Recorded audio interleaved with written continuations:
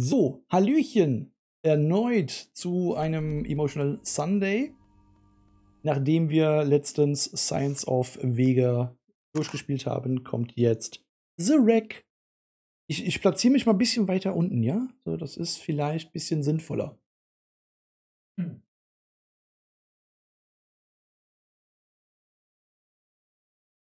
So.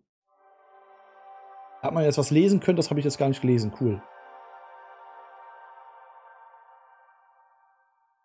Ist rein optisch gesehen, wie gesagt, etwas ansprechender, etwas eigen. Füße. Einstellungen. Lautstärke, Dialog, Musik, andere Geräusche. Textgröße. Etwas größer, weil Brille, Fernseher und die Leute, die über Handy gucken. Untertitel, Hintergrund.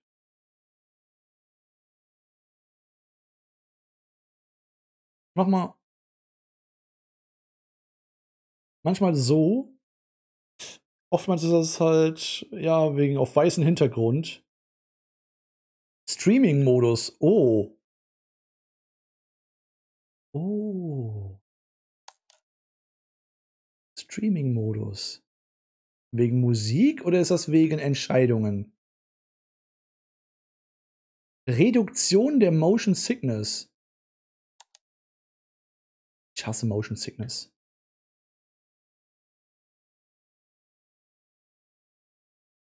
Steuerung. Controller-Empfindlichkeit. Ja, guck mal hier. La. Ist keine Maus, ist halt Controller. Zeigergeschwindigkeit. Nee, geht eigentlich. Vibration. Ja. L2, R2 gedrückt halten. Ja, okay. Mitwirkende brauchen wir jetzt noch nichts zu sehen. Ja, ansonsten können wir wahrscheinlich in dem Spiel selber noch ein bisschen umändern. Was ist das? Welcome to Screenplayer. Neues Screenplay beginnen. Mülleimer, also wahrscheinlich löschen. Ist halt, ihr werdet es gleich sehen, was das halt visuell anders aussieht als andere Spiele.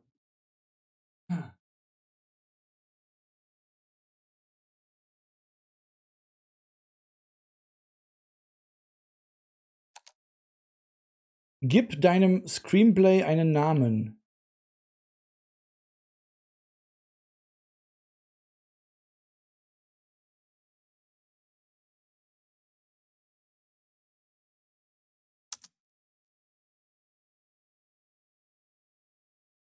Screenplay erstellen.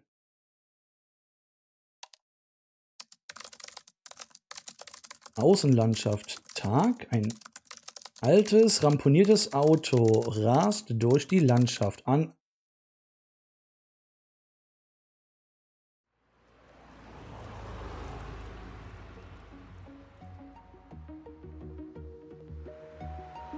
Ich mache mich kurz weg.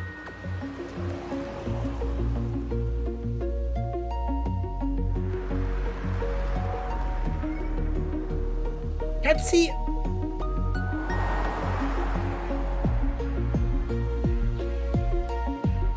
Und das ist wieder ein Grund, warum ich Indie-Games liebe.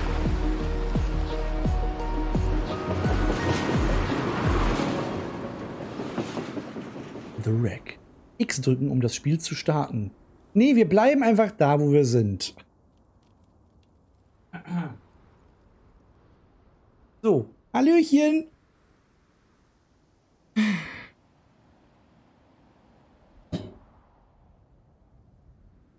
Ah, ja. Mach mich mal ein bisschen heller. Nee, ich mach mich doch wieder ein bisschen dunkler. Heute mal kein Zuhälter.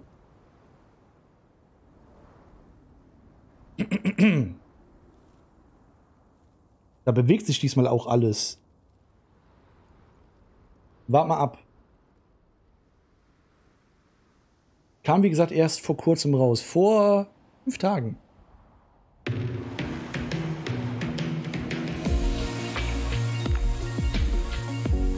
Ich weiß nicht, was der Streamer-Modus heißt. Entweder wegen der Musik.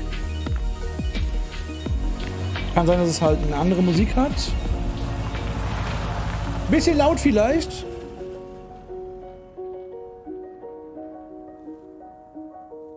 I have a confession. I love crappy romantic comedies. Yeah, it's a cliché. I can't help it. I love them. All those movies have that scene, you know? The girl is at her wit's end. She's been crying her eyes out. Her makeup is running. She looks like a zombie. She's done. Which is when Ryan Gosling knocks on her door to coax her out. Miss.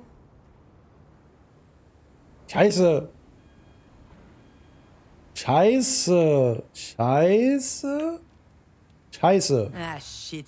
That sounds nothing like Ryan Gosling. See, this is the problem with my life in a nutshell. It's not romantic, and it's certainly not a comedy. All right, where am I? What happened?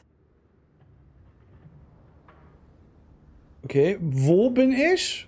Wo? Oh yeah, the hospital. I felt woozy, and then really, really hot. And I guess that I fainted. Was ist da unten? Was steht da unten?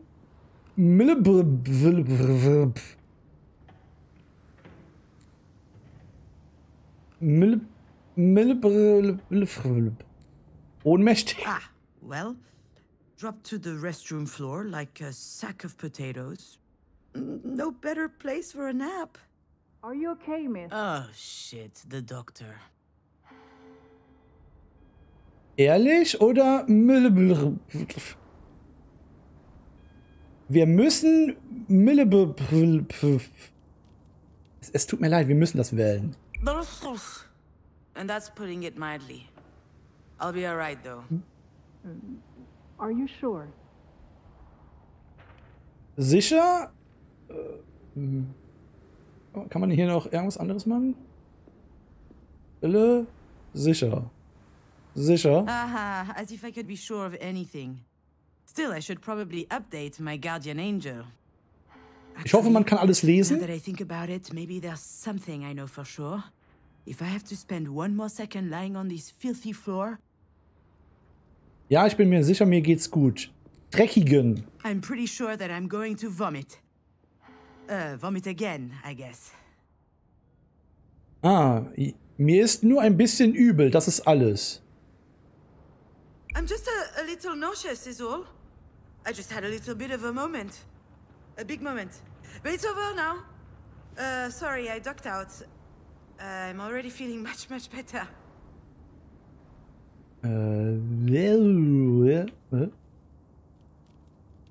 Also visuell gesehen und ja, da ist halt schon. Kann ich dann kotzen? Aber da steht besser. Ich will trotzdem kotzen. Also optisch gesehen ist es halt I can hardly tell so her the gut. truth, can I? Most people don't actually want you to be honest with them. Vor allem hier, dieser Effekt in einem Spiel. Also, kennt ihr das? So morgens macht ihr hier so Fenster auf, Lichtstrahlen und dann hier diese. Ach, schön. Die meisten Leute wollen gar nicht, dass man ehrlich zu ihnen ist. Ah, ja. Oh, I apologize, Dr. Giagana. I just vomited up my breakfast. I had it all over my chin. It wasn't a good look. It's hardly my fault. I haven't been handling stress very well lately. Es ist wohl kaum meine Schuld. Ich bin in letzter Zeit nicht gut mit Stress umgegangen. Meine Schuld? Come to think of it, isn't it her fault? She just had to go and tell me that my mom's in intensive care. I'm sure, I mean, that is her job. But I gotta tell you, that's a lousy job. Really, really lousy. Okay. Kurz doch mal eine Rund. Ich hätte vielleicht auch was anderes antworten können, aber ist ja nicht so schlimm. Ich habe mich irgendwie vielleicht nicht so wirklich informiert über das Spiel. Ich dachte, die wäre sehr traumatisch. Those weren't here before. Do you think they have any idea where they are? Vielleicht kommt I'm das noch. sure this comes as a shock, but it is crucial that you understand the situation. Your mom had a brain aneurysm. Do you know what that means? Mom. Funny. I could never get myself to call her mom. She's always been Marie to me. As I understand it, it's a weakened artery wall? Correct. And that artery ruptured, which caused a hemorrhage. It is a serious situation. We need to prepare for whatever happens next, very quickly indeed. I've watched enough Grey's Anatomy to know that this is not good. Wir? Ernst. Ernst? Serious? What can I do? Anything related to medical care will be my team's responsibility. But you are her trusted advocate. I'm so sorry, you should be her aware. what now? Do you not remember? Mhm. This is the reason we called you. We have your name and your number, which means that you signed the release. I have no idea what she's talking about. And since she is not able to express her will, it falls to you to speak on her behalf. But I presume you discussed that when you went through the process. So you must know that there are a number of options to consider. Verdammt! I don't believe it! She put my name on the form without asking me. She must have forged my signature. It's hardly a surprise. She's always done that kind of stuff. But I'm not making any important decisions. Boah, ist keine Überraschung. Sowas hat sie immer schon gemacht, aber ich treffe keine wichtigen Entscheidungen. Eine Überraschung. A phone call from the hospital, that was a surprise. I'd never have thought anything so serious would happen to her. Anyway, when she's back on her feet, she's going to have a good laugh about this. The idea of me deciding on her behalf. Okay, warte mal kurz. Warte. Ich muss mal kurz den Untertitel Hintergrund ausstellen, weil ich sehe, dass wie heißt das? Hier, du hast ja bei dem Weiß eine Kontur, dann geht das eigentlich. Eine Kontur da stattfindet, dann geht das. Aber cool hier. Kommentar. Das nicht. Sie haben so. Schon cool. Weiterschreiben. Okay. Wie auch immer, wenn sie wieder auf dem Bein ist, wird sie sich sicher darüber kaputt lachen. Der Gedanke, dass ich in ihrem Namen entscheide. Kaputt lachen? Kaputt lachen. Although, that's just a figure of speech, huh? I can't remember the last time I saw Marie laugh. Actually, I do. When she read my first screenplay in high school. Drehbuch? The passion with which she disregarded my work was always amazing to me. She almost died laughing that day. And the saddest part... Was tragst du daran? She was right. It totally sucked. I'm sorry, Miss Fortin? Demange. I went back to my maiden name. I'm sorry, that wasn't in your file. Listen, I understand that this is all very sudden, but we don't have a lot of time. We need to focus. We do indeed. Was glauben Sie, warum ich hier bin? Why do you think I'm here? Let me be clear, Miss. I'm not your enemy. Es ist eine interessantere Spielmechanik, immerhin. So we can work together to help your mother, or we can wait 7 hours, 22 minutes, and 17 seconds. And then I can go home, and you can pick up the conversation with Dr. Zorzin instead. But I should warn you, Zorzin is an old coot. No, you're right. I'm sorry. Okay. I guess I deserve that one. It's okay. I understand. It's not an Big easy love the nozzle. situation. Our major concern right now is the hemorrhage is spreading. There's the risk of a cerebral vasospasm. That is a complication which could severely affect her brain. Is she going to die? We're doing our best to make sure that doesn't happen. But there could be long-term consequences. This sort of event severely impacts the body, and mental functions may also be impaired. I need to know if you and your mother will be able to deal with that sort of complication. Auswirkungen auf den Körper, beeinträchtigt lange Zeit. Auswirkungen auf den Körper? Beeinträchtigt? Beeinträchtigt? Holy.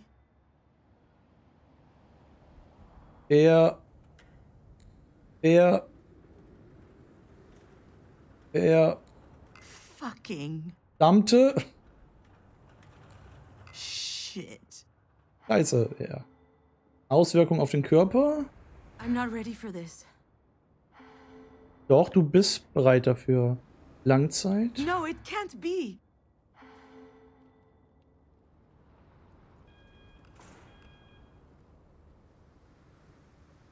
Verstehe nicht.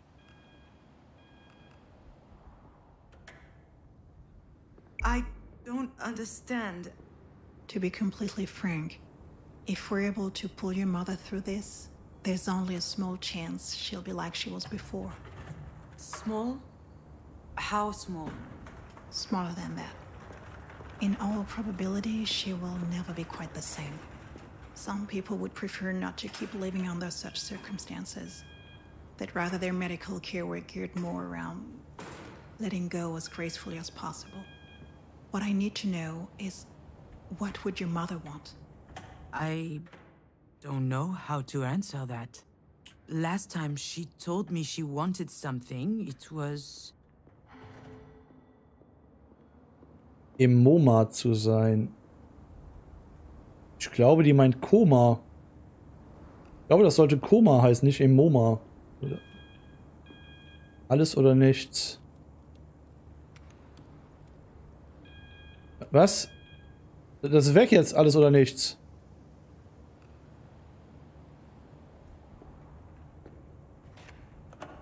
To be in MoMA. Excuse me? MoMA? The museum in New York. Das Mise Museum. de Mange.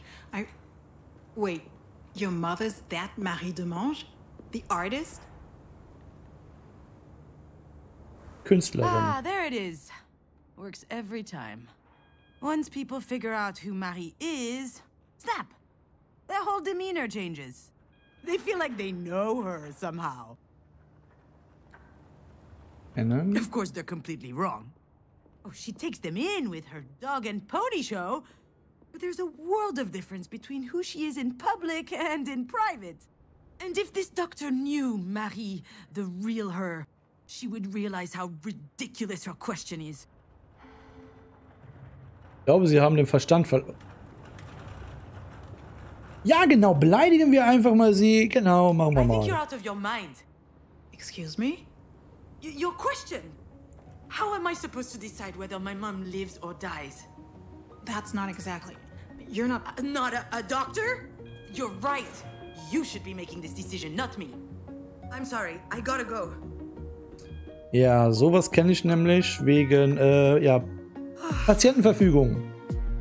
Bei Schwiegervater in Spee, und da war die Tochter so immer am Überlegen und dies und jenes und weglaufen? Weglaufen? Du kannst nicht davor weglaufen. Aber das Spiel sagt, dass das Spiel sagt, dass I know what she'd say. That I'm running away again. ich weiß, was sie sagen würde, dass ich wegrenne. Schon wieder. Sich vor der Verantwortung drücken. Vielleicht, weil dir das zu viel ist. Also wenn du... Versetzt euch mal in die Lage. Ihr habt theoretisch, also heute in Deutschland ist es ja so mit Patientenverfügung und so Sachen, wenn die Mutter oder der Vater oder so nicht mehr in der Lage ist, irgendwie Entscheidungen zu treffen, was dort ist, Maschine ausstellen oder nicht oder so dort und künstlich weiter, ganz, ganz schwieriges Thema. Und du hast als Kind die einzige Entscheidung zu entscheiden, ob dein Elternteil weiter bearmt werden sollte, künstlich, oder halt, dass man den Stecker zieht. Das Ganz, ganz schwierig sowas. Deswegen gibt es ja sowas wie Patientenverfügung und so Sachen und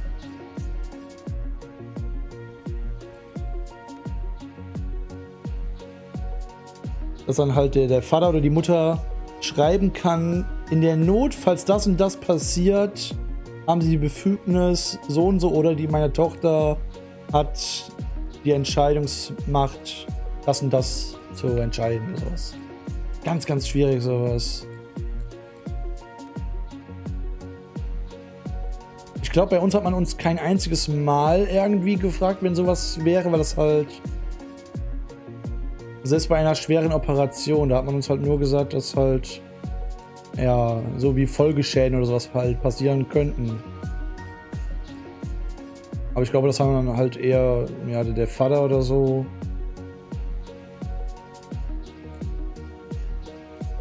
Ich weiß halt gar nicht mehr.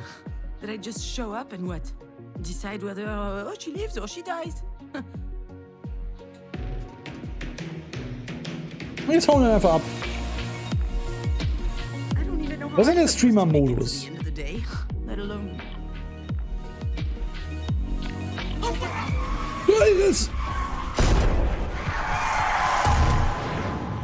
Nichts passiert. Wow.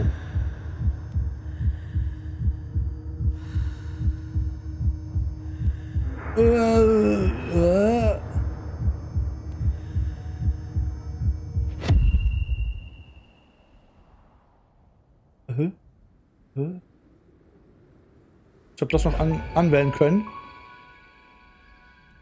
Life is strange, the Wrack. Ich muss heute den Sonntag noch retten. Ja, ja, auf jeden Fall. Finde ich, also rein visuell, rein von der Art, wie es aufgebaut ist. Now that I think of it, that was also my first experience with death. In fact, I also had a really weird dream that night. Something about that day always seemed off. I never figured out why. And why am I thinking about this now? Also ich hatte einen Unfall danach, okay.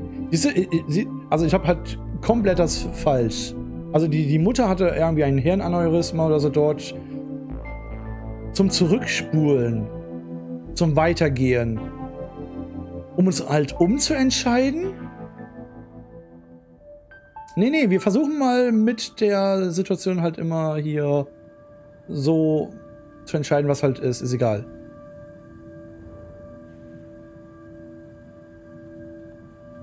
Aha.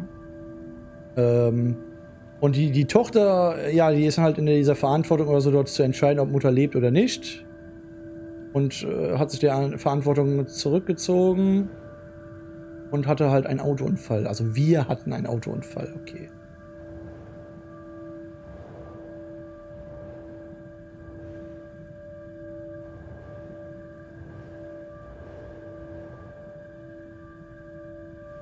Koffer. Yeah, Diane was so proud of packing her own suitcase. Her father came to pick her up that afternoon. She spent the weekend with him and her stepsister. I was a bit jealous. But also happy to have some time with my mother. Just us. Mal kurz. Ich mach mal Textgröße ein bisschen kleiner.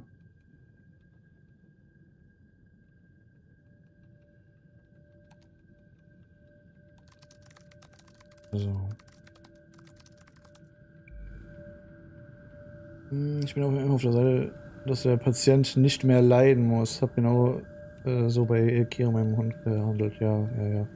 Bei Steam gibt es noch ein anderes Game im Bundle. Sieht auch interessant aus.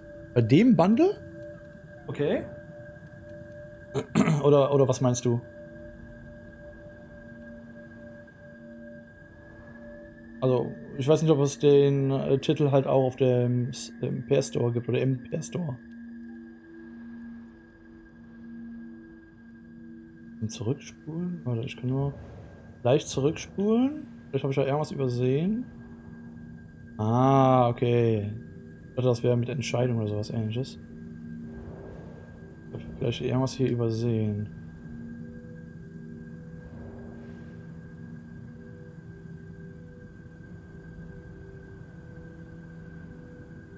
Oh, ich mag diesen Effekt so in Spielen.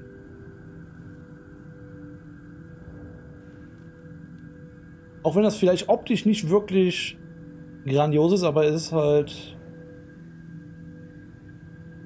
ist halt auch was ganz anderes. Aber es spricht mich halt auch etwas mehr an. Da können wir einfach weiter in sie reinzoomen. Achso, okay, wir können weiter in den Vogel reinzoomen. Oh, okay. Können wir... Oh, okay, ihr Gesicht nicht.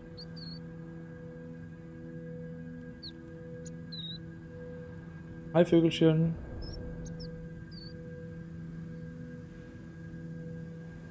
Marie? Marie told us she'd take care of the bird, so we went back to play. Also meine Mutter. I never saw it again. And when I asked what happened, she said it Die just nur. flew away. I was so relieved. Ah, okay. Gibt's aber nur für Steam. Ah, okay. Also, noch. Wahrscheinlich kommt das irgendwann später. Nur, okay.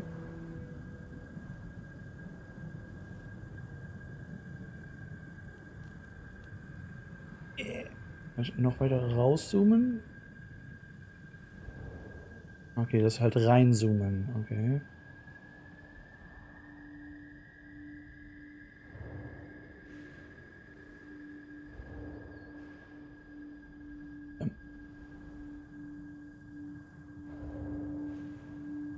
Ah, es vibriert, es vibriert. Irgendwo ist was. Bilder. Back then, Marie wasn't very well known, but she was hardworking.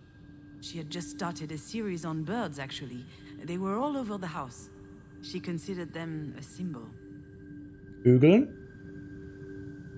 And I was very impressionable, so I started to love birds as well.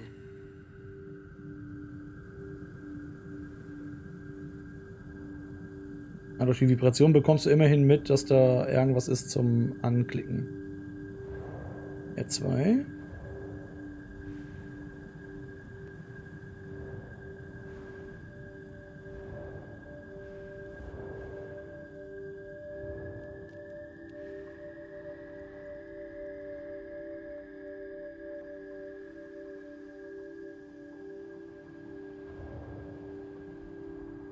Ja. Das Steuern hier ist halt so Schatten. I think I saw a big shadow moving down the hallway that night. I imagined a monster bird was visiting us. For a long time I thought it was just a strange dream.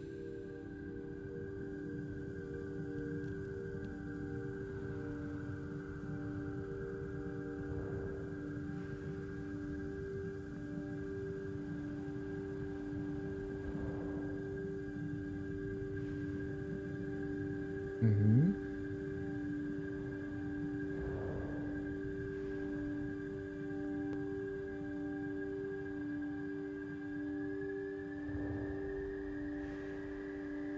Do you Mobile? recognize it? This is the mobile that Marie made me before I was born. It's exquisite and delicate. I loved it. And you did too. I think I still have it in a box somewhere. Ein kleiner Mobile, zwei kleine Mobile.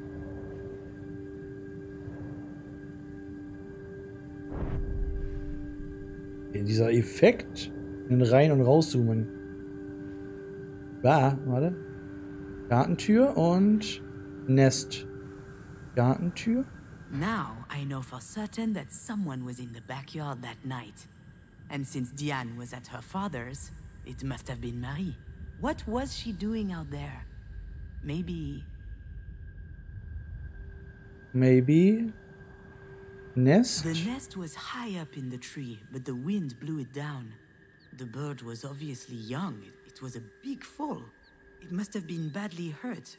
I didn't realize it at the time.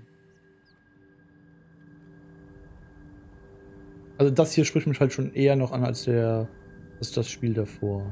Aber das liegt halt auch an ganz anderen Spielmechanik und du hast halt eine Grundstory oder so dort, die halt auf Emotionen aufgebaut ist. So.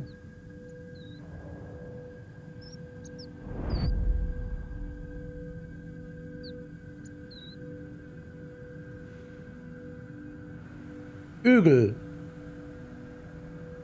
Ögel. Marie was always quite passionate about birds. So I suggested we keep this one as a pet once it got better. I could already imagine it. A beautiful cage tucked in the corner of the studio. She got so mad. At the time, I didn't understand why she reacted like that. But now...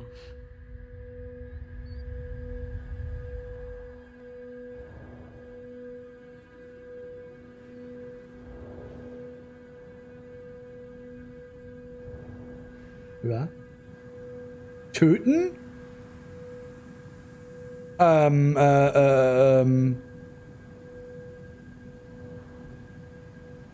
Es ist nur ein Spiel. Oder im E-Shop für 15. Ja, selbst das habe ich nicht. Okay. Ich habe keine Switch. Ich muss mir eine Switch besorgen. Burying it in secret. And it might sound strange, but I also understand why she did it.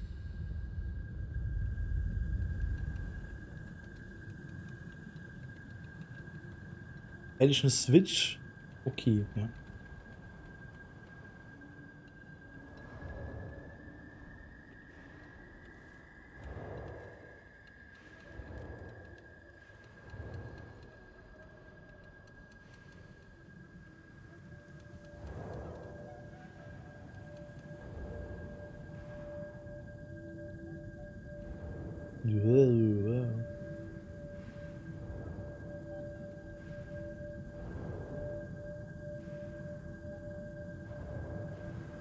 Alles oder nichts. Marie is really an astonishing person, you know. She's usually hard, but also she could be vulnerable sometimes. Also ihr könnt ja gucken zum Beispiel, wie lang das Spiel geht, laut Steam-Info oder sowas. It was too weak.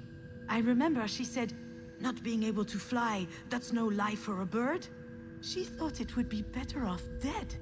She could have just abandoned it. Macht ja nichts draus, wir killen auch Babys. Hallöchen, Enzo. Stimmt. I think she killed it with her own hands. It sounds cruel, doesn't it? But that's just Marie. That's her outlook on life. She's all or nothing. In Spielen ist das erlaubt, von daher. Au!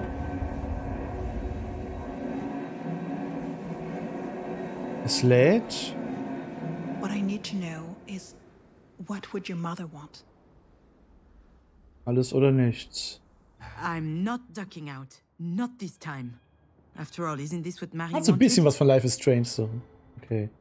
Ich glaube.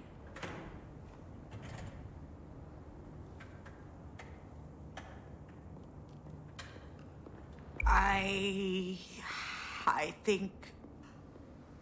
My legs are shaking. Maybe I'm having another turn. I think I need a sugary Sowas zu drink. entscheiden, das ist halt. Kann halt nicht jeder. You need anything? Well, Länger als das andere Spiel davor, coffee. okay. But if I drink another one, my stomach's going to declare war on the rest of me. I just can't speak on my mom's behalf.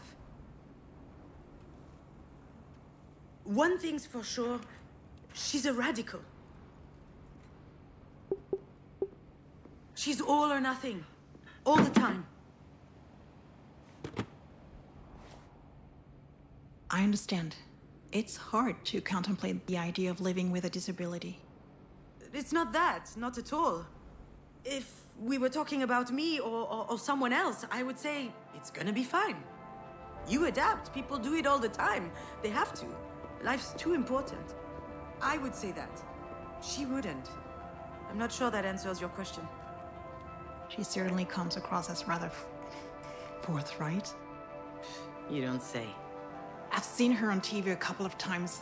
My father loves her. She's an extraordinary artist. In her interviews, she's so impressive, fierce even. must be quite something to be the daughter of someone so talented. I've heard this one before. That's a polite way to say, it can't be easy to have a nutcase for a mother. Man gewöhnt sich daran. Ja, es ist wirklich ein Erlebnis.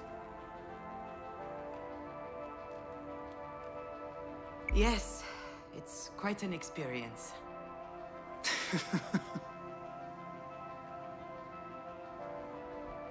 Doctor, do we know why this happened? We were just having dinner last night. She was fine. There could be a lot of factors.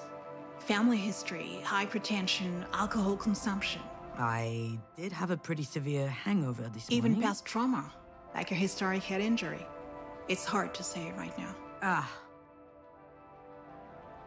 All right, Miss Demange, I'll give you time to think. Demange? Let's speak again in about 2 hours, if that works for you. Sounds good. Can I see her? Yes, of course. Let me find out her room number. Ja, unsere Mutter war auch gefühlt, keine Ahnung, ein halbes Jahr oder so in einem Wachkoma, so. Also, das war nicht wirklich wach. Das ist es. Und da sagten halt auch andere Familienmitglieder oder so dort, ja, die sieht halt aus wie, keine Ahnung, I know what I have to do. What I die should. trockene Kartoffel. It wasn't that long ago that I could write this kind of scene without breaking a sweat. I step into the room. There'll be tubes everywhere, beeping sounds. Lükralow? The audience Was? will know Lükralow. that it's serious. Then I start bawling my eyes out. I collapse on my mom's bed, pouring out snot from my nose. Boah, ich glaube, ich war mit der Situation überfordert. Als wir damals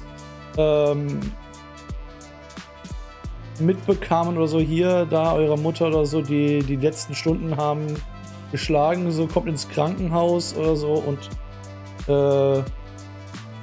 ich glaube, ich war da enorm damit überfordert oder so, dort, wo ich dann zu Hause war. Da war ich, glaube ich, in meinem eigenen Film danach. Ich habe halt einfach gar nichts geglaubt, egal was die Ärzte gesagt haben. Or Nichts. they'll be dignified, stony-faced, standing quietly in the Aber das ist, glaube ich, auch normal, dass man halt Close up einfach on my face. They'll see I'm suffering nichts deep glaubt. inside. A single tear rolls down my cheek.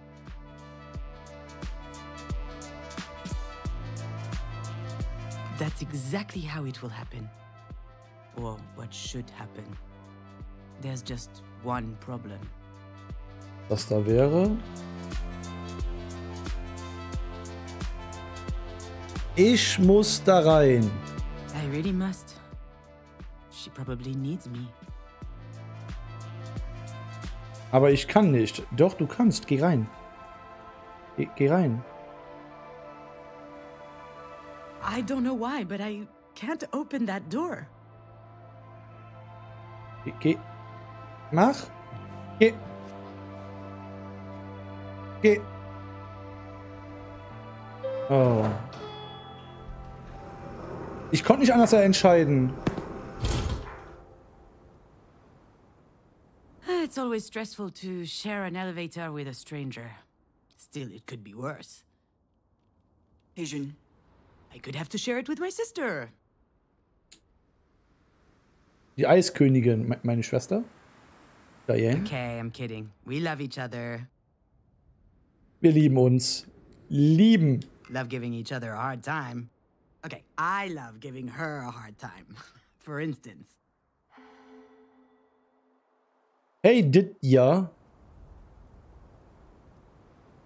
Dit ja? Oh, okay. Ja. Hey, Didi-Doo. Didi-du. Nothing? I haven't eaten yet. Didi-di, My blood sugar's didi-dum, low. didi-du. Come with me to the cafeteria. Okay. But if you utter that stupid nickname one more time, I'll strangle you. There it is. She had me worried for a sec. Okay. This food looks nasty. Did you notice? Jan loves being in charge. She wasn't always like that. It started when she was a teenager. Some people get acne. She got authority. So, how's work? You know, scheduling, phone calls, spreadsheets. It's mind-numbing. There's no time to think. That's why I love it so much. How's your script coming along? Oh, Drehbuch. I never should have told her about it. I guess I had a moment of weakness. I thought she would worry less about me if she knew I was working on something creative. Sorgen. But why did I even think she was worrying about it in the first place? She doesn't seem worried now. Better change the subject. Das Thema wechseln. Ja, ist gut. Ja, wie geht's dir? And how are you? Well, since you ask, So easy. I was doing good until yesterday. One of my idiot patients up and groped my ass.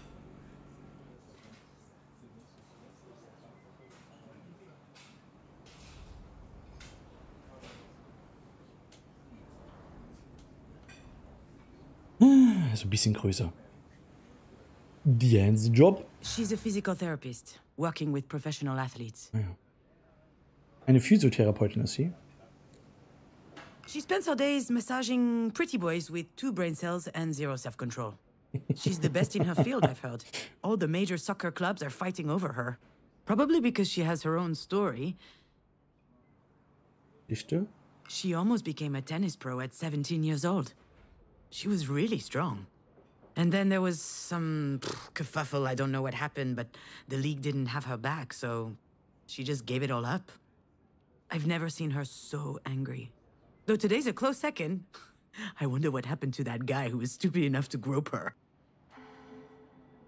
Bisschen passiert. What happened? I handled it with poise, aplomb, and composure. Anyway, he has a broken hand now. Good thing he plays soccer, not volleyball. The worst part is, she's not joking. In other news, this place is so stressful. Everyone's way too nice. It is a hospital, Jan. I know. They should be scowling 24/7. Was? So, how is she? Was ist das? Ist das eine Mensa oder eine I Kirche? haven't been to see her yet. Eine Mirsche. What are you waiting for? A singing telegram? Sorry, that was uncalled for. Cookies. This whole situation, it's just a lot. Claire. Yeah? Sounds like there's something else. Something else bothering you? No, nothing else. Wanna bet that there's something else? Ich mag diesen Well, Effekt. I guess, I did meet with the doctor this morning. She told me about your deal. Between Mom and you. And, to be honest, I was shocked. Were you going to tell me at some point? Oh, okay. Ja, die hat natürlich auch Mitspracherecht, weil sie ja auch die Schwester ist. Aber wer hat denn von den Schwestern dann Mitspracherecht? Also wenn jetzt der Vater nicht entscheiden kann oder kein anderer Älterer in der Familie, wie ist es dann unter Schwestern? Die ältere Schwester?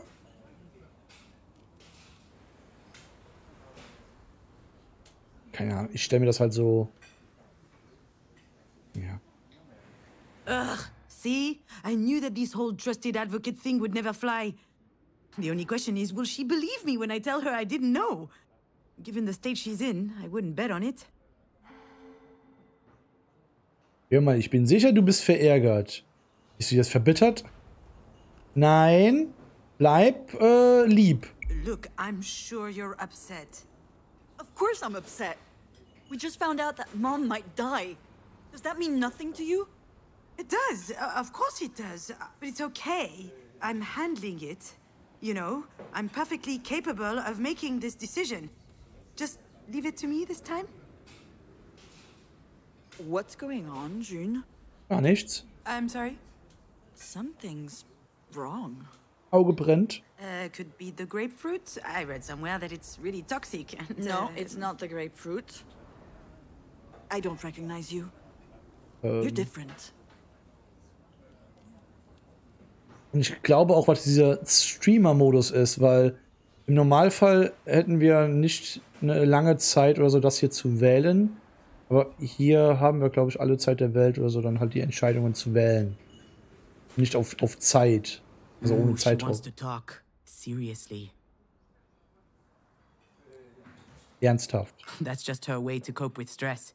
She needs to dissect things to understand them. And she needs to understand böse Wort things Soccer. in order to control them. So, what's the play? Idiot or goldfish? Idiot! It's worth a try.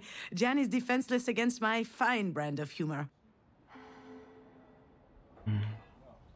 Okay. Das ist bemerkt. Ah, damn, you noticed. It's just a little filler here and there. Just brightens up the whole face, you know? You can only dodge so many serious conversations with your stupid jokes. I guess I can't get out of this one.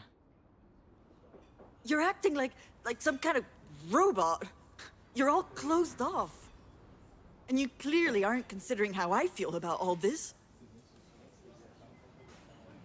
Meine Gefühle.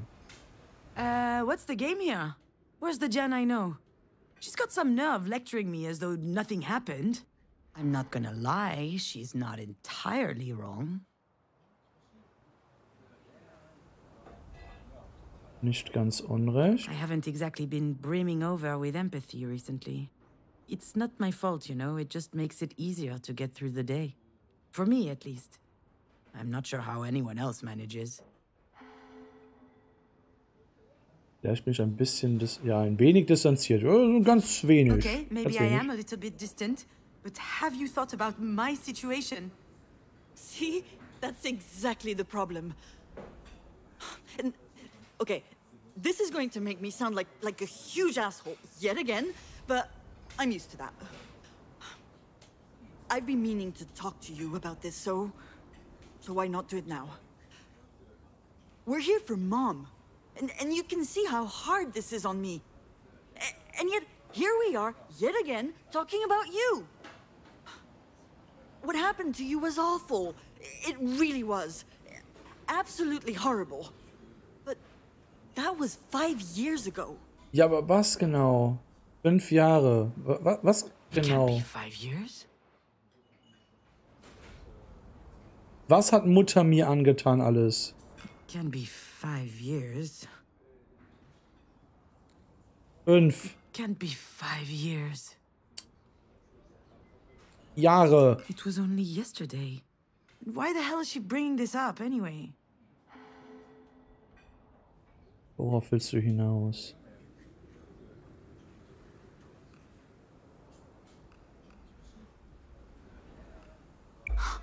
Where are you going with this?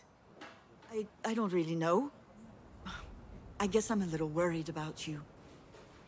I don't understand what goes on in your head, and that scares me. Why are you like this? Really? She's worried about me? Ich fühle nichts. Nein!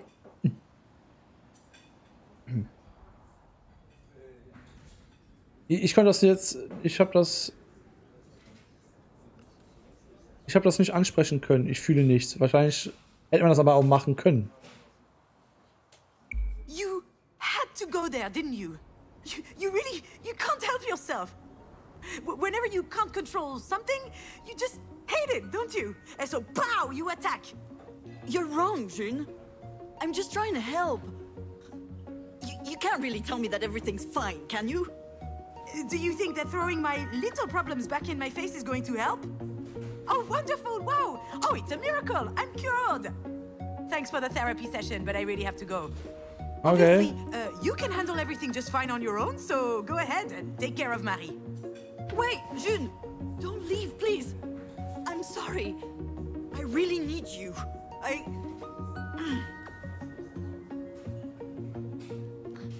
really am a dumbass. Was habe ich alles für Probleme? She really is a dumbass. Oh, ich mag diese leicht Synthwave angehauchte Musik. Ehrlich. Should I be honest? Do I have to?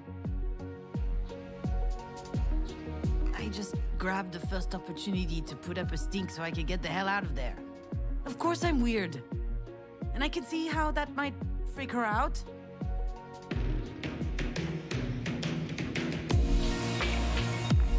Jetzt fahren wir She wieder. wasn't telling me that because she cares. That was her lashing out to hurt me. Nicht schon wieder!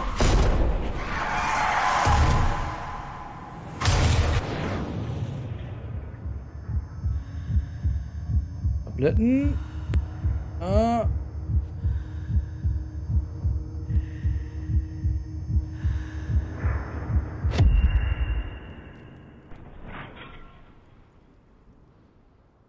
Und täglich grüßt das Murmeltier. You know, Astrid, Ah, Musik finde ich auch schön, ja. memory is weird. You suddenly remember these moments without knowing why. For instance, one day I visited a fishery. This was a year or two ago. I was writing the script for a promotional documentary about lobsters, a freelance gig for the Agricultural Chamber of Brittany. Truly the crowning moment of my career.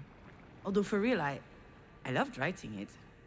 It felt good, going outside, meeting people. And lobsters are fascinating animals. Shall I tell you what I remember? Les moines, je pince pour Louis. Was auch immer das heißt.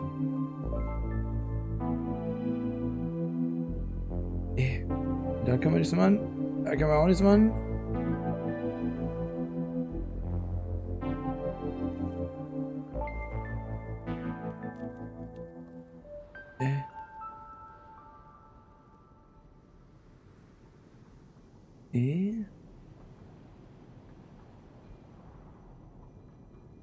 Uhr.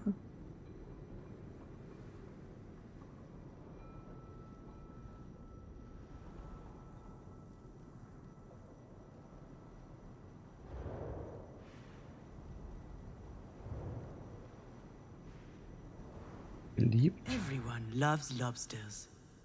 Their exquisite and delicate flesh is prized by the finest gourmets. With a little garlic butter, lemon, or mayonnaise, they're delicious. They're on every great chef's menu. Lobsters are a symbol of wealth and luxury. Nie so wirklich Hummer probiert. Also kann ich auch nicht wirklich dann bestätigen. Aber Krustentiere können lecker sein, weil ich liebe Garnelen.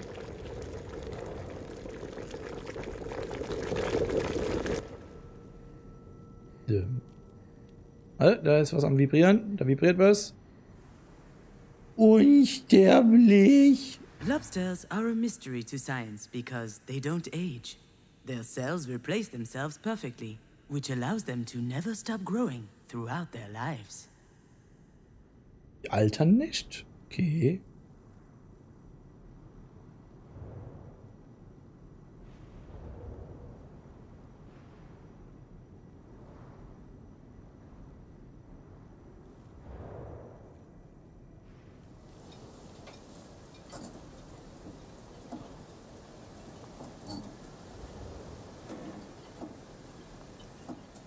Oh, das sieht schon sehr, sehr geil aus. Nein, Fernseher, du gehst nicht aus.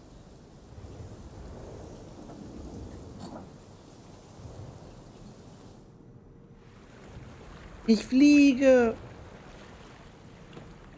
Sicher? Lobsters have a chitinous exoskeleton, a durable and tensile material that protects them fully. This natural barrier is so strong that lobsters have no natural predators. In short, no one can mess with lobsters. Except humans, of course. Ja.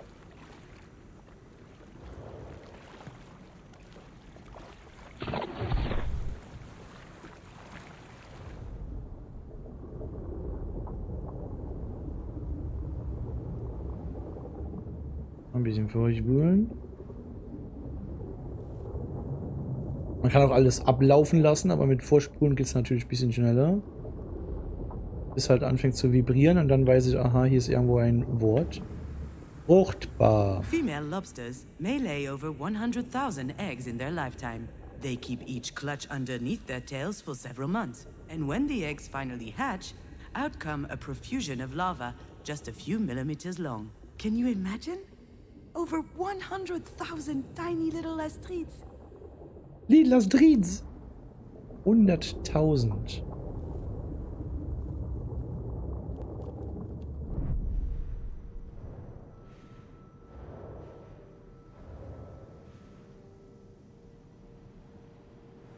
Im echten Leben. That was the official line. The one I got paid to write. But I dug deeper. You can call me a lot of things, but I'm nothing if not conscientious. I learned a lot about lobsters that the Agricultural Council wouldn't have approved of. Ugly truths we'd rather Hat so ein hide. bisschen, wie gesagt, was von täglich grüßt das Murmeltier, dass wir dann immer wieder die Chance haben,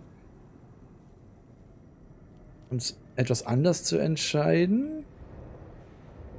Bis wir halt das, ja, uns richtig entscheiden.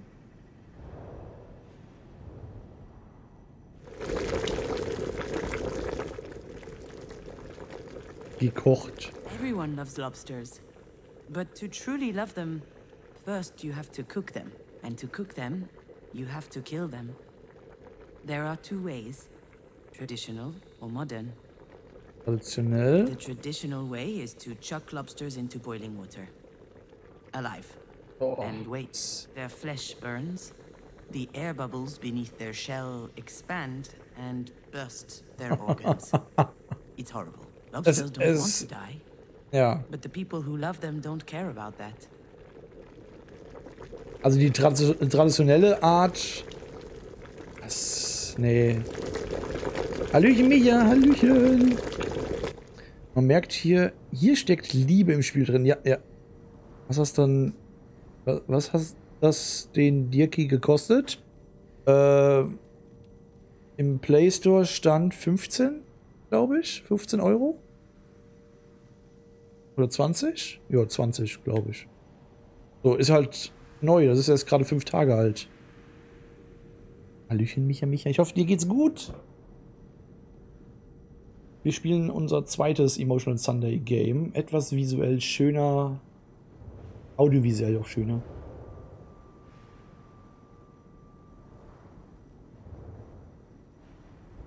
Ist halt, ja.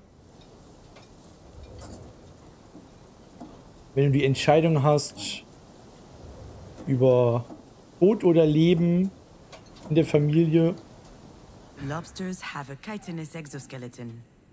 But sometimes they feel trapped in it, so they molt. They leave their shells behind and expose themselves. Until their skin hardens again, the world is full of predators. Carnivorous fish, other arthropods, and humans, of course. Because when they've just molted, when they're soft, lobsters are their tenderest and their tastiest. Wie gesagt, habe ich Hummer noch nie wirklich probiert. Also Shrimps oder Garnelen, ja, okay. Frittierte Garnelen esse ich sehr, sehr gerne.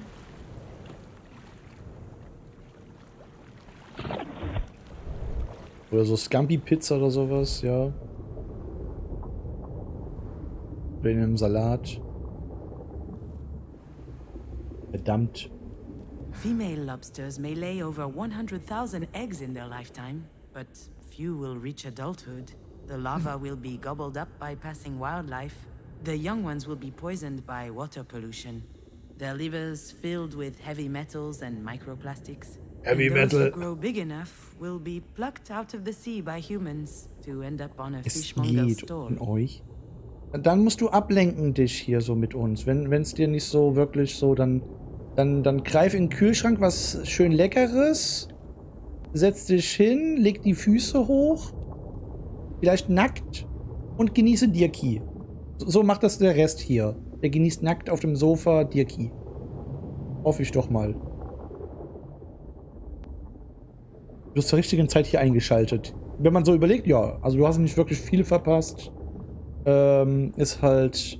Wir spielen halt ein Mädel, die mitbekam, dass ihre Mutter ein Hirnaneurysma hat und jetzt im Krankenhaus dort liegt und wir eine Entscheidungsgewalt haben, Maschine abschalten oder nicht. Und wir haben halt immer einen Autounfall und werden dann halt zurückgesetzt in eine Gesprächsposition, um halt nochmal umzuentscheiden uns oder sich im Klaren zu sein, was man jetzt eigentlich will.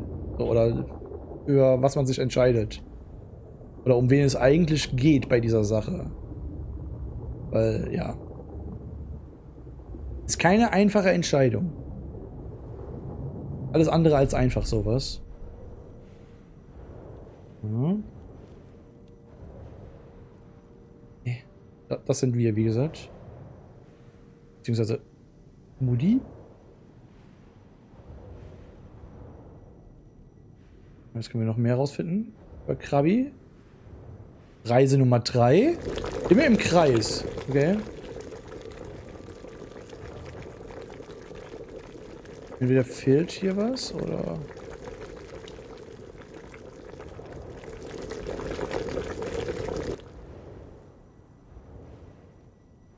Verrottet. Lobsters don't age, but after a while their shells do, and if they can't make a new one, their current shell will wear out. It will split. Bacteria, fungi, and other diseases might seep in through these cracks, and then the lobster will rot from the inside. Das klingt auch schön, wenn er von innen verrottet. Das ist schön, ehrlich. Ja, okay. Ich schau Dirki immer nackt. Siehst du, Lycra macht es halt vor. Sei du auch nackt, wenn du Dirki schaust.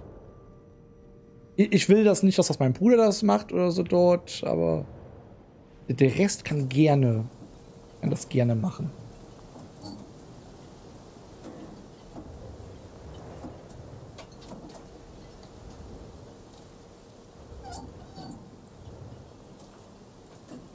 Dann fühlt man sich auch freier beim Schauen.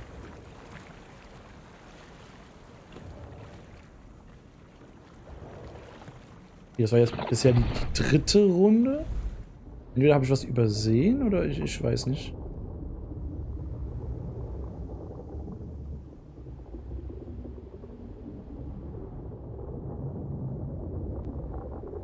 Ich spüre manchmal eine Vibration, wenn da irgendwie was kommt. Ich spüre eine Vibration, wenn was kommt. Ja. Jetzt. In meinem Kopf. All this to say, being fake? Writing pretty lies? That doesn't bother me. Between my clerical work for Marie and those PR gigs, I learned to tune it out. No one wants to know what's in my head, but maybe you do? Ich? Ich oder die Schwester? Ob ich wissen will, was in deinem Kopf vor sich geht? Ja. Natürlich. Ich will in deinem Kopf sein. Allein. Everyone loves lobsters, and that love is what's killing them. If no one loved them, we'd let lobsters live happily at the cold bottom of the ocean. Lobsters don't need to be loved. Me neither, to be honest. Oh. Ja, ich kann es so gut nachvollziehen. Ja. Ich hab's auch nicht wirklich nötig, geliebt zu werden.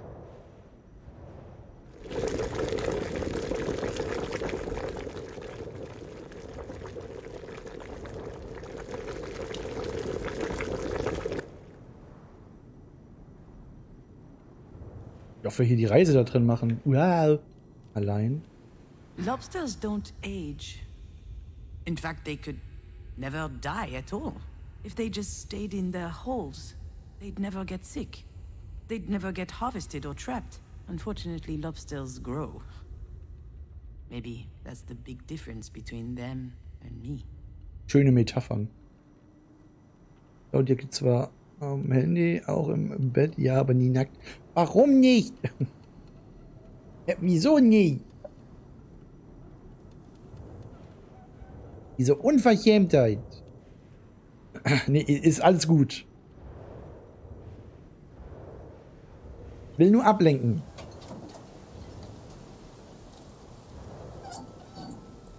Will? Okay, jetzt ist aber mal gut, in den Hummer rein und raus zu gehen.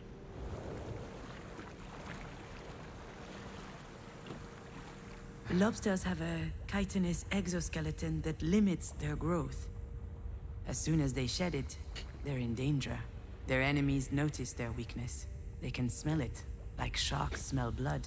If they can reach a weakened lobster, they'll devour it. They'll tear it apart and feast on its flesh. I don't want to be eaten. Man lernt sehr viel von dem Spiel. Okay. Gut, in der Tierwelt ist es ja auch öfters üblich, dass halt die Mütter ihre Kinder fressen, wenn sie halt zu schwach sind.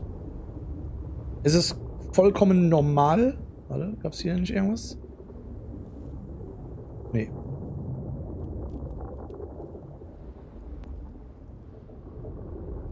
Oder bei Elefanten kam das auch schon des Öfteren, dass die halt ihre Kinder zertrampelt haben.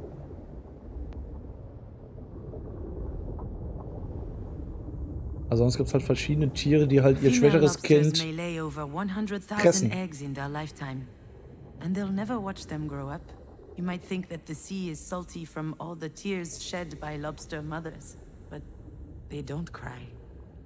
What good would all that sorrow do? Oder manche Vogelarten oder so dort, wenn das Kind geschwächt ist und die Mutter halt nicht Futter für alle hat oder so, schmeißt das aus dem Nest raus. Und dann stirbt halt das Kind dort. Und die Mutter lässt es einfach dann da.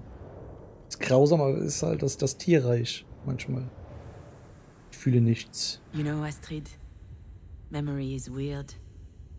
You suddenly remember these moments without knowing why, until you realize it's trying to teach you something crucial. That day, I learned that I needed to be stronger than a lobster. Sei du auch stärker als ein Hummer. To never get eaten, to just hide in my hole. To never cry. So schöne Metaphern. That's the only way that I could keep on living after you died, my little fawn. I don't want anything. I don't expect anything. I feel nothing. Sehr schöne Metaphern hat das Spiel.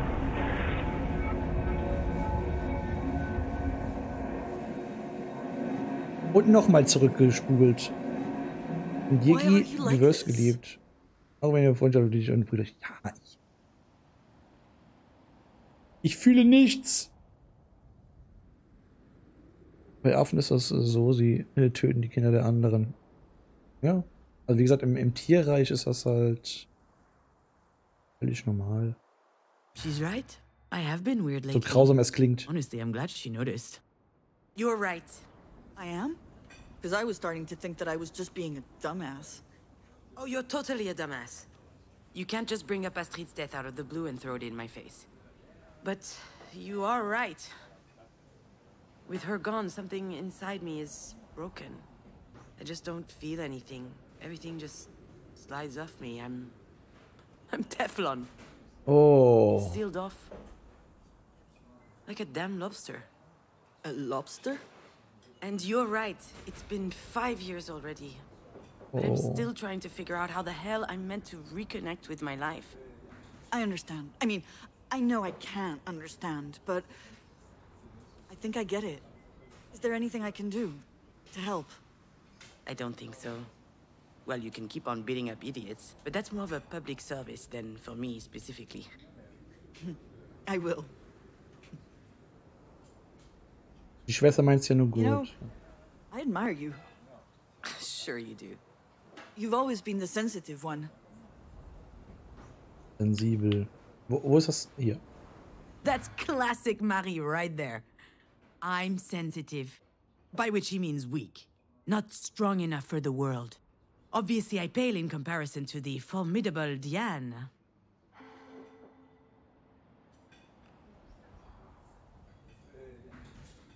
Genau das bin ich, so zerbrechlich. Die Thematik im Spiel ist interessant. Ich mag Spiele mit Metaphern zum Nachdenken. Yep, Wenn man that's Vergleiche me. zieht. So fragile. That's not what I mean. Mom raised us to bite before we get bitten. That was the only way out she could see. And I guess I took her literally. But you weren't like that. You knew how to listen. You Und man got kann halt people. sehr gut You were mitfühlen. less scared of them. I always loved that about you. That's... Ich sehe mich in manchen Aussagen halt, What the deswegen. hell do I say to that? Schweigen? Oder ist das Netteste, was du je zu mir gesagt hast? Das... That's the nicest thing you've ever said to me. Yeah, right. Knock it off. I don't know why it's so difficult for us to just talk. Maybe this is why Mom chose you. And we're back. Der ständige Streit wahrscheinlich oder so. Streit zwischen Geschwistern. Mutter hatte dich mehr geliebt als mich. Are you bitter right now? Certainly not. Certainly. No. I mean, You are bitter. You're pouting. Look at your fucking face. enough, okay? Ich Stop fang schon it. wieder an. This isn't the time. I just don't get it. What is there to get? You know Marie? She's unpredictable. Wait, you mean you didn't know? Well, you should see what my signature looks like on the form. She's the worst. Why would she do that? I have no idea. I guess she thought it made sense since I handled the rest of her paperwork. Unless she thought I was a perfect fit since I'm a Libra with Pisces rising or whatever. All right, but still, it's a big responsibility. And it's a bit weird to ask you, of all people, to make that decision. Bleib ruhig. What am I supposed to do? Scream in the middle of the hospital cafeteria? Reihen. That's not my style. Although, the way this day is going, it might become my style. You can be pretty clumsy. You can't cook a meal without setting the house on fire. Et voilà! I'm never going to live that down, am I? Depends. Have you figured out a safe way to brown-baked Alaska yet? Whatever. This isn't the time to rehash all that. Really, I don't get it. This is so important. Why would she trust you over me? All right, I've had enough. Vertrau mir. Ja, ich konnte das nicht drücken. Oh, okay, cool. Wow. You know what? You're right. Only an idiot would trust me. Aw, come on. Yeah, here it comes. You're the reliable one, aren't you? The one people can always count on. What are you talking about? Ugh, I'm out of here. I'd probably just trip over her ventilator or something. Wouldn't want that to happen now, would we? You're being ridiculous, Junon. Please, sit down. I didn't mean to upset you. Oh, you didn't? Und Well, täglich you got grüßt das that wrong. Murmeltier.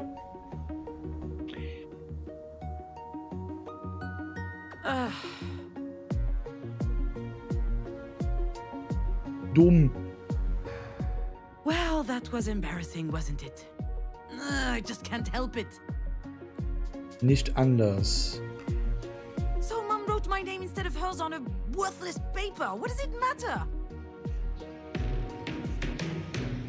Dan and I are stuck in this stupid competition. I hate it, but I feel I can't escape it.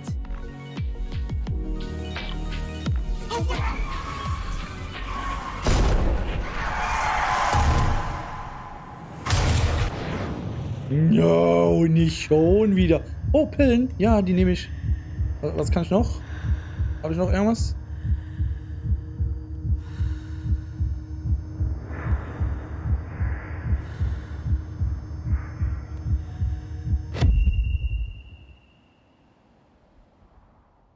Oh.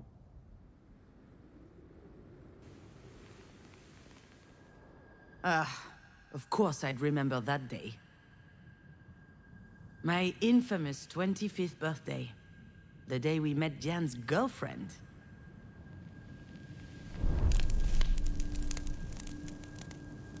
The day we danced a little, ate a little, and drank too much.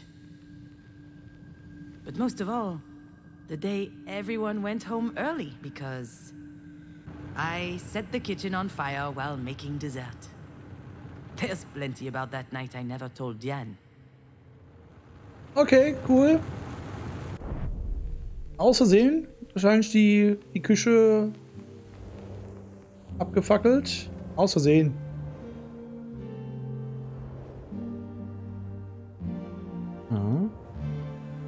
Geschenk. I wasn't expecting Marie to have a present for me, and yet she remembered. Geschenk. It was a bottle of Japanese whiskey as old as I was, 25 years of age. But as usual with Marie, Kann ja mal things couldn't vorkommen. just be nice. Genau. I hope you like it because it costs me a fortune. That's what she said when she handed me the bottle. Gefällt. I hate whiskey. I hated it then, I hate it now. She could afford it too. She wasn't world famous yet, but her career was taking off, and with that, her taste became more and more luxurious. Me? Oh, I was light years away from all of that. That's how it works with Marie. Even when she does something for Jan and I, in the end, it's always about her. Weiter vorspulen. And coming out. It was the first time Jan introduced us to her girlfriend. Her very first girlfriend. She didn't make a big deal of it. She didn't even tell me that she would have a guest. But I knew it was important to her. And neither Marie nor myself reacted appropriately. Marie oder ich? Möchte über mich was erfahren? I was furious. It's stupid, I know, but I wanted to enjoy my party. And she showed up with something important to share. All of a sudden, my 25th birthday seemed trite. Okay, ja, In ja. fact, from the moment Diane and her girlfriend arrived, I no longer mattered to Marie. She rushed over to hug them both. I don't think I'd ever seen my mother so excited. Then she congratulated Diane for her rejection of patriarchally mandated heteronormativity. Diane didn't say anything, but I could see she was upset. Her intimacy had just been reduced to activism somehow. Her girlfriend was called Sasha. She was nice, intuitive, smart, and very pretty. Boah. Zweite Geige hast du gespielt, Madame. Perfekt. I was quite reluctant to organize this party. It was the last birthday I would celebrate at Marie's. Your dad and I were about to move in together. So I wanted to make it special. To impress my mother, earn her respect, maybe even her admiration. But that would only happen if everything were perfect. Perfekt. The fire made it a complete failure, but to be honest, she'd have found some problem anyway.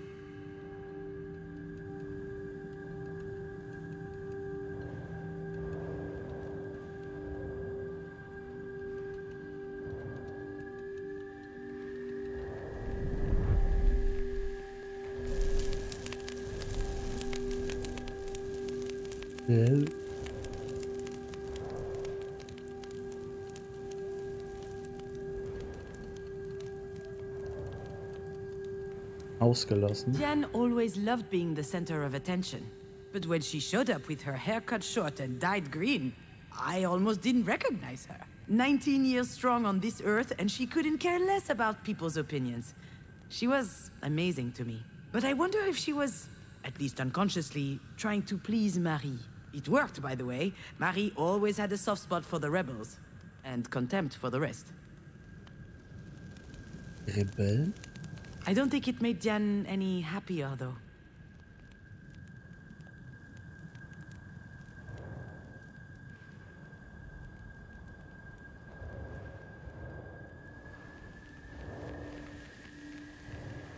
Besoffen? I was so stressed out that night that I started drinking early. Marie loves to drink, so does Jan, and her girlfriend Sasha followed along. Long story short, we got drunk fast. All four of us. We had booze, we had cigarettes, plus the other stuff. Anderes Zeugs? I don't have to tell you everything. And after a while, Doch, musst Jan was du. completely out. She could barely stand. Wenn ich doch schon frage, dann musst du es auch... Mann! Aber schön, dass sie mit mir in dieser Form so redet. Also, dass sie sich halt mir anvertraut. Schön bei so einem Spiel. When dinner started, Marie turned on the charm. She laughed loudly, talked a lot, asked all kinds of questions. She has the most unbelievable charisma when she's trying to please someone, you know? And that night, she really was trying. I thought it was odd. She certainly wasn't doing it for me, or for Diane.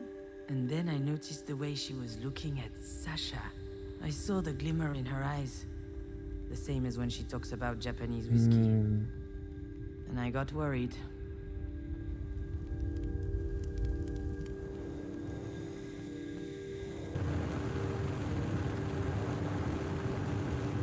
Burn, Baby, burn. Oh Gott. Oh Gott, die Küche steht in Flammen.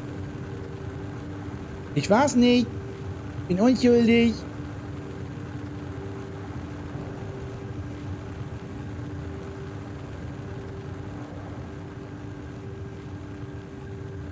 Hm?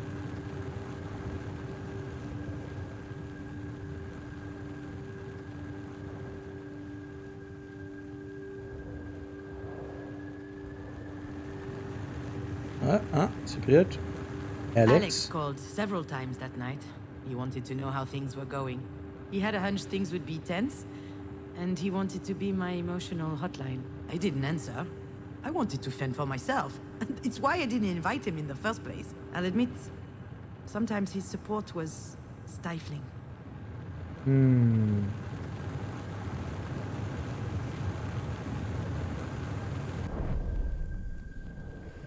Ja, mal sehen, wie viele Reisen wir hier machen.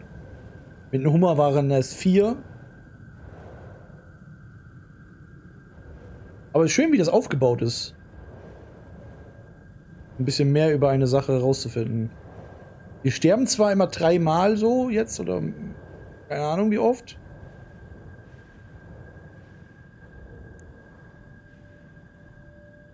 Ungeschickt. I'd got these nice candles to decorate the table with. Obviously, I burned myself when lighting them. To no one's surprise, that was typical me.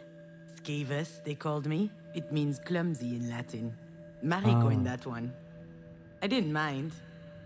Quite the contrary. In any family, everyone plays a role. You just need to find the one that suits you. And I like being the bumbling, fumbling one. That way, at least, the pressure was off. Ich kann mir in einer Art denken, wie sie sich fühlte. Ich müsste überlegen, das war ihre Party, also meine Party. Und die Schwester lud halt ihre Freundin ein oder so dort. Und sie war dann halt der Fokus des Abends. Obwohl es ja eigentlich um mich hätte gehen können. So, und das macht halt schon einiges aus einem Menschen. Obwohl es halt, ja, Eifersucht und Neid und sowas. Das, gerade unter Geschwistern. Das erklärt wenigstens dann das Verhältnis zwischen der Schwester und ihr. Ja. So yes, Jan and I were trapped in this ridiculous rivalry. The choir girl versus the rebel. The meek versus the indomitable. Chormädchen gegen die Rebellen, die sanfte gegen die unbeugsame. Chormädchen? I'm never taken seriously. She's not allowed to show any sign of weakness, and we hold it against each other. But as soon as we lower our guard, we are saddled with the obvious. Warte mal, nee, warte mal. Hä? Ich schau das jetzt.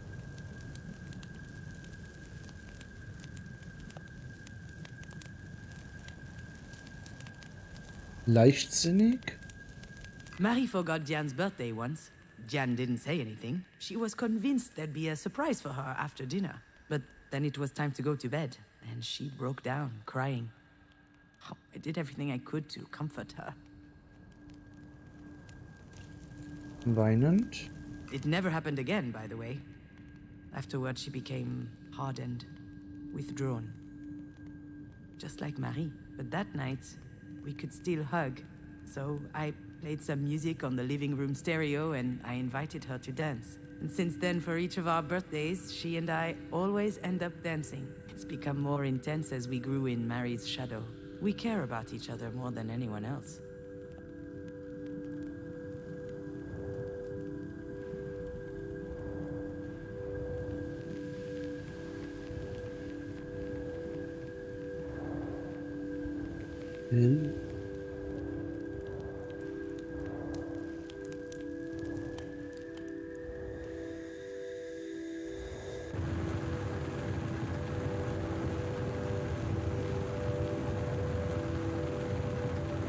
Unfall. The flames went up very high, very quickly.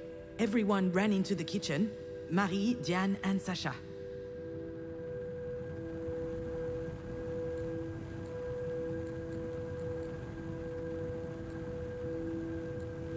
Oh, she screamed at me. She couldn't believe that anyone could be so inept. I said it was an accident. I was trying to brown the baked Alaska, but it got out of hand. No one questioned my version of events. The whole thing was just classic me. Also Alex wasn't there Marie, to defend so nennt sie me, halt ihre Mutter. Ja. and I just sucked it up. I never saw Sasha after that day. She and Diane broke up a few weeks later.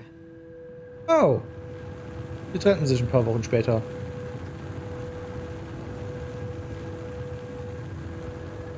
Und was war noch hier mit Alex?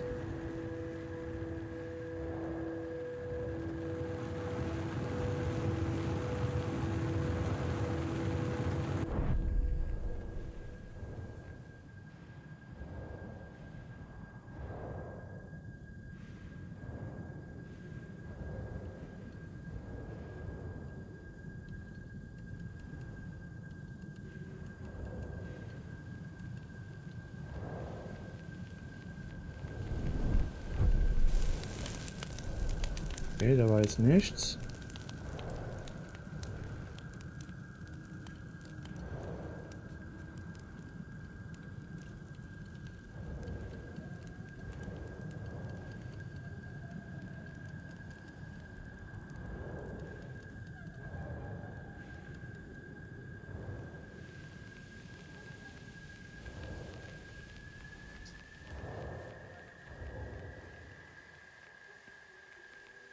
Auch nicht.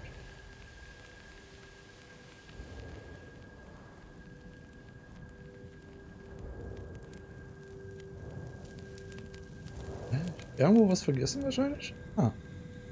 Stopp. Maybe I was just drunk. Maybe I was imagining things. Maybe I was paranoid.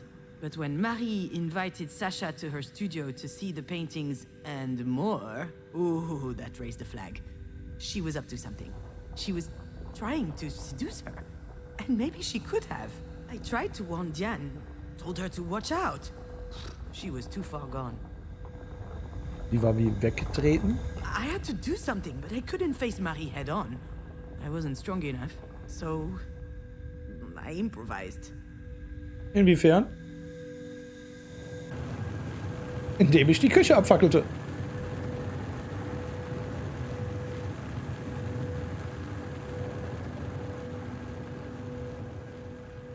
Jetzt bin ich wieder im Fokus. Feuer. No one noticed the bottle of Japanese whiskey was completely empty. Alcohol burns nicely on the stove. It was perfect for me to craft a diversion. And you know what? I wasn't even that drunk. I was mostly angry. At Marie. At myself.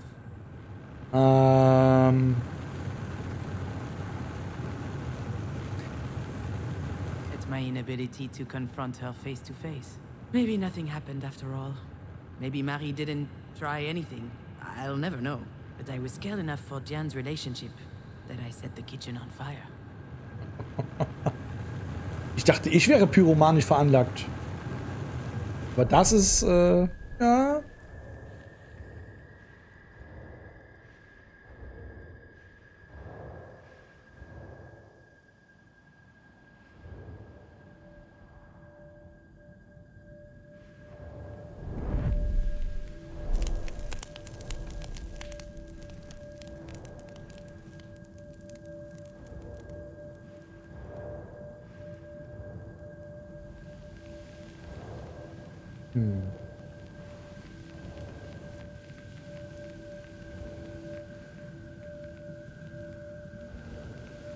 Manchmal denke ich muss hier irgendwie richtig lenken, bis da irgendwie das Wort eingeblendet kommt.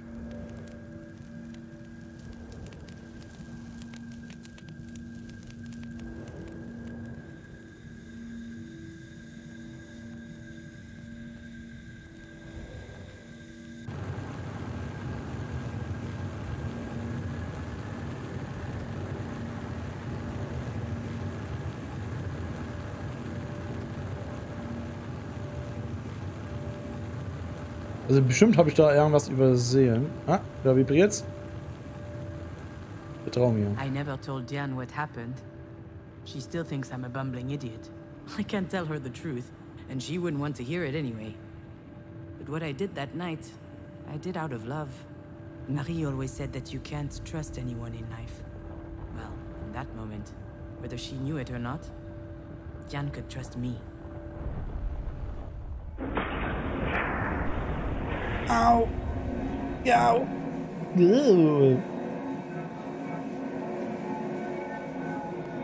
Versuch Nummer 4. Why would she trust you over me? Vertrau mir. And here we go again, trying to see who can spit the furthest.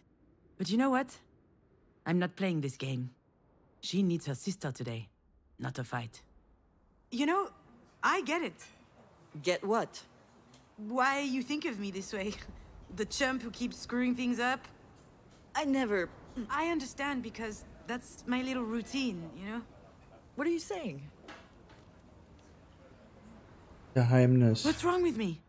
I'm not about to tell her all my dirty secrets. That wouldn't be like me at all.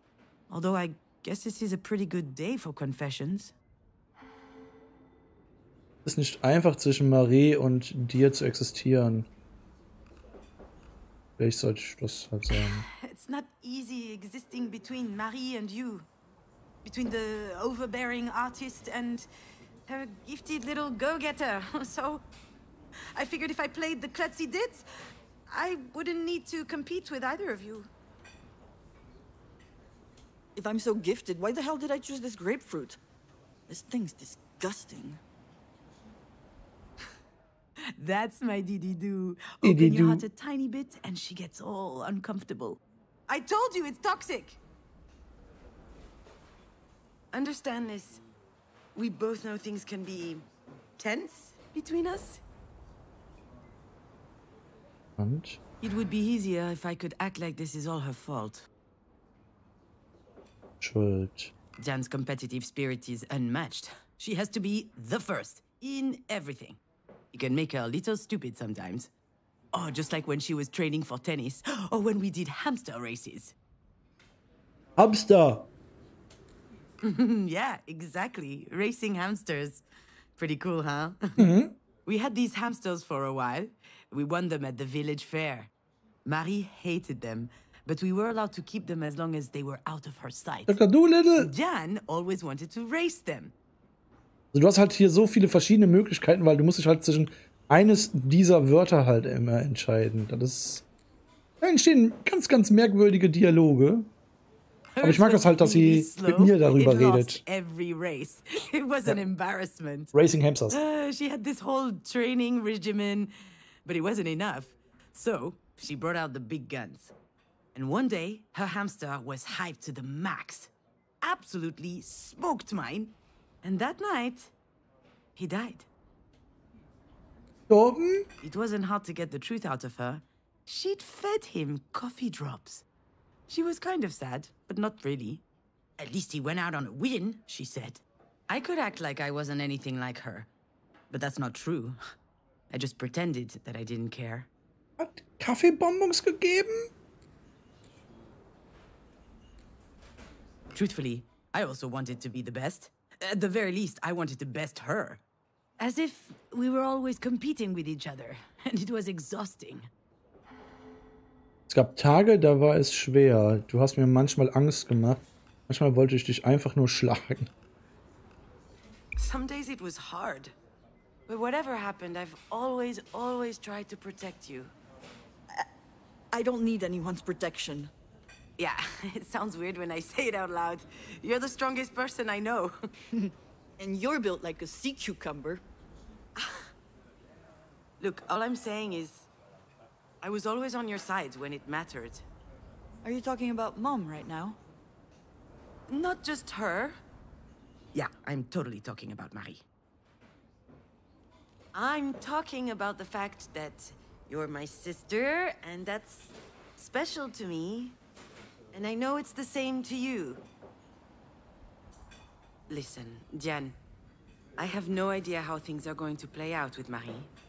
And it's true, I have been feeling out of it for a little while now.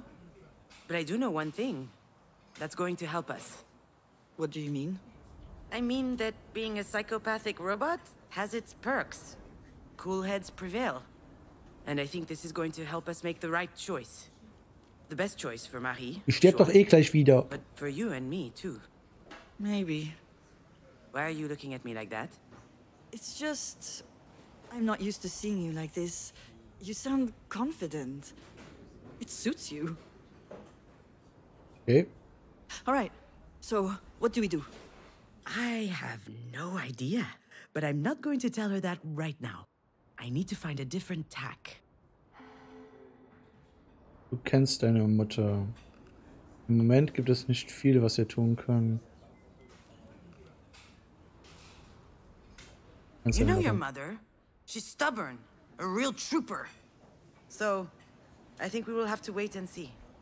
I can't. No, I just can't. I'm not going to sit here twiddling my thumbs. We don't have a choice, Jan. Of course we do. We need to stay on top of the doctors. They need to do their absolute best. Come to think of it, we're not keeping her in this hole. I'll call my dad. I'll bet he'll have a buddy in a private clinic somewhere. We're not leaving anything to chance. Okay. Why aren't you saying anything? You're with me, right? We need to fight, don't we? I don't know, Jan. What do you mean, I don't know, Diane? If we were in her place, you know very well what she'd be doing. She'd do everything in her power to make sure we pulled through. We owe her that as well. Don't we? I can't take any more illusions of control. Da war es weg. Wir hatten so ein Thema auch, war das bei der Konfirmation gehabt? Für den Fall, dass ihr einen Unfall habt und querschnittsgelähmt seid, da gab es halt einige, die dann gesagt haben, also, nee, ich kann querschnittsgelähmt nicht leben oder so dort, ich würde mir das Leben nehmen. So Sachen gab's. Also ich kann halt schon Leute verstehen, die dann mit einer bestimmten Lebenssituation einfach gar nicht klarkommen. Dass die vom Kopf her so entscheiden würden. Oder wenn man halt einfach nur so lebt wie eine Seegurke und einfach nur bettlägerisch ist und einfach... Da liegst du 5 Jahre lang nur im Bett oder so und...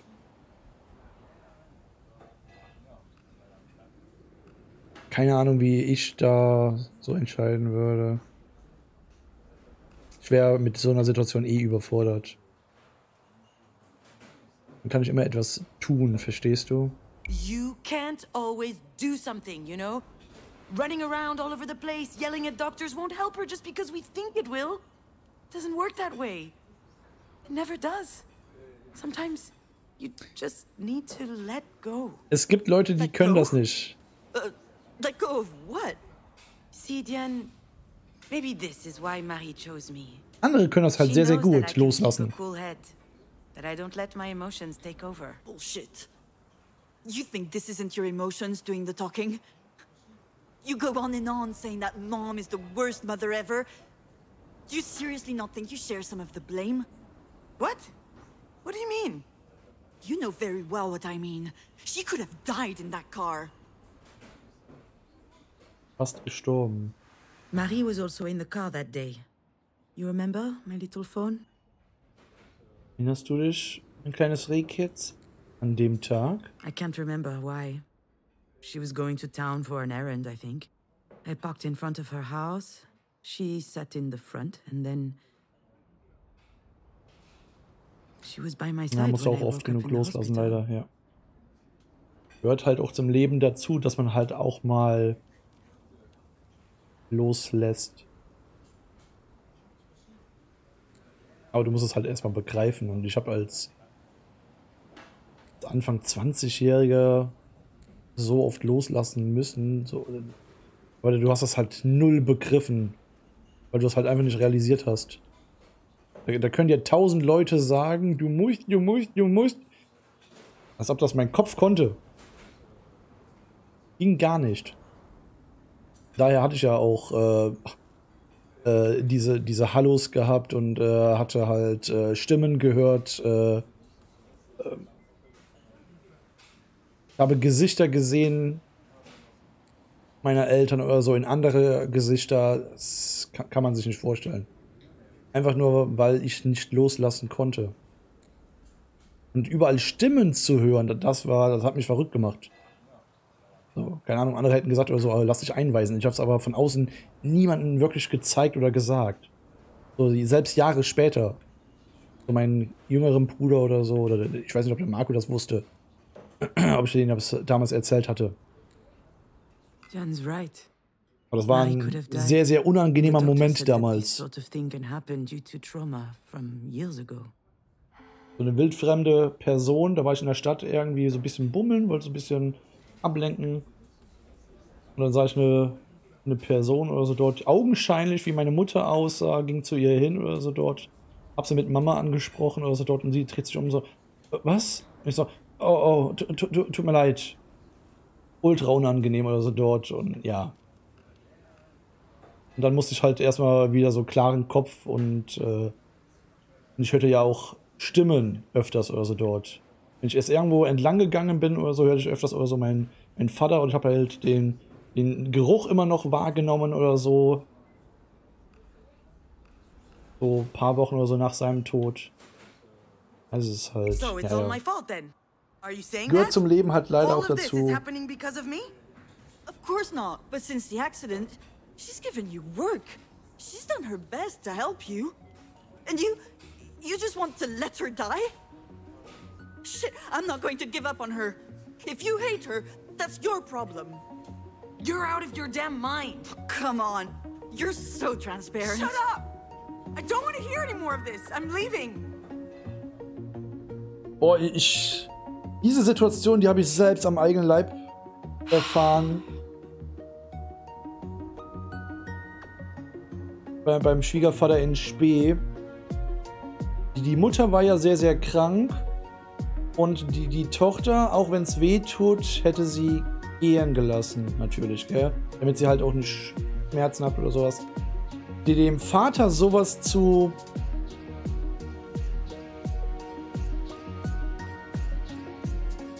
Boah, den Vater sowas zu ermutigen dazu, das auch zuzulassen, konntest du nicht. Also der hat alles daran gesetzt oder so, auch sei es noch so schwierig oder so, die lange am Leben zu lassen. Egal was wäre. Oder Maschine abschalten oder ähnliches oder so kam für ihn nicht in Frage, sowas. Das hätte der ethisch oder so nicht und so, ich kann sowas halt sehr, sehr gut nachvollziehen oder so, wie man sich da fühlt. Andere reagieren so, für die ist das halt völlig normal. Und andere oder so dort, die sagen so, bist du wahnsinnig, bist du dumm? Na verdammt, musste ich wirklich so ausrasten. Vielleicht hat sie recht. Maybe we should fight, just like Marie taught us. Und nochmal ein Unfall. Do I really have to be so angry? Do I really hate my mother? Nein.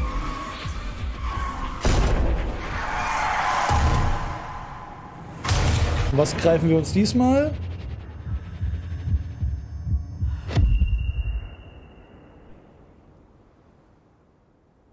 Kiste? Ne, die Nivea-Creme-Dings. Hätte ich auch jetzt länger lassen können. Habe ich das nicht schon gegriffen gehabt?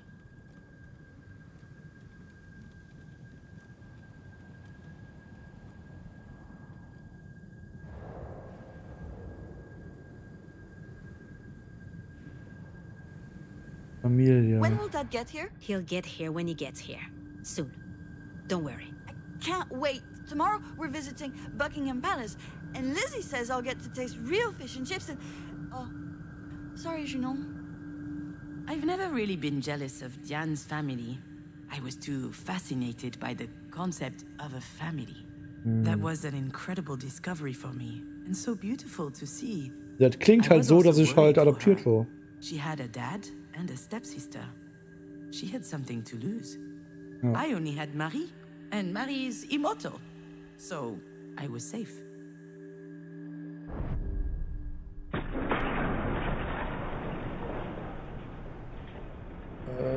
Film.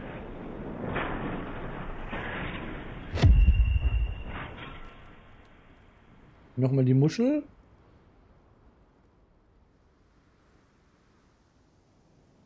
Nochmal die Muschel? Haben wir vielleicht zu früh nochmal die gewählt?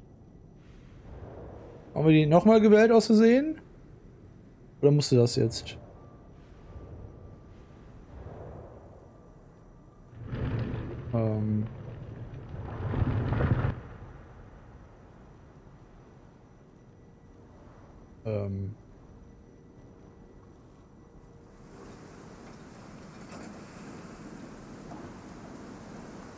Kannibalen. So, why do you put the elastic bands around their claws? Is it so they don't cut your fingers?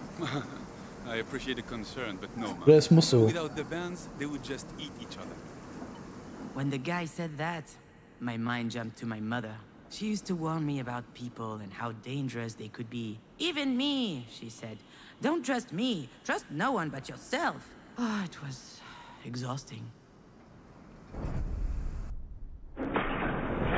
Au. Zahnbürste. Okay, nee.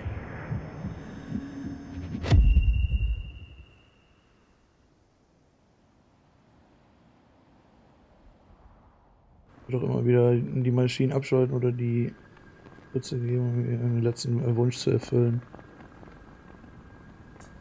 Können andere zum Beispiel gar nicht. Ich wäre damit überfordert. Also du würdest halt so aus einer ganz anderen Emotion heraus das entscheiden. Und ich wäre damit halt total überfordert. Aber es ist auch gut, dass du halt so schnell schalten kannst oder denkst. Ohne halt, keine Ahnung, empathielos oder so zu sein, was das angeht.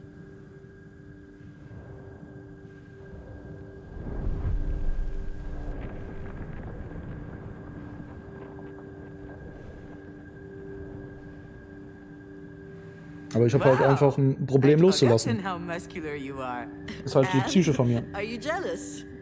No, I like it. All right, Junon. You're my sister. This is super embarrassing.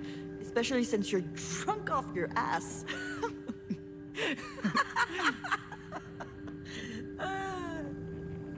I've always found Jan's presence comforting. She only has to stand by me and I start to breathe easier. It's funny how you forget the obvious stuff as time goes by.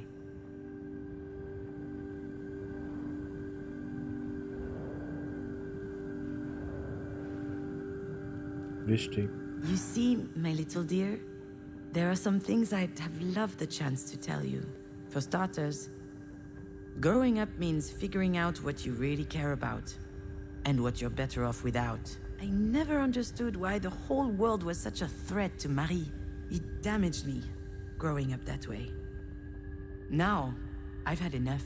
Jan has always been a reassuring presence in my life. Although I never knew how to tell her. We had completely different lives. We're not affected by the same things, but I hope it's not too late to tell her that I care about her.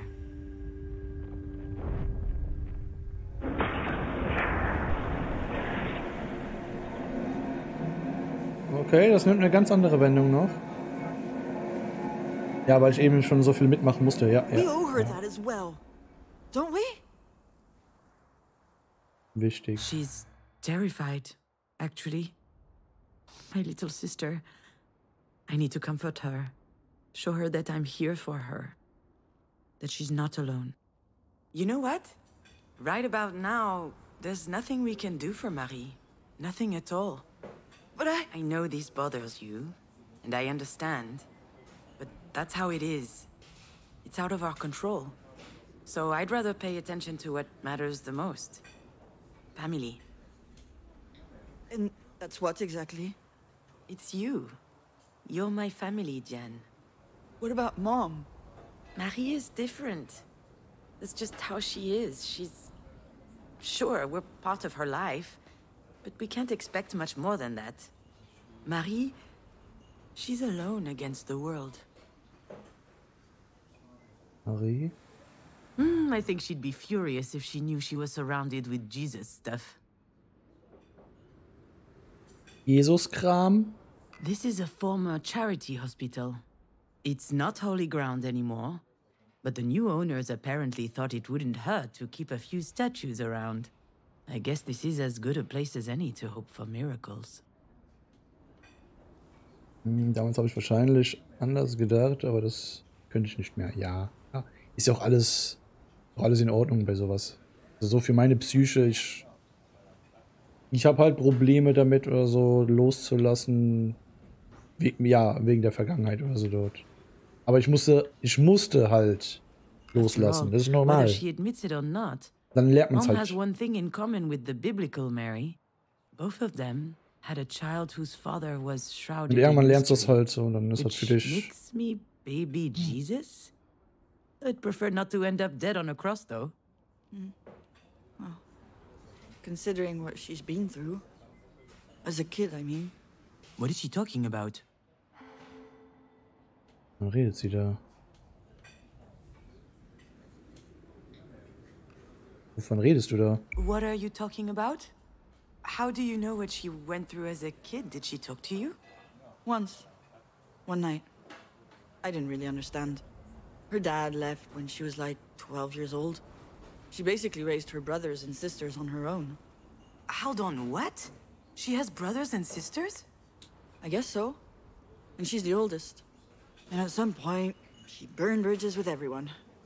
Forever. Schon traurig, dass sie das nicht mal wussten. Did I know this? I kind of remember, but it feels like a blur. Have we talked about this before? Did I forget that too? Traurig, wenn nicht, aber das kommt ja öfters vor. Not what's important right now. Da hört man seinen Eltern nicht wirklich zu. You know, Jan, I don't think that Marie has anyone. Not really. She doesn't want to. She can't. She doesn't know how to trust. True. That is the one thing that's beyond her reach. But it's not beyond ours. We need to trust each other, otherwise we're screwed. You understand? Of course I understand. I've spent years trying to get her to pay attention to me. And I don't feel like fighting all the time.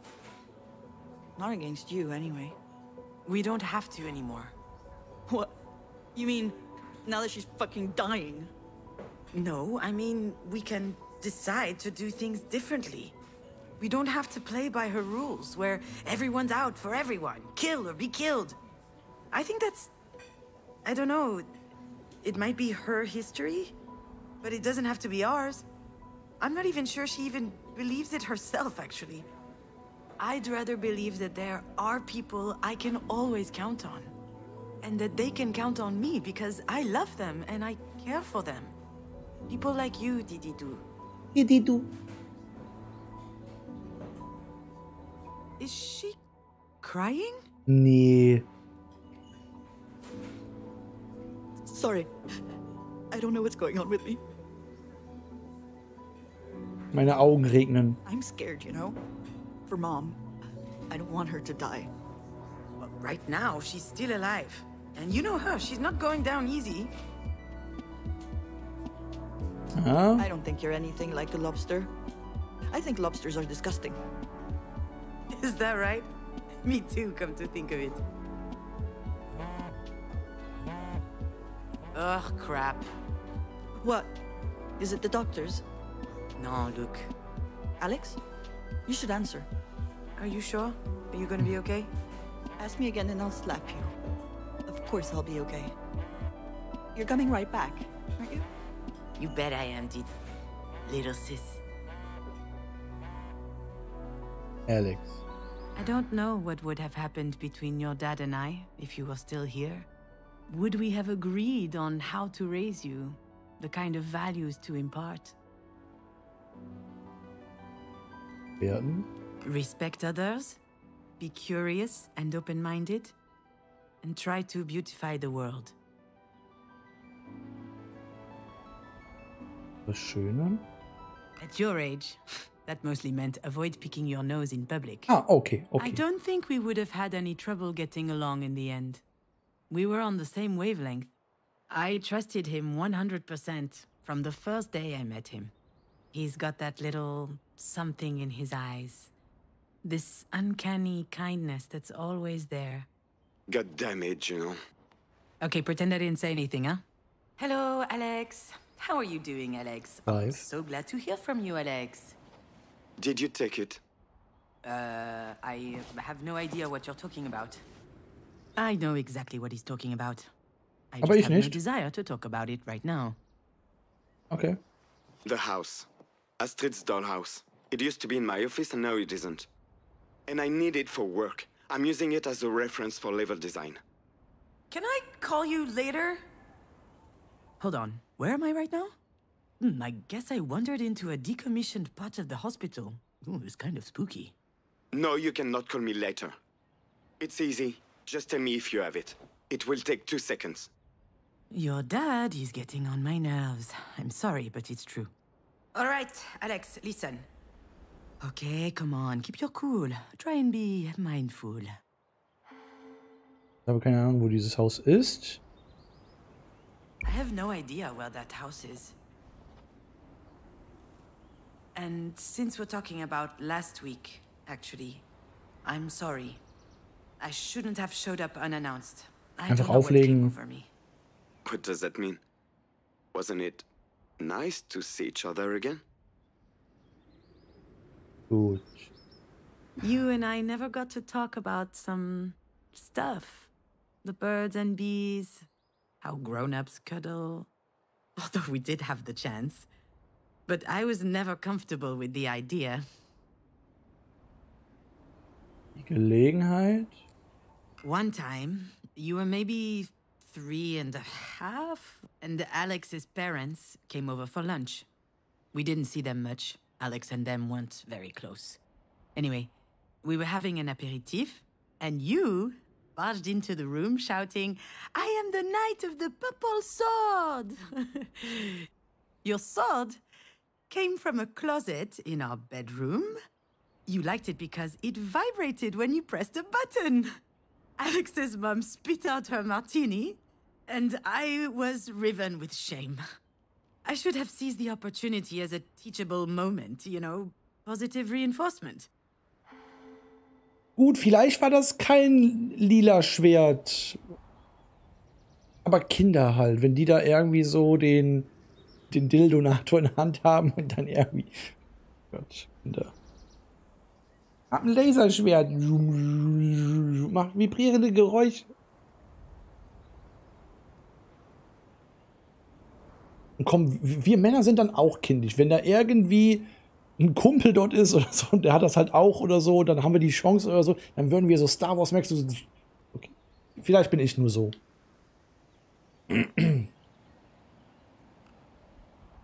Ich will einfach nur jetzt ein anderes Thema hier. Das ist sehr, sehr traurig und so. Und jetzt, ja. It was very nice. But it was also completely stupid. Don't say that. Why are you saying that? You know why? We can't be doing this. Things are different between us now. They don't have to be. Things could even be better. Stop it. You know I'm right. Deep down you know it. Everything that happened to us, it helped us. There was a reason. Maybe all of this means we are supposed to come back together. Stronger. Bullshit. Why? What about Pauline? Pauline is great. I'll talk to her.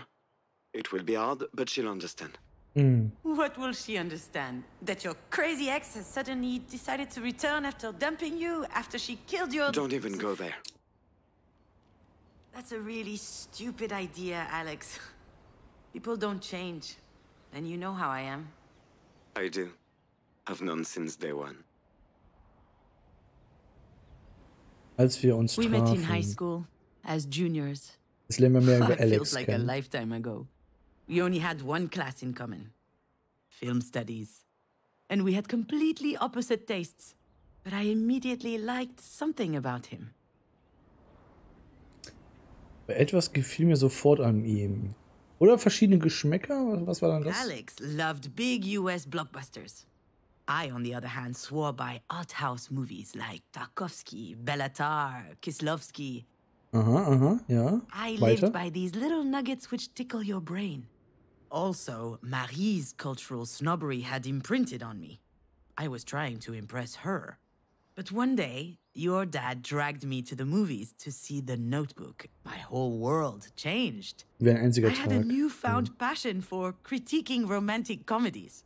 Let me tell you, there's a lot to critique. We spent hours on end in Alex's bedroom. I'm sure his parents thought we were having sex.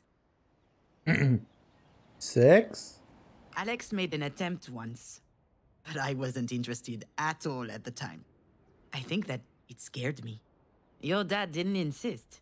That's one thing I like about him. Even as a teen, he was much less stupid than most guys. We watched tons of movies, lying on his bed, chomping on candy. I was obsessed with film. It felt like discovering a new world. Doch cool. And when I requested a boring 3-hour movie, the next day we would play a video game. Actually, Cool. it's not as lame as it sounds, I promise. Doch geil, wenn der Don't you Partner think auch about selber Videospiele Don't you miss zockt. it? Don't you want everything to be just like before? I think... Aufgrund. Das ist dann immer weg, wenn das irgendwie. I think. Ja, ich glaube, das will ich. Yes, I Okay. think I do. It's not too late.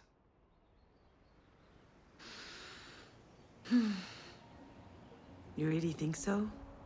I know so. I'm on my way then. Like, now? Yes? Shouldn't I? Yes. Yes, come over. Wait for me, I'm coming.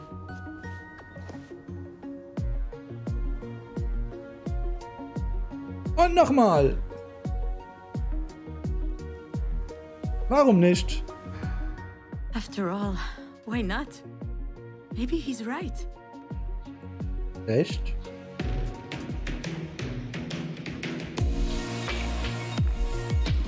Maybe I was just wrong about all this. That wouldn't be the first time I screwed up. The three of us were so happy together. Maybe Alex and I can still be happy?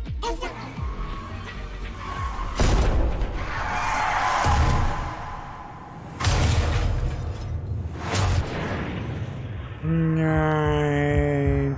Zahnbürsti. Also, hab ich noch irgendwas, was ich greifen kann?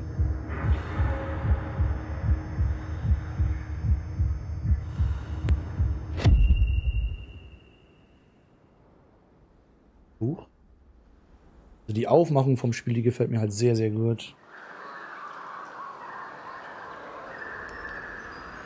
You know, my little phone, in life, you only have two ways out. Either escaping or disappearing. Entweder du fliehst oder du verschwindest. Das sind zwei Auswege.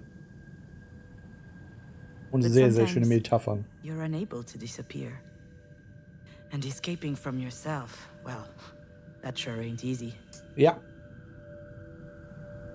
Du sagst es, Schwester.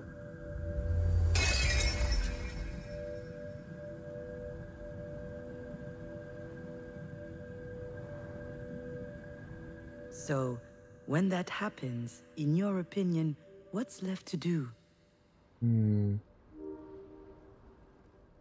We can try to find out together if you want. Mhm, okay. Ich find's schön, dass ihr auch mit mir darüber dann so redet. So als ob ich halt so der beste Freund bin. Allein? Nein! Nein! Zu schnell! Wieso? Nein! Wieso? Hä? Das war zu schnell!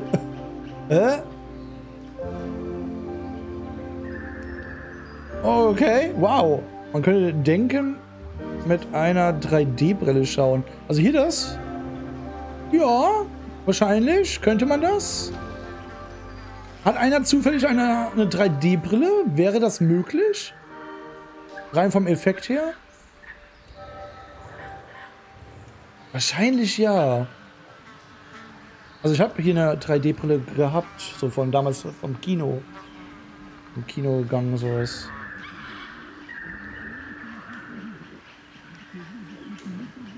When Jan and I were little, Mary would tell us bedtime stories. She would make up animal fables with all kinds of mystery and conflict. Savage world, she called it. Female wolves, bears, or scorpions would find themselves in imminent danger, but they could always manage it on their own, swindling and betraying the boorish, idiotic males. Mary wanted us to be strong, courageous, and independent women. Except, it also made me a bit fearful of the world.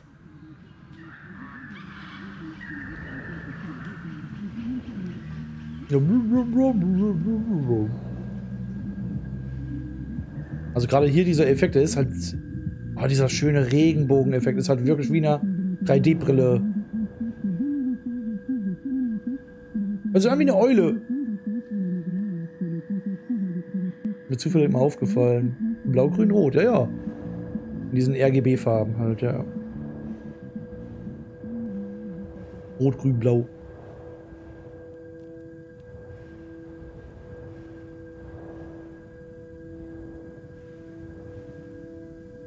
Da sitze ich nun.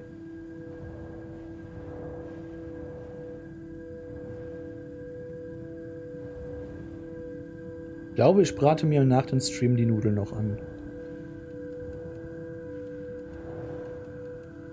Es riecht draußen nach was Gebratenem. Selbsthilfe. Alex gifted me most of these books. It started as a joke, but as time passed, there were more and more. Begann als Scherz, aber mit der Zeit wurden es immer mehr. Scherz? It goes back to the film studies days in high school. We barely knew one another. The teacher had prompted us to write a few scenes from a comedy, and I couldn't do it. And then one morning, your dad gave me a book and told me, "Check this out, since you're so not funny." Unlustig? It made me laugh.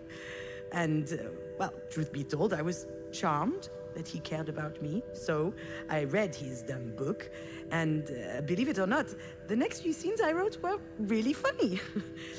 But then it turned into a habit. Every time I had an issue, Alex would find the book to address it. Some of the worst titles too. How to Win Friends and Influence People, The Subtle Art of Not Giving a Fuck, Who Moved My Cheese? I was reading them casually, but they still helped me move on. Alex would call it the emergency library. Every problem has a book, he said. Aber ihr werdet lachen, so habe ich damals auch meine Tagebücher geführt, indem ich halt mit einer Du-Form mit jemandem, naja, redete oder schrieb. So, damit ich, der Gelesene, das halt versteht. But when I found myself alone, the library didn't work anymore. War auch schöner zum Schreiben.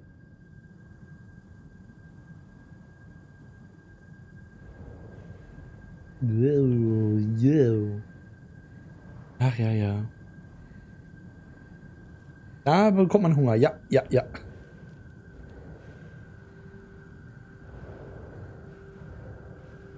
Nein.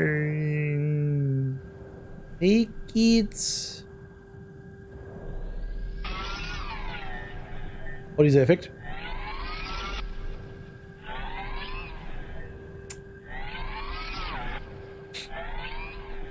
Aber das muss doch ein Achievement geben. Okay. Ach du. Wäre cool. Ja. Am At Leben. first, I stayed in the apartment for days. I wouldn't go outside. I barely recognized my own voice when I opened the door for food deliveries. I could have disappeared. No one would have known. Yet, amid the silence, if you listen carefully, you can hear some things. The air traveling through the lungs, the bowels gurgling, the teeth grinding, even a heart beating. Ja, wenn du halt in einem ganz, ganz stillen Raum hockst, kannst du dein Herz schlagen hören. Das ist halt sehr, sehr creepy.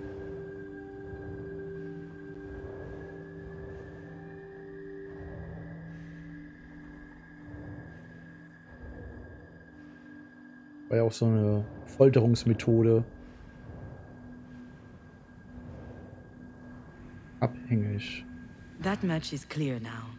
In fact, Alex and Marie are like two sides of the same coin for me. Marie? Marie was a model of strength, of courage, and determination. Everyone admires her, but she is completely unattainable. Alex was my crutch, my unwavering support. I came to believe that I would crumble without him. And I was dependent on her as much as him. Unable to manage on my own, but that was before. Bambi, ja.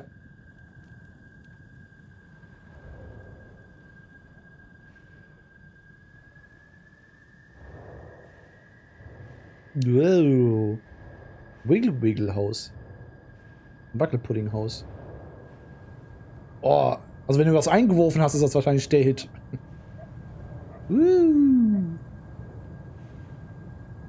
Allein. I guess you understand now, my little fawn. Your dad and I separated. And for the first time in my life, I was living alone. At 34 years old, I had no idea how to do that. And he didn't fix everything. But come to think of it, it may be the reason I began looking for who I really was. Also es ist halt in der Vergangenheit was passiert. Es hört sich an, als ob ich mein Kind verloren habe.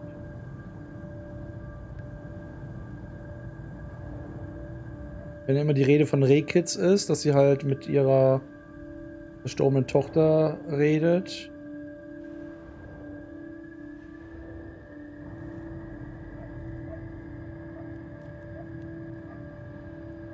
Ich muss wieder reinzoomen. Zoom mal wieder rein.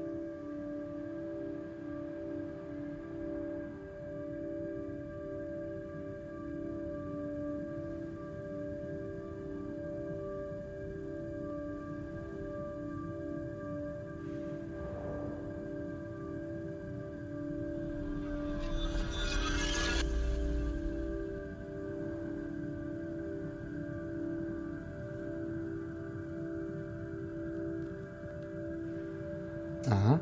Kartons. I lived surrounded with cardboard boxes for months. I was unable to open them. It was physically impossible, but it didn't bother me much. I've never been a homemaker anyway. Also, if I had an off day, I could always blame it on those boxes. Kartons. Instead of blame it on the life that was put away in those boxes.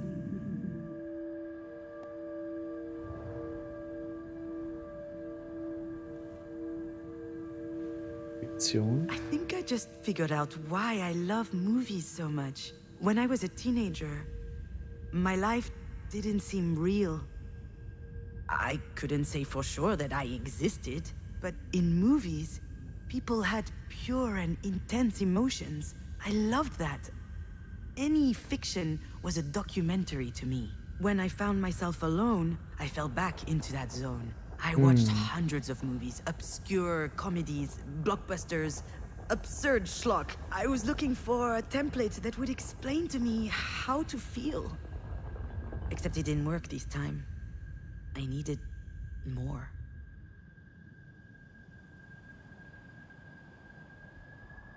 Ja. Kann ich auch sehr, sehr gut verstehen. Oft floh ich halt in eine tiefe Welt, die ich mir erschaffen habe. From the day you died, I had been sleeping a lot. I was still tired when I woke up, but at least it passed the time. Then everything changed. Sleeplessness kicked in. I spent my nights trying to understand, what am I still doing here?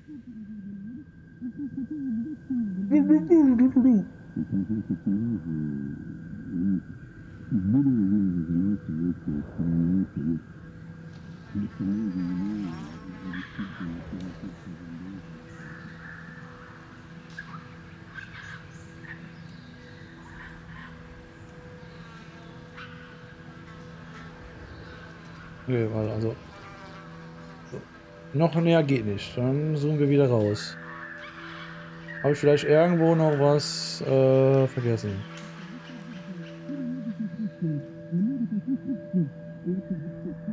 Beziehungsweise wiederholt man ja immer den Verlauf zurück vor Spul. Bis man da merkt oder so, aha, da vibriert was, da könnte was sein.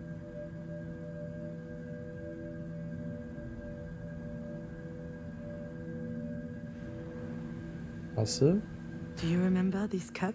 Every morning you would drink your hot cocoa from it. I had to take it out of the dishwasher so many times. You wanted nothing else. It was in a box for a while. I thought about it sometimes when I thought about you. It was there. One day I pulled it out of one of the boxes. I wanted a hot cocoa, and it slipped out of my hands. Clear. Bambi.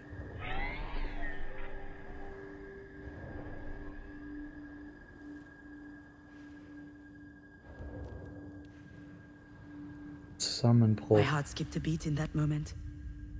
I held my breath for 1 second. And then... nothing. I just picked up the pieces one by one and threw them in the garbage. I wondered whether I was a monster for not feeling devastated. But now I know that I'm not. Am Boden zerstört. I was tired of being sad. Tired. I stayed strong. And it turns out that being able to do that changed everything. That day I realized that I was strong. And that I could do it. Alone. Also ich hoffe mal, dass sie das heute durchgespielt bekommen.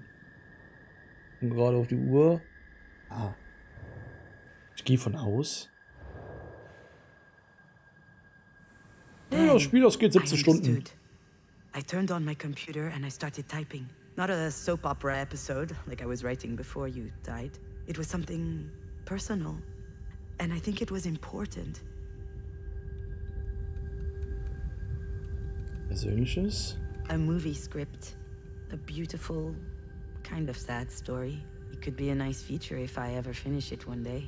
I was surprised to feel the desire to write, but now I understand how priceless it was. It allowed me to switch roles. I was no longer the grieving mother, or the young divorcee, or the daughter of. I was writing. Ja, okay. I was becoming an author. I was inventing a reality that was just as valid as another. Oh, okay. Also doch. Tochter verloren, geschieden, ja. Hab einiges mitgemacht.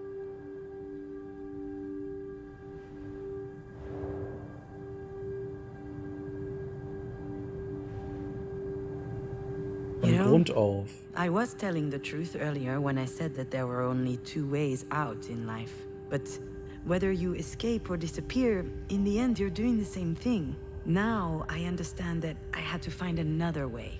And complete solitude allowed me to face the void. And to rewrite myself. It was the only way for me to change completely. From the ground up. Es ist so schön umschrieben. In Metaphern. So, ihr Mäuse, ich sage immer gute Nacht. Kommt gut in die neue Woche. Dankeschön, Nessie, fürs Vorbeischauen. Und dir auch eine gute Nacht und einen schönen Wochenanfang. Don't you want everything to be Und ja. just like before? Von Grund auf. Alex and I can reinvent ourselves. I know that we can. But that's going to require a lot more work. I would love for things to work out that way, Alex. Just like in the movies. But the scene when they get back together, the happy end, we all know that's not happening. Too bad. You're at least as sexy as Ryan Gosling. Yeah, and I definitely have better abs. I noticed that the other day. Machst du?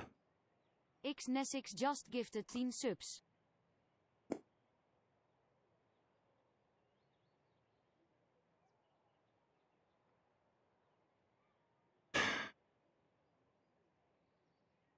Dankeschön, Jessie, für 10 verschenkte Subs. Dankeschön. Mein Gott. Dann los mit dir.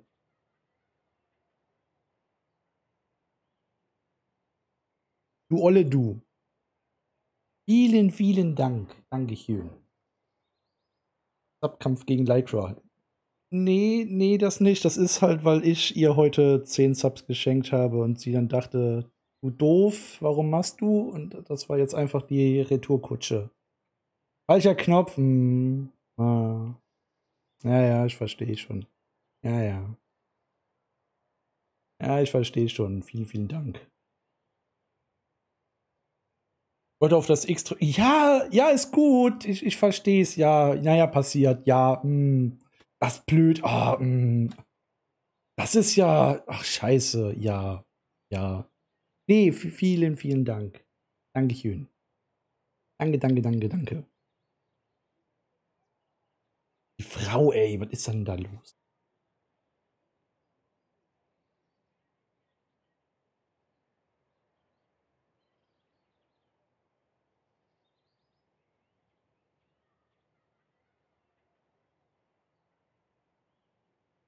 Ja.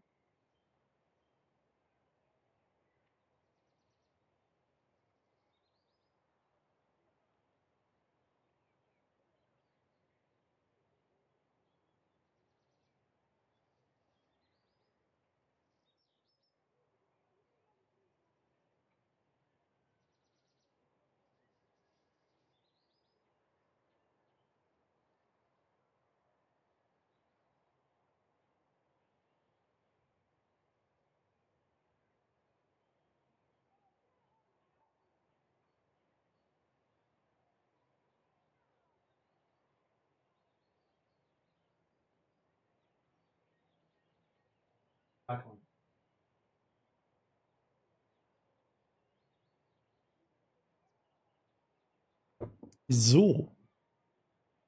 Vielen, vielen Dank, Nizzy. Ja.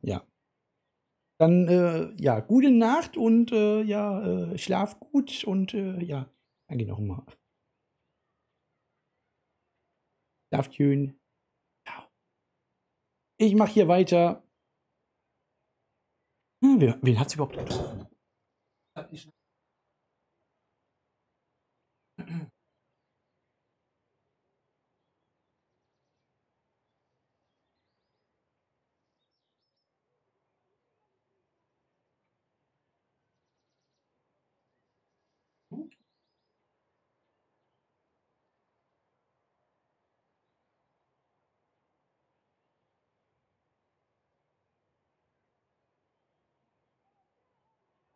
Schön.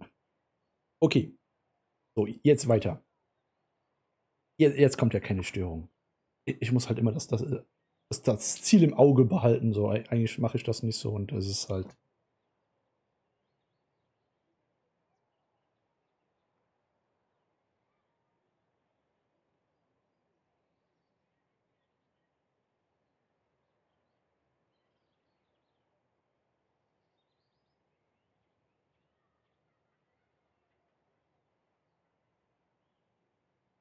Los geht's!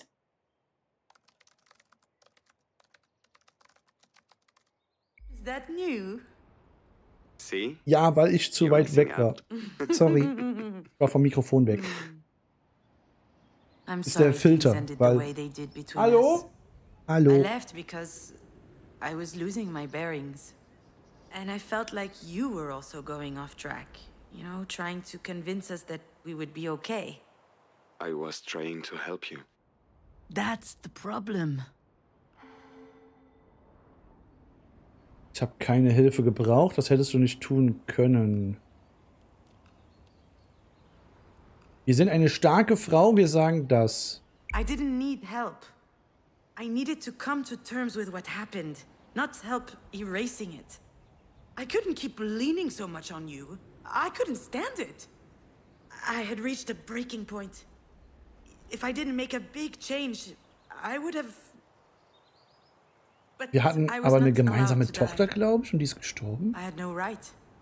So I tried living. Ohne dich. All the people who matter to me have something in common. They all taught me that I could live without someone else.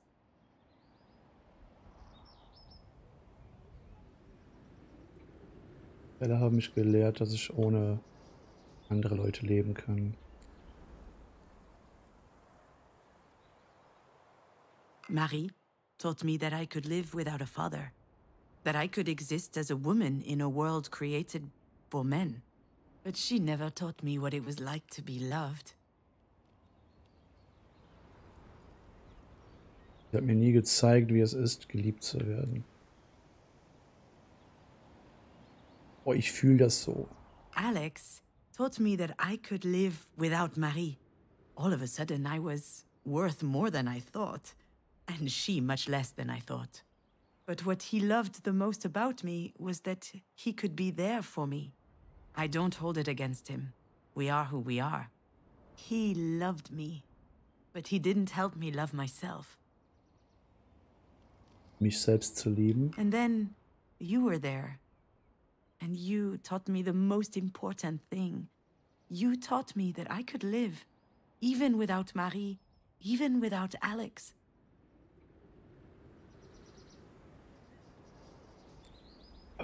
Ohne. Ohne. Ohne. Ohne. Ohne. Ohne. Ohne.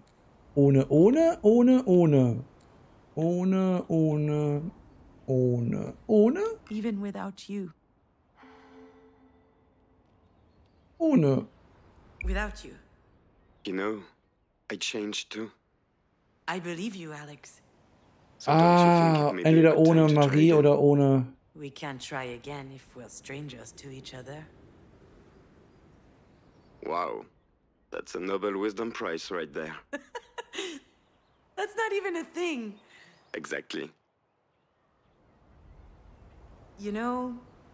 Oh, I don't know if I should tell him this, but... Ich werde dich immer lieben. Ich vermisse dich. Oh Gott.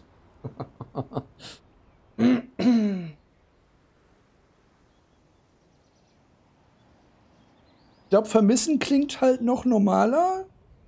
Aber das untere ist halt, weil ich war ja mit ihm zusammen. Und wir hatten, glaube ich, ein gemeinsames Kind.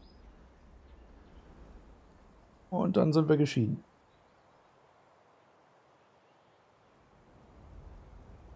Ach, weißt du was?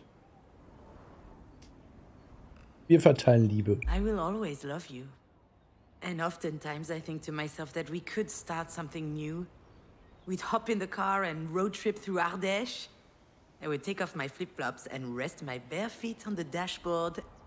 And you would yell at me because that's nasty. That is definitely nasty. Oh, nastier than your damn Tupperware up in the fridge? Nastier than your clumps of hair in the bathroom sink? Probably not. But then I realized that all of these are memories. Some are good, many are, but some are dreadful. Those memories with you, they're too much to handle. Which means I don't have a choice. I have to leave it all behind. You understand? Then, what about last week? Look, Alex, I don't want to hurt him, but... Darum geht es nicht. That's besides the point. I don't know why I did what I did. I don't even know why I went to your house. Because you wanted to see me. Warum? It's true. I'm telling you, I have no idea why I went. Maybe it was out of habit? I think that's one of the reasons why I fell in love with Alex. His way of figuring stuff out has always fascinated me. Eine Art für alles Lösungen zu finden, hat mich immer fasziniert. Lösungen finden. I couldn't figure out a character's story arc. He figured it out. Fand eine I Lösung. couldn't get in touch with producers. He figured it out. Er fand eine I Lösung. couldn't live without you. He figured it out. Er fand eine tried. Lösung. Deswegen hat er I es believe versucht. that's why I went to see him last week. So he could figure it out for me. Except I didn't even know what my problem was on that day. Wenn es nur so einfach wäre. Ach, Baby. If only it were that simple. Ach, Baby. Anyway, it was really stupid, and I probably hurt you. Come on, Jin, stop that. Last week you were happy. For the first time since I can remember. What would you know? We haven't seen each other in months. That is true. And it wasn't my call. You're the one who left. And I respected your choice. I learned how to live without you. And you showed up on my doorstep out of fucking nowhere? What am I supposed to think? Yeah, he's totally right about that. Leid. I'm sorry, Alex. I truly am. I know you're angry and... I'm not angry. But I was in a bad place. I didn't know what to do. I needed to see someone. Why not your sister then? Or call a girlfriend? Even your mother, for that matter. You came to see me because I know what you are feeling. I understand your pain. Don't you think? No, I don't think so.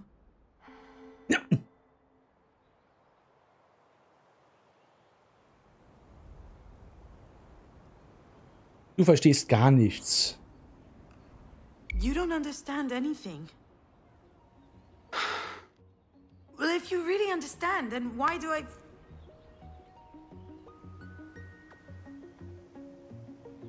Why the hell do I feel so alone?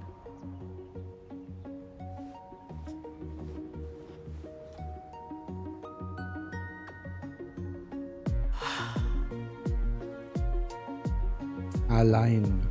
No one can understand what I feel, ever. Niemals. No one can tell me how to live with this, how to do this. Das kannst nur du wissen und entscheiden. It's a gaping hole in the fabric of life, and living with that big a hole in you it's impossible. So schön.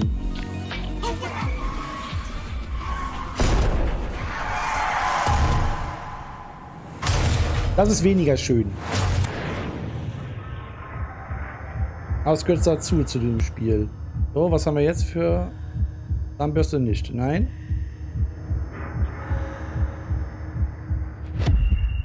Die Bürste. Die Haarbürste. Do you remember your dollhouse? Marie gave it to you. She had built it herself in secret. It was really detailed. There were even miniature figurines of Alex and I for you to play with. Okay, jetzt muss ich an... You took to it immediately. You were making up all kinds of stories about daily life where you were the hero. Oh, wie hieß der Film? Oh, it's true. I did it. Der war... I stole your house from Alex. And Was mit Heredity? I don't know why. Der war, oh, der war schlimm. If I had a really good reason.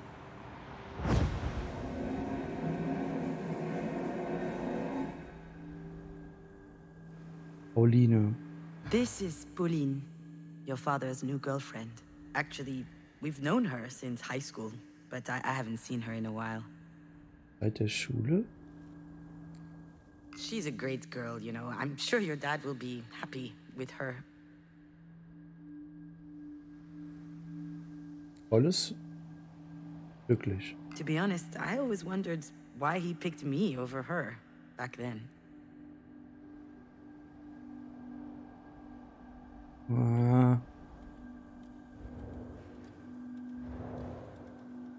Ich werde ihn erwürgen. Ich werde ihn erwürgen.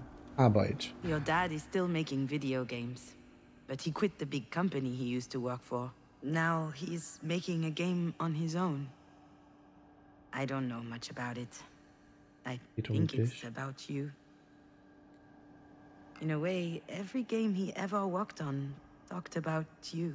The games you were playing together actually gave him tons of ideas for his work. Alex, einer der Entwickler? Schreibt er seine eigene Geschichte in diesem Spiel?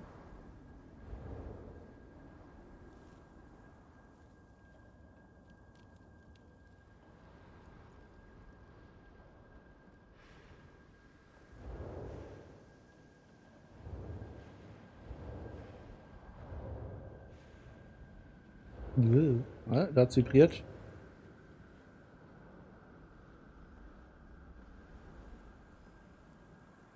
Achso, der Hintern hat vibriert, okay.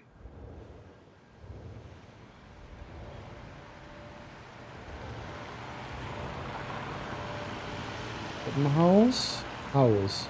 Puppenhaus. I thought Alex had gotten rid of that house when he cleaned out your room.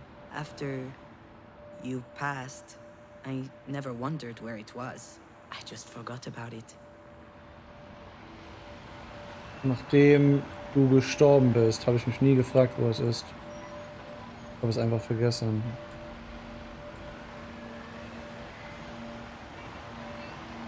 Er wird ihn. Some people say that the dead haunt houses. I was afraid that you would haunt that one. Afraid to hear your voice if I stared at it for too long. Alex moved into this place with his new girlfriend about a year ago. He looked happy. Suburban homes aren't my thing, but I was relieved that he had finally left the apartment where the three of us had lived.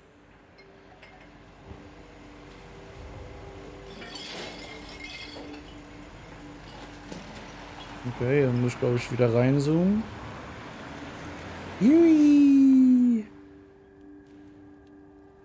When I learned that Alex and Pauline were moving in together, I thought he had turned the page. Do you want to know what I felt? It's complicated. I think I was impressed. Once more, your father had demonstrated that he was stronger than me, and I'd like to say that I was happy for him. But in truth, I envied him. Okay, ich glaube, die redet halt wirklich mit ihrer Tochter.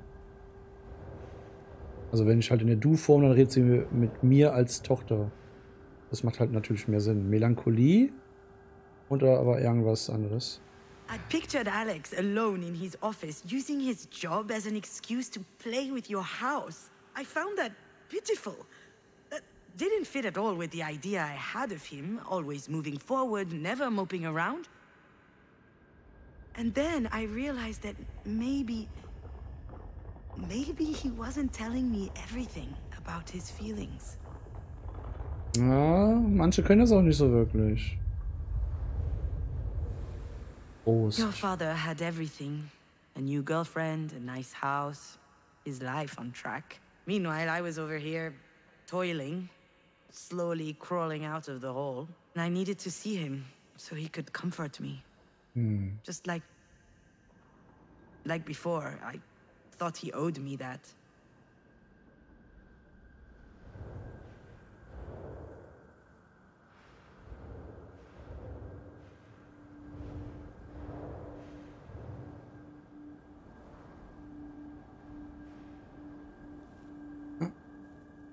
Jetzt gerade kurz vibriert.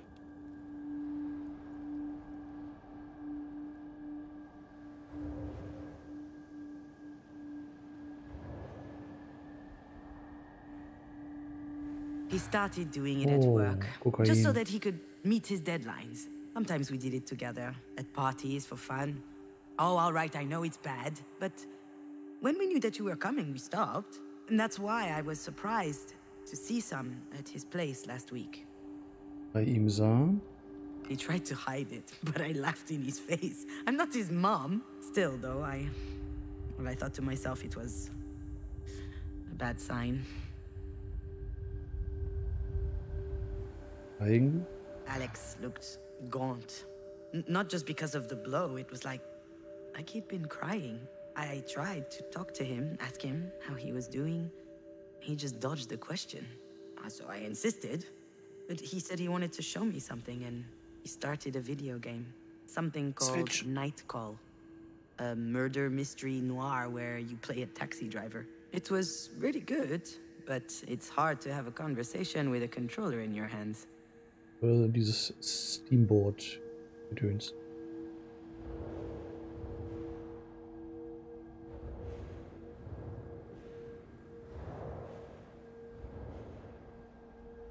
Sex. Halt, ich will was. Nein, ich will was hier wissen. We had a great night in the end. We drank beers, we played, we laughed. And after a while, he asked me what I was doing there. Really. I thought about telling him the truth, but instead I kissed him. I don't know what came upon me. Ja, das ist einfach so passiert, das kann passieren. So, He kissed me. man trinkt Alkohol und so und dann... Er küsst mich. And more. It was very nice. Much more intense than it used to be before. And it made me want to cry because that was way too late.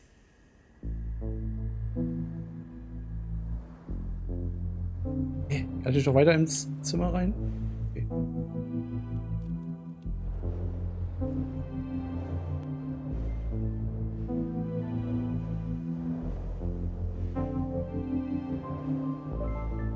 Ah.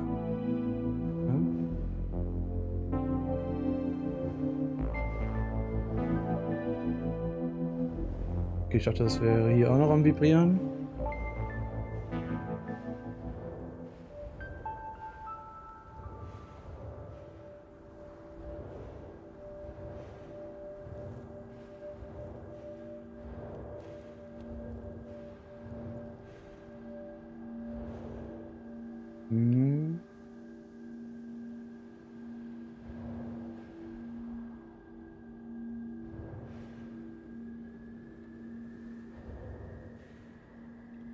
Ah, dieser Lichteffekt. Ah, schön.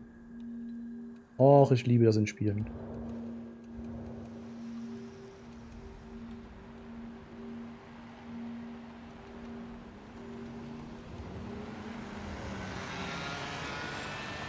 Ich liebe mich, liebe ihn, warte mal. Er liebt mich. Warte mal, halt. Liebe ihn, er hasst mich. Liebe ihn, sich. Ich hasse ihn. Ich hasse ihn, er hasst mich. Liebe ihn, er liebt mich. Liebe ihn. Perhaps I threw away that house because I was jealous of Alex's new life. In fact, I might have wanted to show your father what he was losing by losing us. Perhaps I threw away that house because I was mad at Alex. His whole stuck in nostalgia thing, I found it incredibly offensive.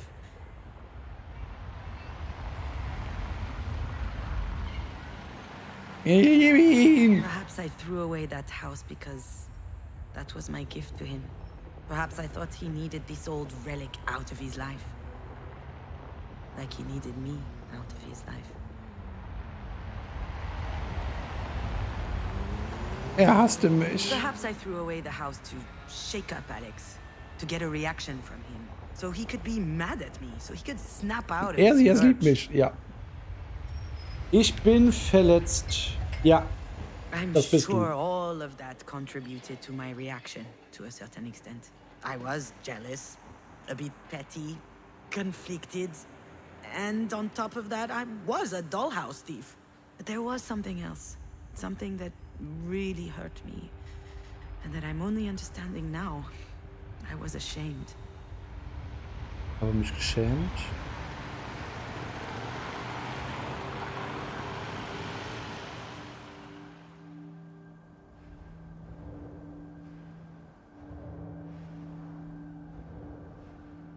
Okay.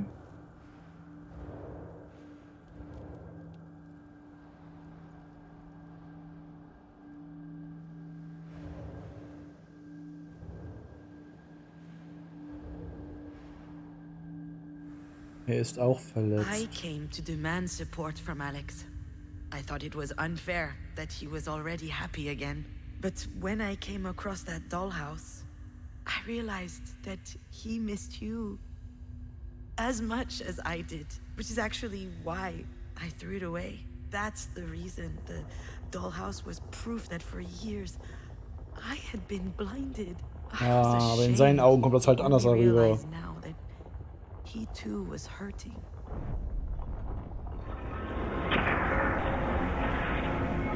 Vielleicht so ein bisschen egoistisch gehandelt. überstürzt gehandelt. I understand your pain. Don't you think? Wo ist mein Zeigerle? Oh. Zeigerle? Ah, hier oben bin ich. Hier. Hallo. Er ist auch verletzt. How is this possible? How did I not realize that he was hurting too? And how come he never Manchmal told sieht man me nur das, about was man it? sehen will.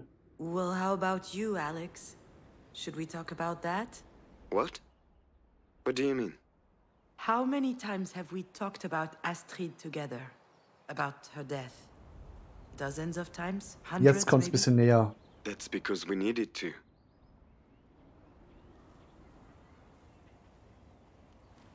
I needed that. That was the only thing I could talk about, and Alex was always there to listen to me.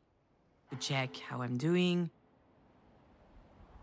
to Sehen, inquire about my feelings, fragen, to assess my needs, vorauszusehen. to ask if there was anything else he could do. So fragen. And I never asked him any questions. Not a single one.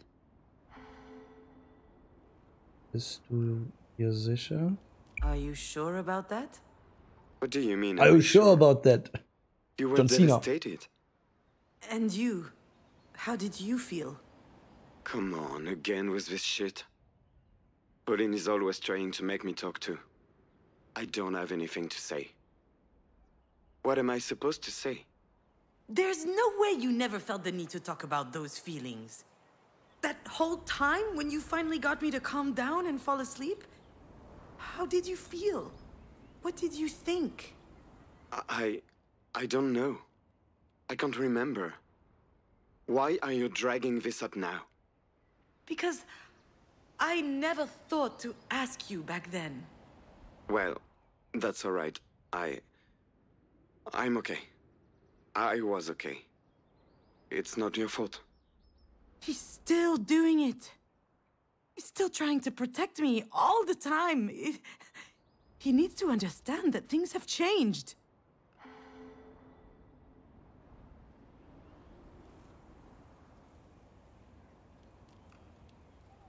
Das ist meine Schuld. Yes, it is my fault. You were alone with your sadness. But now I'm thinking to myself that it wasn't fair. You know, I just realized something and I'm so ashamed about it. You're hurt too, and that didn't even occur to me until now. I was thinking about you. Not about Astrid? When I was alone at night, I was thinking about what I needed to do to help you get better. That's all I thought about. You needed me. That kept me going. And now that you're no longer here... I lived in fear of everything for a long time. Fear of making the wrong choice, fear of making mistakes, fear of not being good enough, not smart enough. And Alex was an antidote against all these fears. Ängste? At least, as long as they were all in my head. But you know, since what happened to you, I haven't feared anything. Perhaps because I don't have much left to lose. Ich kann mich mich selbst aufpassen. Mail. I can take care of myself. You were the best support one could hope for. And that's why I now feel confident to do it on my own. You're free now. Free from what? Free to face your own emotions and deal with them, to heal your own pain.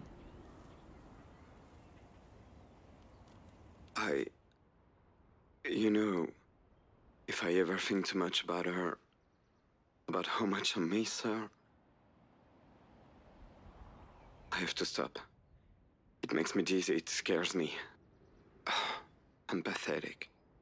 Of course you're not. I understand. I'm trying to live with it, you know? But missing you on top of missing her, it's too much. I need you. Listen, Alex. How do I tell him? Wie soll ich ihm sagen? Ich lege es einfach auf. Nee. Such eine Lösung. Weißt du, Alex? I'm going to hang up now. I blew off Jan to pick up the phone, thinking this was an emergency. But it is an emergency. I'm sure Jan will understand. Alex, you don't know. Fine. The one time I need your help. Oh, poor guy. He's about to feel very bad about this. Oh well, that was his dumb choice. Alex, I'm at the hospital. Oh shit. Are you okay? What happened? Or was it Jan? Don't worry, I'm fine, and so is your dear Diane. It's my mother. She had... Lösung. I should be happy that he's relieved, but man, that's harsh. Heftig. But let's be honest, Alex has never been too keen on her anyway. Do you want to know how he described her?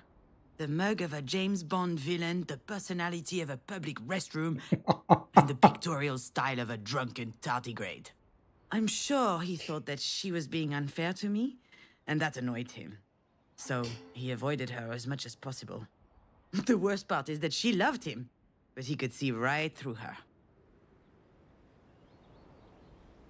Das Schlimmste daran ist, dass sie ihn liebte, aber er hatte sie durchschaut. Gehe ich mehr auf ihn ein oder auf sie? Sie ihn liebte? She understood very quickly that he would not treat her with kid gloves. And she appreciated that, because she loved fighting.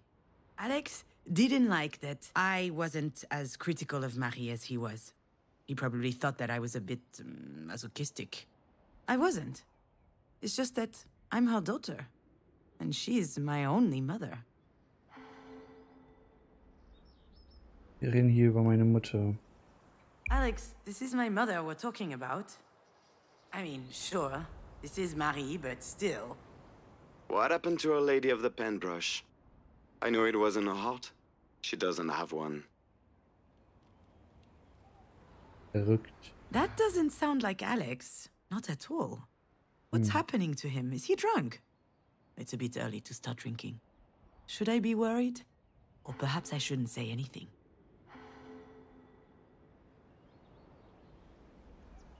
Ich weiß es tatsächlich nicht. I actually don't know. They said something about an aneurysm, but I haven't summoned the courage to see her yet. Scared you'll get an earful?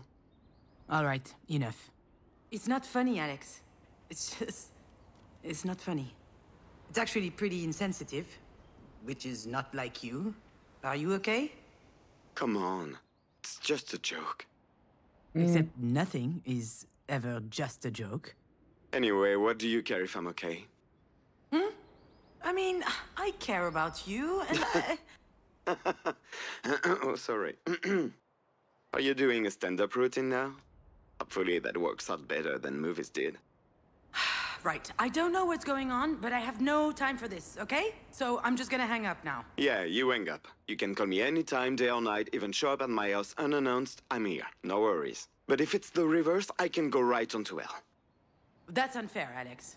I don't... Unfair? Really? Have I ever not been there for you? What is that supposed to mean?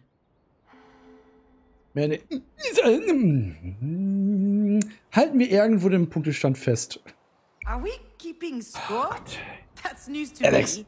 I never asked you to be there. I don't owe you a thing, okay? Just call Pauline if you're looking for comfort. That's too easy, Junon. Giving up on me now that you no longer need me. Alex, it's been almost 2 years since... What if I had done that to you when Astrid died? Oh, go fuck yourself, Alex. Okay, wir setzen uns wieder ins Auto und sterben erneut. Okay, cool. Schnallt euch an. Ach, braucht ihr eh nicht an. Arschloch! What a dumbass! How dare he bring you up in the middle of all this? Mit mir anzufangen. He never forgave me for what happened, but he's too cowardly Diese to tell it to Hupe. my face. He's right, though. I don't know how I would have managed if he weren't there when you... And on top of that, I hold him responsible. I guess I'm an ungrateful bitch, huh?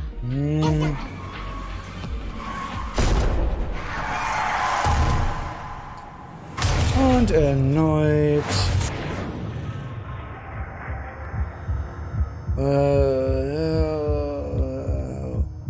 Zahnbürste. Oh, Spiegel. Spiegel. Buch. Spiegel. So schön aufgebaut, das Spiel. Of all the stories I know, this is probably the least funny one. Although it's not like any of these has been particularly fun so far. But sometimes, well, thinking back about darker things does help shine a light on them. And actually, I think this one ends well, all right? I'll tell you this story. Ja. Ja.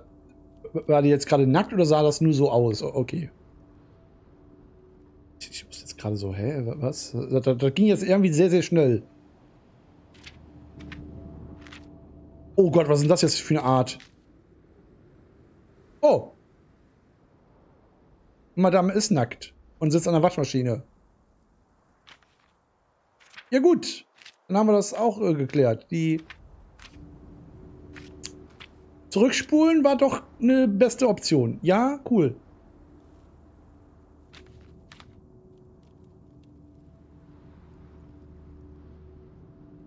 Wie weit zurückspulen geht dann?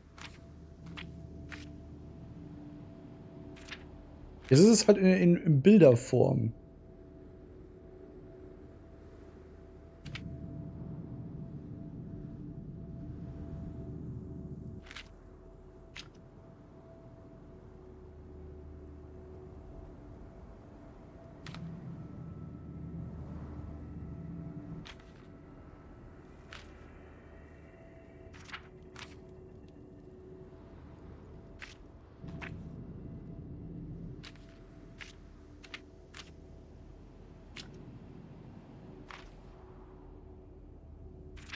Mhm.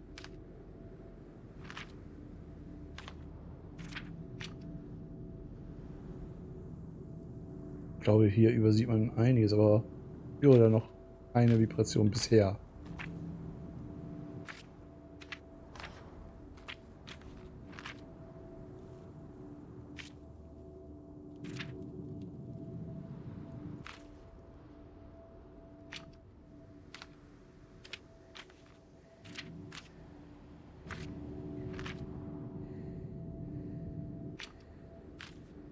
Oder ist das hier eine andere Mechanik? X?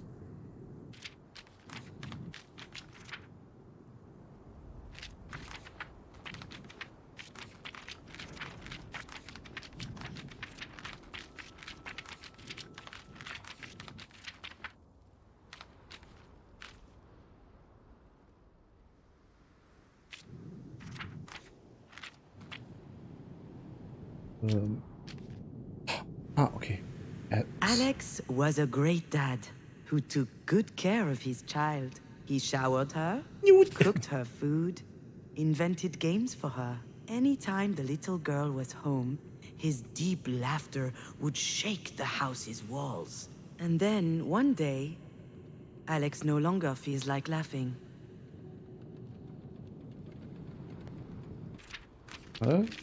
Ich spule mal ganz zurück. Ich will mal wissen, wo der Anfang war.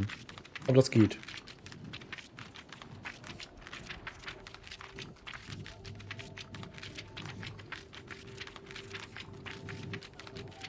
Oh, warte. Ich will gerade sehen, wie ich auf... Oh, okay.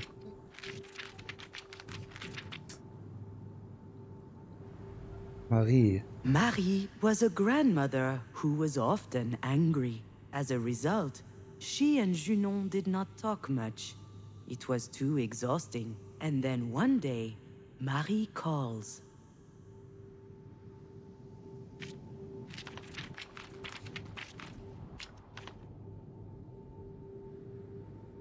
Okay. Junon? Junon was a mom who had made a huge mistake. She had bruises everywhere, a broken arm, her skull was split. It wasn't a pretty sight, but Alex didn't mind and still took care of her. Junon was quite sure that she didn't deserve it. And then one day, she gets better.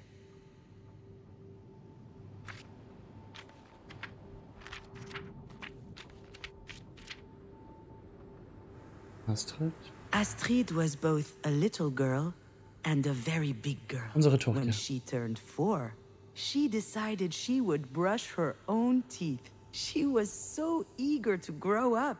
And then one day, Astrid disappears. Verschwunden.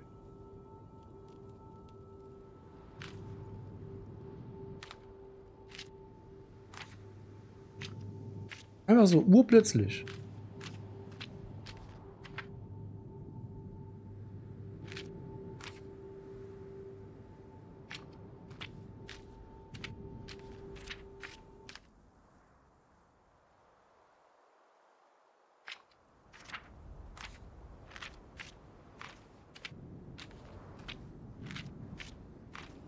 Ja, jetzt ist das halt in Bildern. Und wenn das vibriert, dann merke ich, aha, da ist was.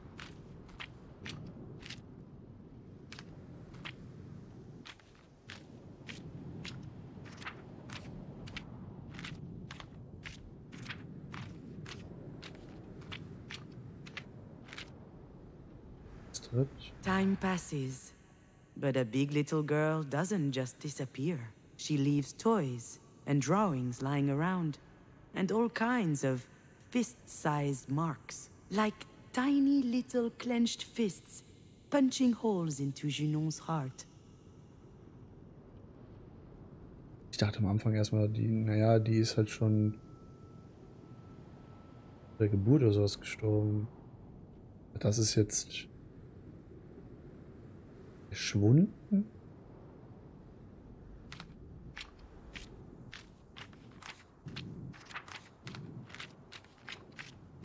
Nimmt das für Züge an, das Spiel? Time passes, and Alex is still standing. He misses his daughter. He misses laughing, too. But he doesn't show it. He's taking care of everything. He cleans up, he cooks, he washes. He wants people to know that he won't crumble down.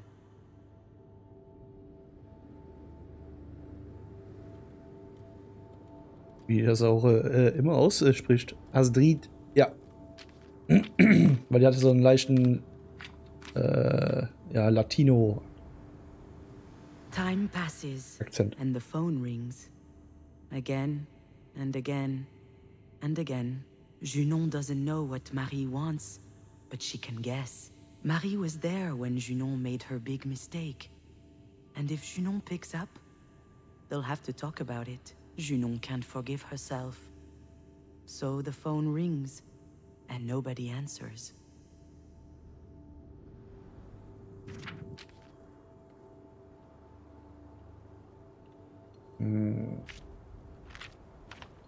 Was ist dann passiert mit der Tochter? Warum ist sie verschwunden und so und wie? Time passes, and Junon's body fixes itself.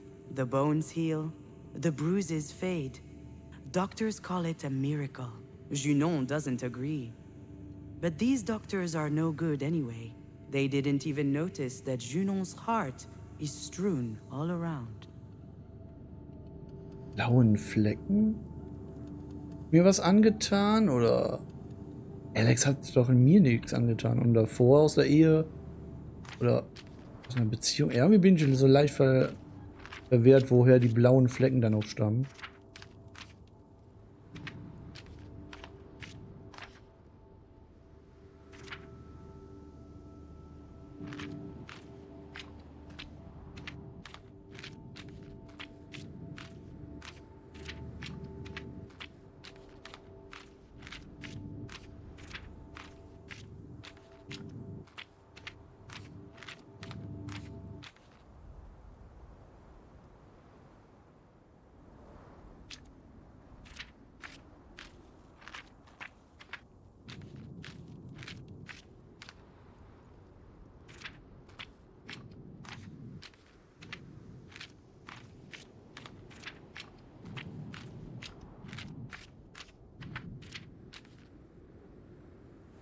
One day, Alex puts away every hint of Astrid into a big box.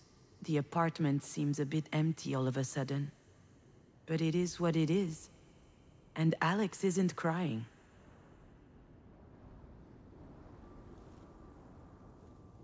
Er keinen wirklichen Bezug zu seiner Tochter oder wie? Oder weil er stark sein will für die Mutter, also für Junon?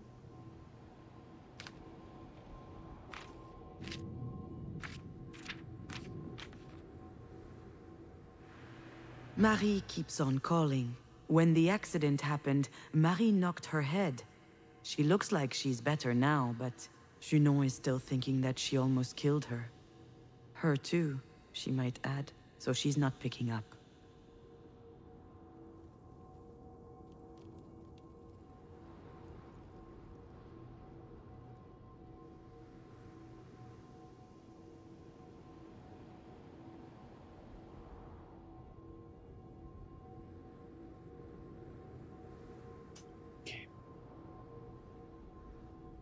Tonfall.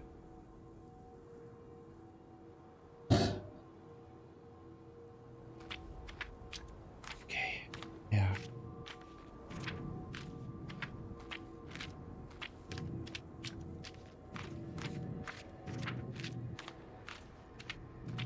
Und nach und nach macht das immer mehr Sinn.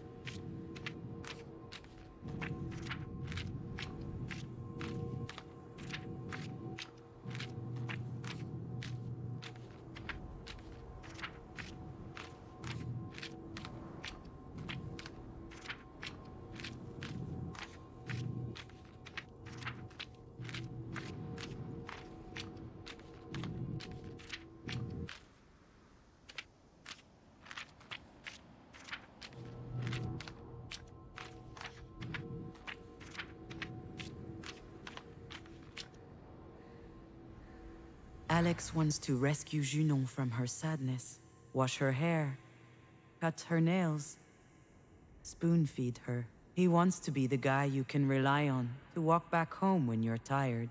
But today, Junon is not walking back.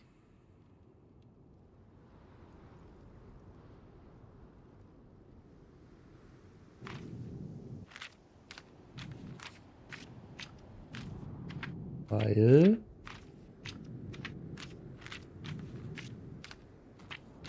Cool, dass sie in dieser Form redet. Sie ist ja die Erzählerin und redet halt so, wie ich das ja öfters mache. Oder also, ja, der Dirki, der geht jetzt ins Bettchen und so und so. Und so redet sie jetzt gerade über sich. So. Junon doesn't want to be saved.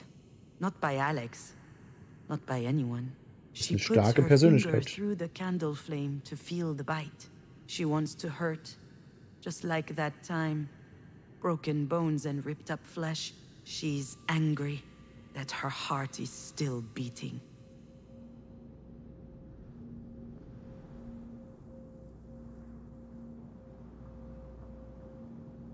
Ich habe jetzt so leichte Flashbacks von, boah, wie hieß der Film mit Will Smith, I Am Legend? Als er gerettet wurde, aber sein Kind nicht.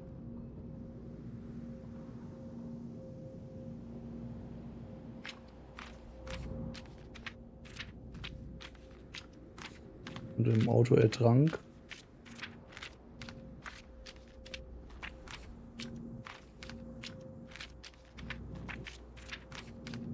Wie dann ein Vater sich fühlt und so.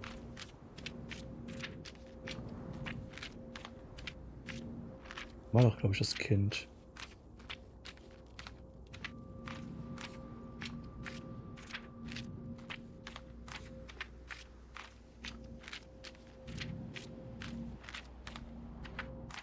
Also die blauen Flecken.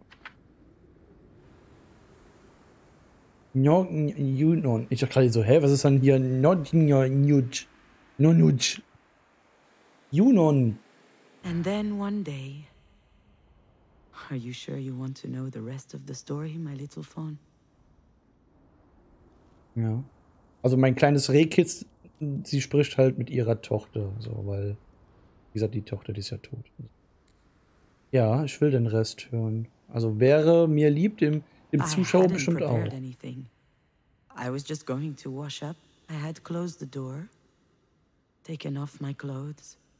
turned on the shower, and I started crying. I couldn't stop. I couldn't go on.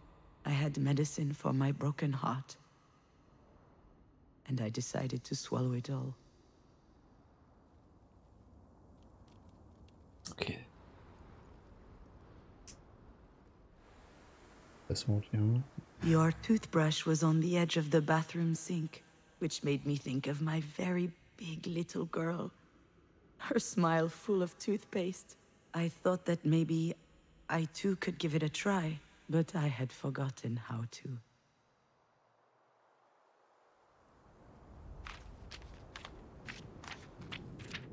Okay, was die durchgemacht hat.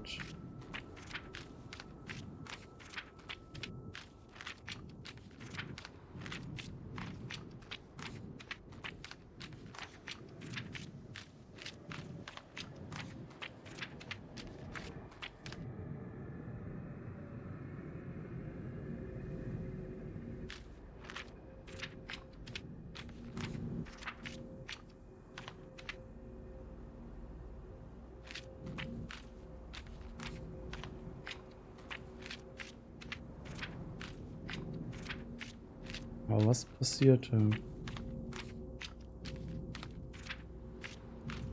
Kam ich in die Klinik?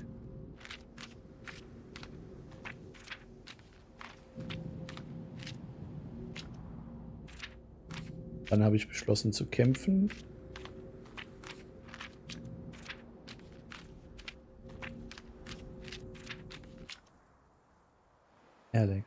Alex never learned what really happened that day. He panicked because he could no longer hear me, so he broke the door. But he was too late. It was all over already.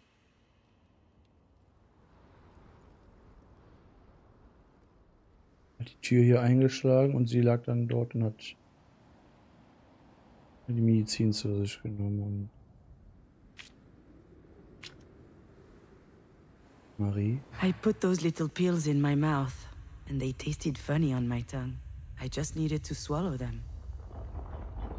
And right at that moment, the phone started ringing.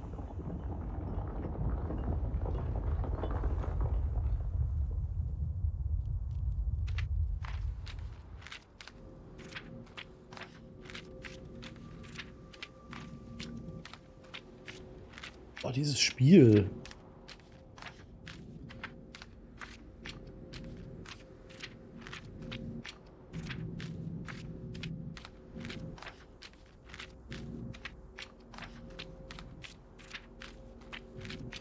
Ein bisschen weiter zurück.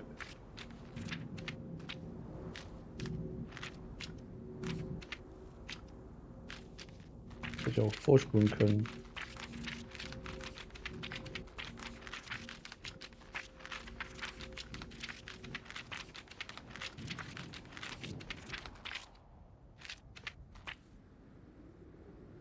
Marie didn't ask me why I didn't answer the phone for a whole year. She started talking as if nothing happened. I was crying too much, I couldn't answer. So she told me she could wait. And she waited until the last tear was shed. And then she told me something she had never told me. Was? Perhaps one day I can tell you exactly what it was. But long story short, it meant she loved us very much, you and I. In that moment, I felt like an enormous weight was lifted off of my shoulders, as if she had given me the most beautiful gift. And then she changed the subject, as she does. She had a proposal for me. Her career was taking off, and she needed someone to do the clerical work. She knew I would do it well. She told me, "It's a boring job. I'm not doing you any favors, but you can do me one." I accepted.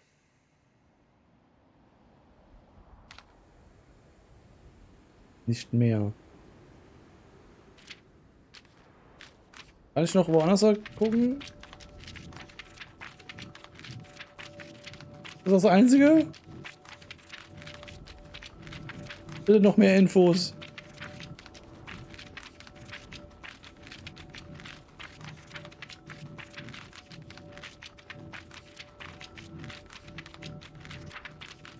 Mhm.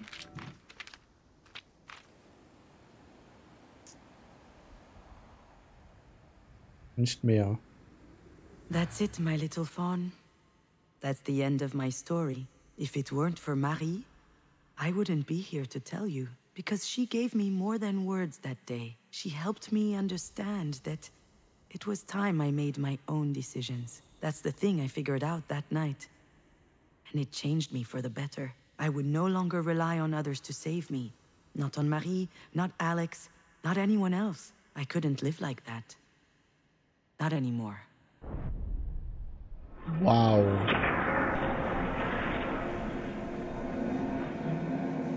Hat Marie noch das Leben gerettet, wenn man so will. Also Have die I Mutter. ever not been there for you? Nicht mehr. He didn't actually understand. He didn't get the dynamic we had and what it did to us. And me neither, actually. Up until today, I lived some sort of a misunderstanding. But it's over. It's true. You were there. Not just when we lost Astrid, you've always been there. I knew that whatever happened, you'd be there.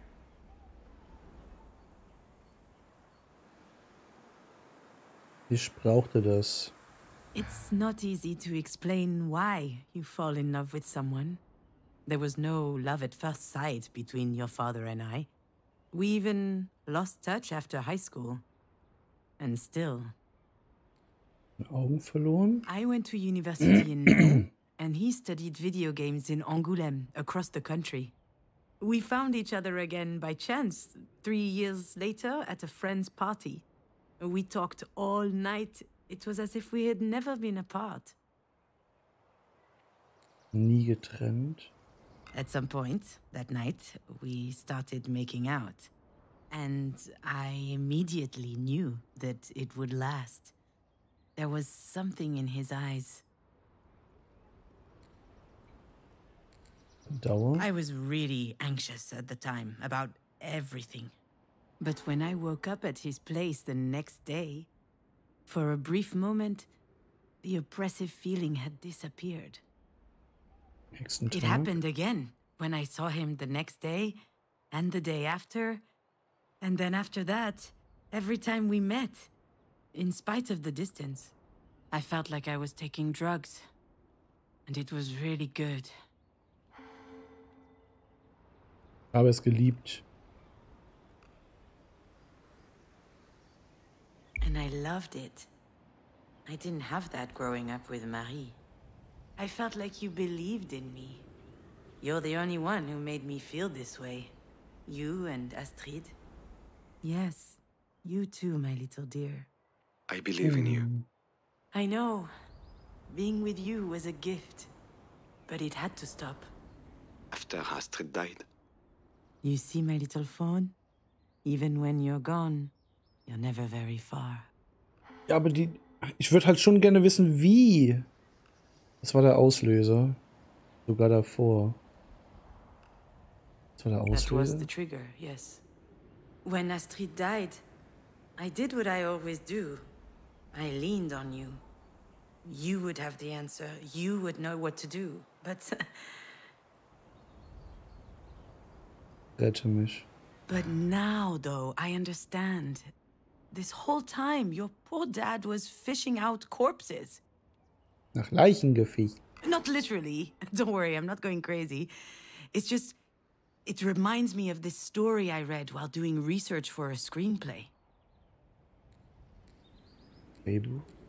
I wanted to write a social drama. You know, kind of like Ken Loach. I wanted to change the world. I never finished it, fortunately. It probably would have sucked hard. But at the time, this one story really struck me. The story of a guy named Wei Peng, a farmer in the Yellow River Valley who found himself a unique occupation. His cabin is 20 kilometers downstream from Lanzhou, an industrial city that attracts poor folks looking for work. And their life is so terrible that a bunch of them are committing suicide. Selbstmord. Young women, especially. Some kids and elderly too. More rarely, but it happens. Every morning, Wei Peng grabs his pitchfork, pops into his small boat, and he searches the river. He's looking for bulky and soft lumps. Most of the time, they're goat carcasses. But every now and then, he finds humans. When Wei Peng manages to identify the body, he sells it. Otherwise, he buries it. Vergräbt es. His house is surrounded with corpses. He lives in a cemetery. I understood why people paid him. It's a horrible feeling not knowing what happened to a loved one. They were purchasing more than a mortal coil. They were purchasing peace of mind. But I didn't get why Wei Peng did it. How can you live with this job? Then I reached the end of the article. Articles? His own child died in that river. A kid your age, trying to retrieve a ball in the water. Wei Peng didn't know how to swim. He couldn't do anything. And now I understand Wei Peng. Just as I understand Alex. Alex. Some people find it easier to alleviate other people's grief than to deal with their own pain head on. Maybe that worked for you, being in that position. As long as you were taking care of me, you wouldn't have to think about yourself or about Astrid. Maybe I never thought about it that way. Me neither, you know, I only understand this now. Okay, then. Why? If I thought I was helping you, but actually hurting, why did you come back to see me? I really shouldn't have. I don't know what came over me. I was happy to see you again. Of course, I liked it too. But it also felt like a farewell. Last week to me, that was just like before. Alex? Are you still there? Aww.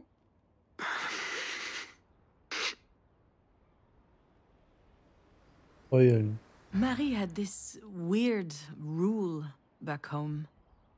You only get to cry once. Du darfst nur einmal weinen. Oh, okay, da habe ich schon verschissen. Zu Hause darfst du nur einmal weinen. Okay, gut, ist in Ordnung. It didn't matter the reason, from bike falls to headaches to world hunger. She had this theory that there are two reasons one might cry. Either from surprise, when life sucker punches you, or from cowardice, when you give up on fighting back. You only get to cry once from surprise, she used to say. And there is no time for cowardice. Well, I think she forgot that there was a third possibility. Sometimes you cry because you've mustered up the courage to look at life how it is. Wenn du weinst, weine ich auch noch. Oh, if you're crying, I'm going to cry too. You'll never beat me at this game. I have a lot of practice. Oh, Oh crap, Junon, I'm so sorry. You don't owe me anything. I guess I should leave you alone. Yeah, well, haven't exactly made it easy for you. But I'm not doing well, okay? Really, I'm not. Wow. You don't get these heartfelt moments from him, ever. also auch wenn es hart ist in dem Spiel, ich würde halt gerne wissen, wie das mit der Tochter passiert ist. Seit letzter Woche? Since last week?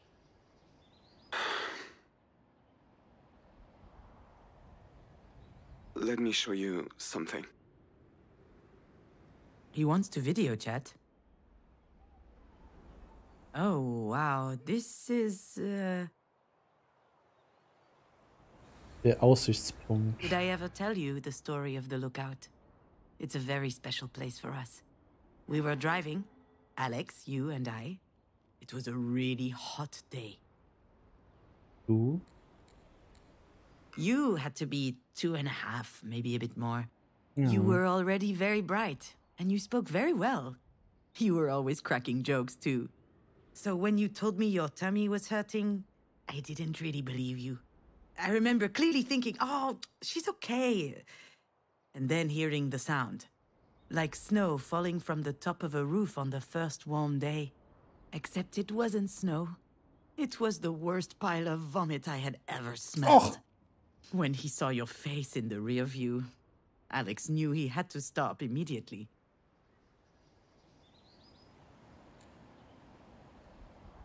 Dein Gesicht. You looked truly positively puzzled. You were staring at the puddle beneath your feet, then looking around to see where it came from. And I was twisting and contorting from the front seat, but unable to help. I didn't even wait for the car to stop. I jumped out, went for your door, and squeezed you against me. I didn't care if I got dirty. I just wanted you to feel good. I thought it was my fault. I should have listened to you. Your forehead was hot. It could be serious. I carried you out to the banister on the end of the clearing and laid you on the grass. Your face was pale and your eyes were bulging, and you started screaming. Oh, während der Fahrt.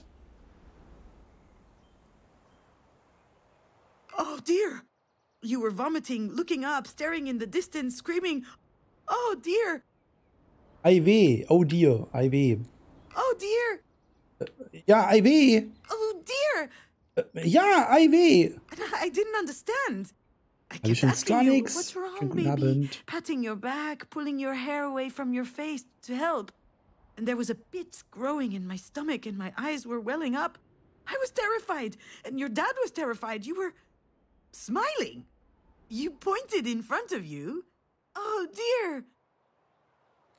Ei weh. Oh, dear. Oh, dear. Oh, dear. Ich nehme mal Ei weh. Ich bin mir nicht sicher. Ich nehme mal Ei weh. Oder Ei weh. Ei weh. Ei weh. So we turned around. And on the other side of the banister, there was a cliff going straight down.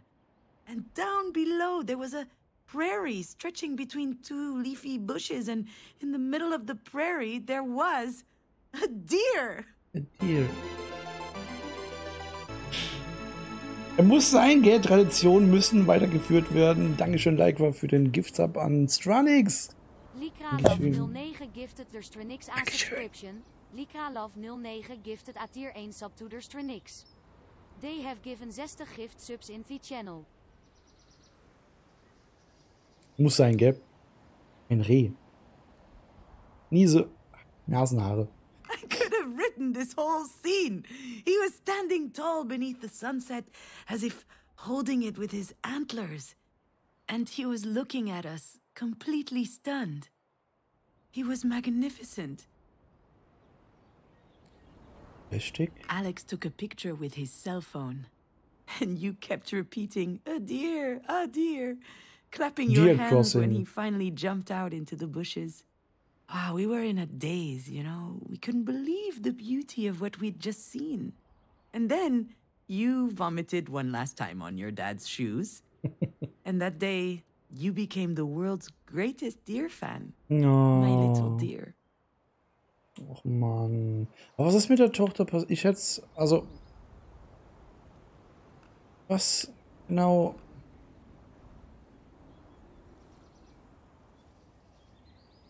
What are you doing over there? Do you recognize the place? Of course I do. I'll never forget the lookout. Every time I take this road, I have to stop. The other drivers don't get it, of course. They ask me if I need assistance, if I broke down or something. Es ist ein Autounfall passiert und das Kind kann ums Leben. Aber wie? It's so beautiful. Today I came here just for that. Why the sudden rush of nostalgia? Hast du das Reh noch einmal gesehen? Did you see the deer again? No. I never saw the deer again. I never see the deer again. And that really, really sucks. Alex? You're scaring me a bit. You don't look well. I'm not well. You were right, you know. This whole time I thought I was helping you. I thought you needed me so you wouldn't crumble. But that was a goddamn lie. I was the one who needed you. Even before Astrid died, I needed you. Helped Junon with her tyrannical mother, helped Junon with her screenwriting career.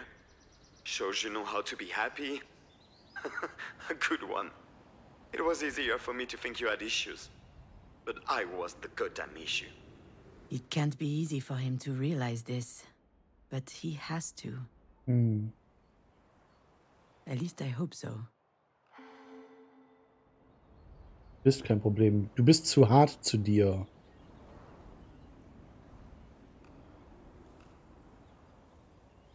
Du bist kein You're Problem. not an issue, Alex.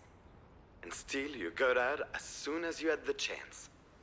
I know you can be forgetful when it suits you, but that's pushing it. Amnesien? I remember getting in the car with you. I remember waking up in the hospital with Alex by my side. But what happened in between? Ich würde es gerne wissen. Es hört sich sehr, sehr dumm an. Es ist wahrscheinlich ein sehr, sehr trauriges Ende. Schwarzes Loch. Apparently that's pretty common. During extreme events, your brain does not generate memories. It's too busy surviving. Ja. I survived, which I guess means that my brain worked really well. But since then, it's been mulling over this one question. Eine Frage. Was it all my fault? I was half expecting your dad to hold it against me one day, anyway. But it doesn't hurt any less.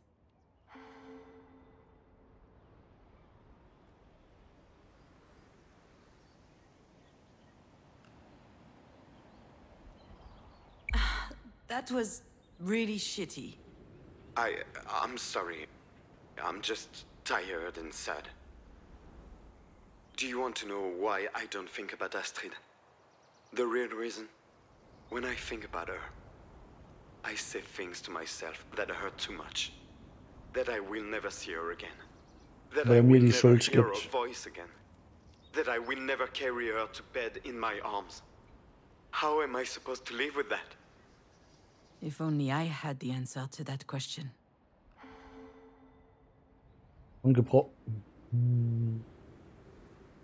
Dauert lange. It takes time. Yeah, that's it. It takes time. Except the more time passes, the worse it gets. And I'm getting tired of waiting. What are you saying? Und täglich grüßt Alex, das Murmeltier. what are you saying? This place is as beautiful as ever, you know? Really beautiful. Bye, June. Good luck. Alex, don't. Alex? Alex! Shit, I gotta get over there.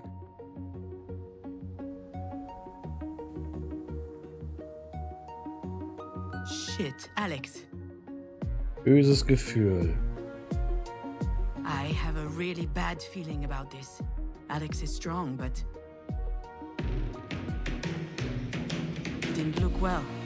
I've never seen him like this. I could be imagining this, but if anything happens to him, I will never forgive myself.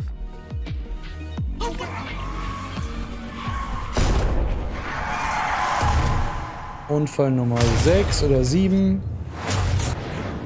Ist die Zahl richtig oben? Ja.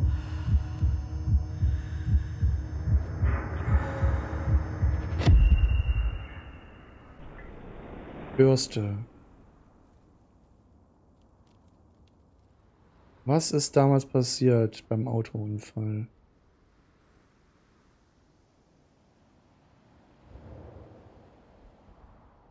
Oh.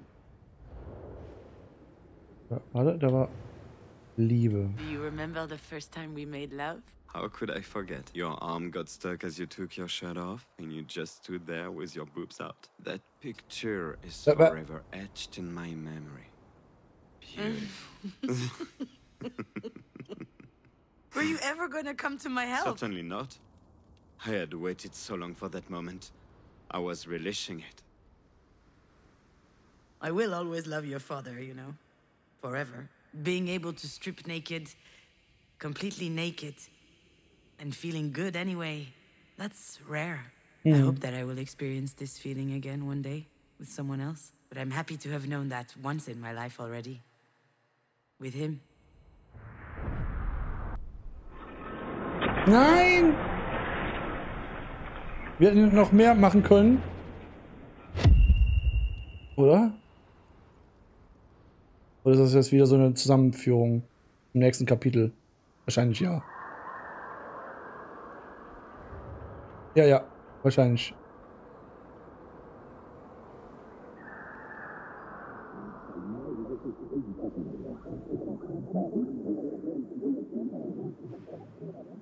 War eben Liebe. Hier.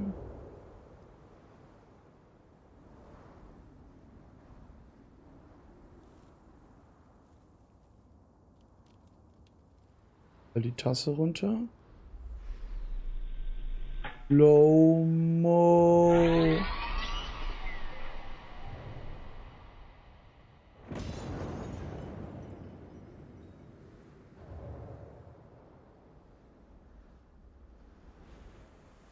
All right.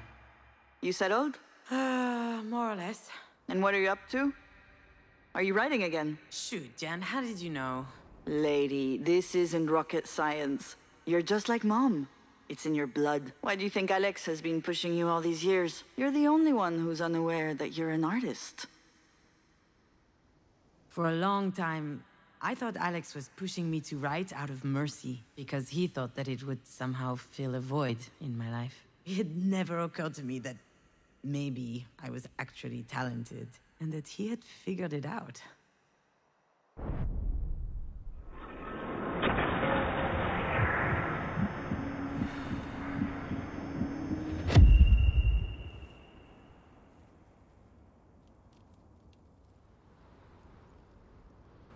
Also das geht definitiv länger als das Spiel davor. 1748? Was? Hä? Was meinst du, Marco? Welche Zahl? Was meinst du, Marco? Hä? Geht doch durch.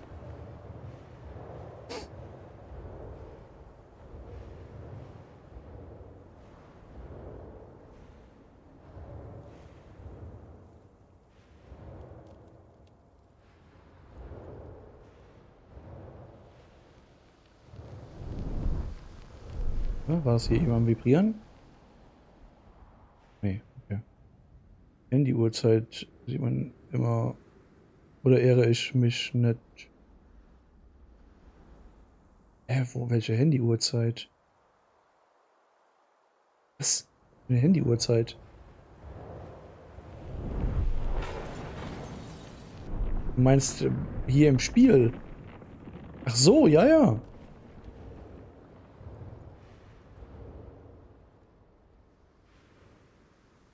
Aber das ist ja nicht der richtige Zeitpunkt. Die Uhrzeit dort.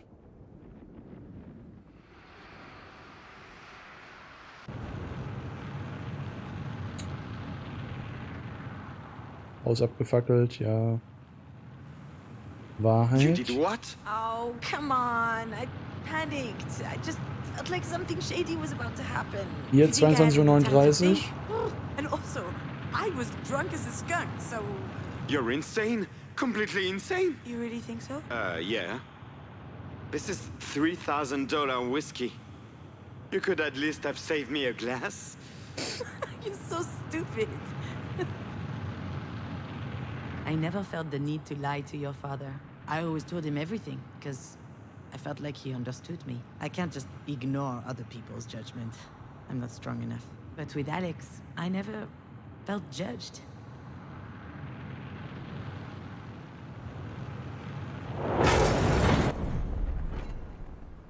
Okay, das war sehr laut.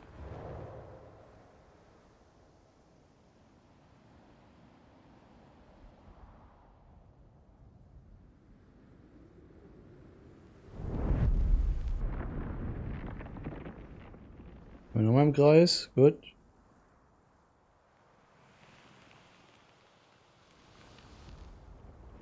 Oh, dann haben wir hier hin.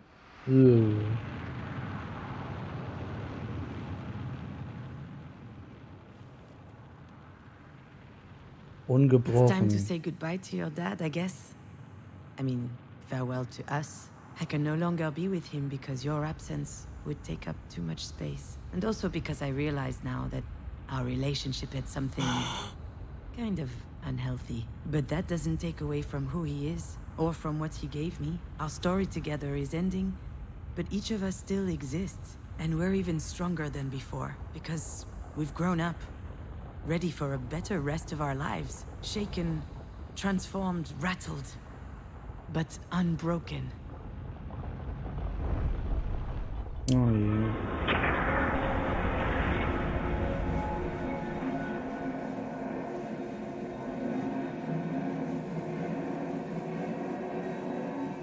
How am I supposed to live with that? Ungebrochen. Today it's your dad who feels like his heart is in a million pieces.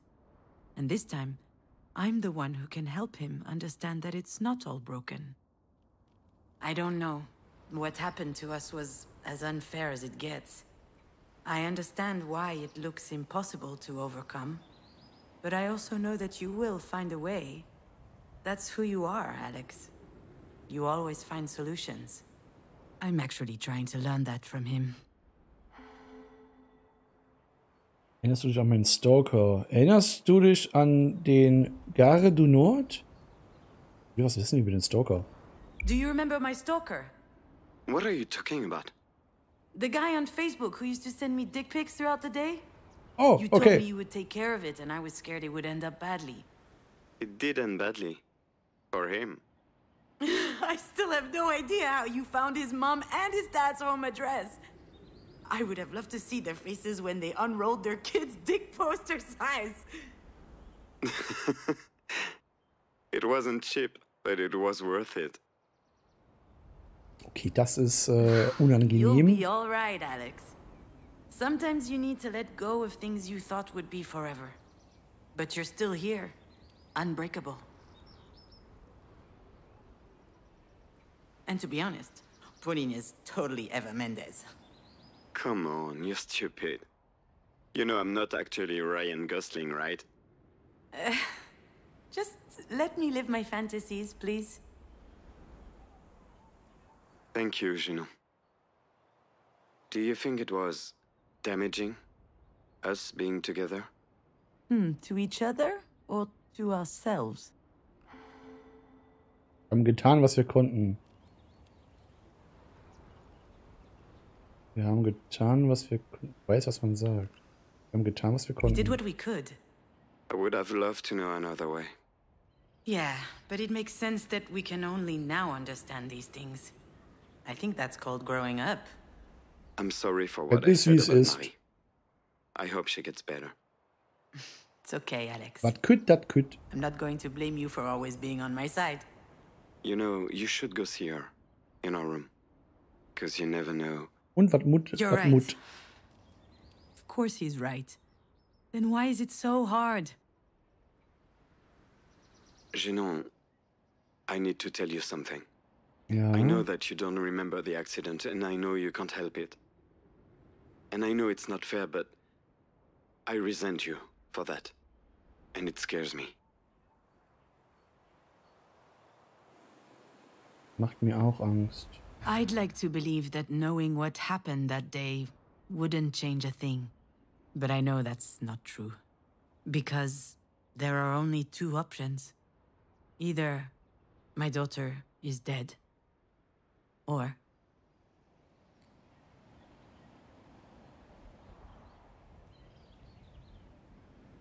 I killed my daughter.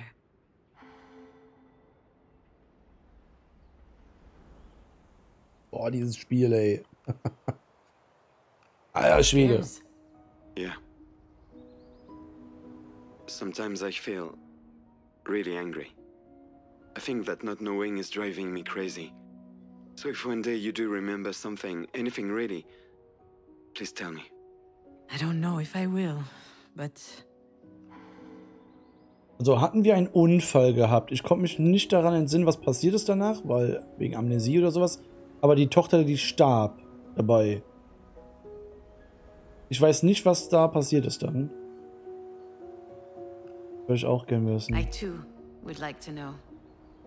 And I too am angry. Oh, June, I'm sorry, Could you stop being sorry all the time? That is not sexy. Is Ryan Gosling ever sorry in the movies? Huh? What about Hugh Grant? Is he sorry? Huh? Hey, Adam Driver? I mean, yeah. They do have that hangdog look. Fair point.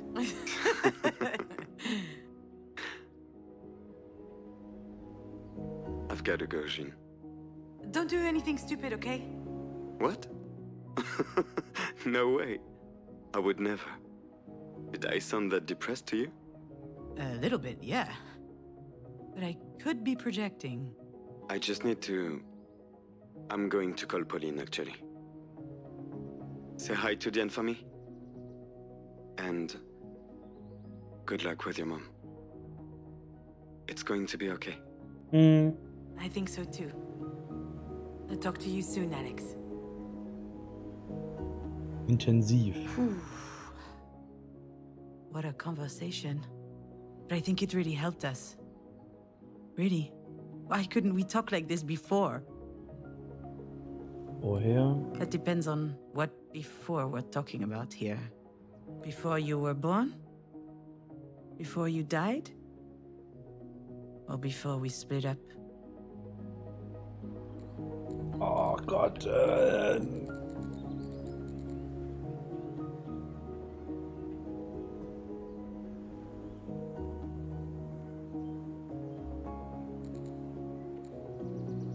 Before you died, we talked about you constantly.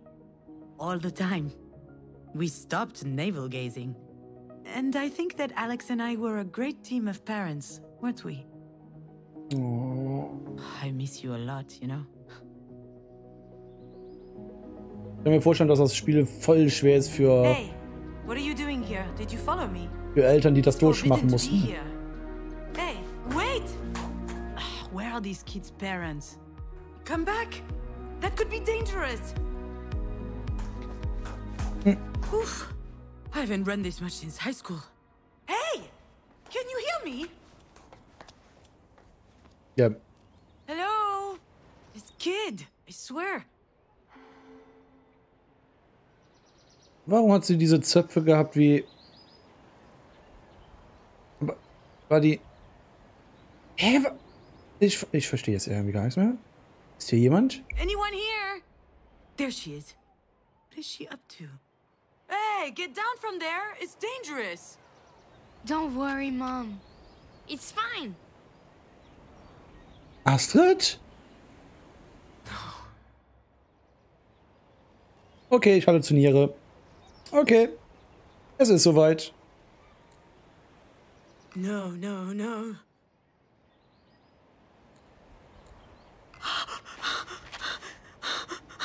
I've got to get out of here. So erging es mir damals, als meine Eltern starben. Seriously though, what is happening? Am I going crazy? Nee, das ist völlig normal. Was ist passiert?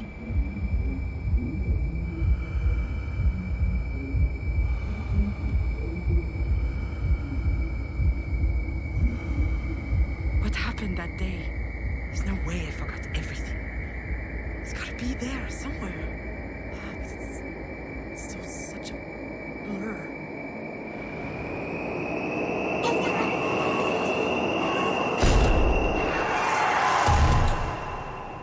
Leben!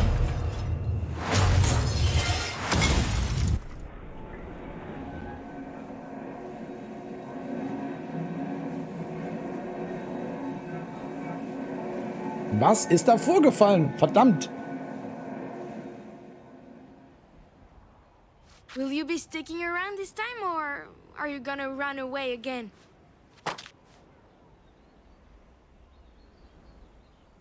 Der sechste Sinn. Ich kann dort Menschen sehen. Was zum... What the hell is happening? Hey, what's up with the curse words? Are they allowed now? Did you just hear what I was thinking? Are you surprised? You've been talking to me in your head for years, Was I supposed to leave you hanging forever? Is it really you? Nope.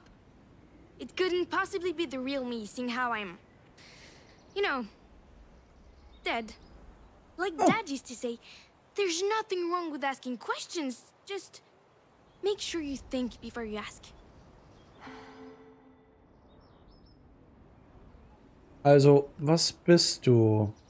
So what are you? A ghost? Oh, maybe I'm finally going crazy. Ja. I'm not a ghost. At least, I don't think so. Let's just say that I'm here. Isn't that good enough? It's more than good enough, my little fawn. This is the best thing that's happened to me in a long time. Probably the most worrying thing also. Oh ja, ja, sehr beunruhigend. Mom, am I really scaring you right now? Hey, don't do that. Did nobody teach you it's rude to read people's minds? How about you stop thinking and talk to me instead? So groß geworden. Ich bin froh, dich zu sehen. Ist so groß geworden. Oh, you've grown up so much. A proper mini Astrid Hofferson. Astrid Hofferson? Who's that? Eine lange Geschichte. It's a long story. Ah, my favorite kind. Okay, but I know you, so you can't interrupt me, okay? Okay. But tell me when we're up there. Oh, wow. The view is really nice. When I was pregnant, I spent a lot of time at home. And I used that time to watch a lot of movies. All thanks to me. Exactly. You weren't even born yet, but I already loved you so much. Except one day, the internet went down. So, I was forced to comb through your father's nerdy DVDs. And the best I could find was this cartoon. Now hold on a second. What's wrong with cartoons? The opinions of a Peppa Pig fan mean nothing to me. Although, you are right. It was really good. What was it? What was it about? It was called How to Train Your Dragon. Drachenzähm leicht It was about gemacht. dragons. I love dragons. Daher der Name Astrid. Auch wie süß. Dragons are tacky. But there was this great character in the movie. Astrid Hofferson. Ja, auch wie süß.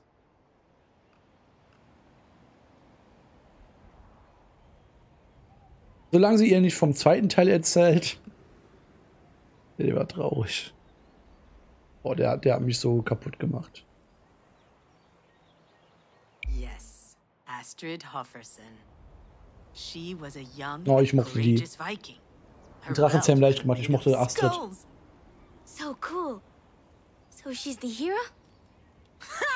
Of course not. The hero is a bumbling idiot who we're supposed to sympathize with just because he has a shitty father. Let's not forget, the movie was written by a bunch of Hollywood guys. But still, Astrid is a great character. Especially because she has a really useful asset. Sie ist eine Kämpferin. Sie hat keine Angst, ihre Meinung zu ändern. She's not afraid to change her mind. Her tribe has always hated dragons, however, when she meets one, within like 30 seconds, she understands that he's cool. Do you realize how much courage that takes? I guess change is always hard. Very hard. But maybe a little bit less so if you learn how to do it when you're young. And she's also really supportive of Harold, the idiot hero. When he's doubting himself, she's there for him. Not to snuggle, though. Quite the reverse. She shakes him up. She chews him out. All of this leading up to the realization that he can make it on his own. I thought that was beautiful. I told your dad that night and he laughed. He said he'd always loved that character. So schöner Film auch. And that's why my name is Astrid? Ja. It is. We were hoping you would become a warrior, a rebel, sensitive and smart. Wieso ein schöner Name? Someone like Astrid Hofferson. Someone like you. Excuse me? Don't be modest. You've done pretty well so far. Wait, what do you mean by so far? Well, with Auntie Jan and Dad. You struggled for a bit, but eventually you managed to find the right words. That was impressive. Oh, not really. Bin irgendwie ziemlich scheiße. Ich habe keine Ahnung, was ich tue.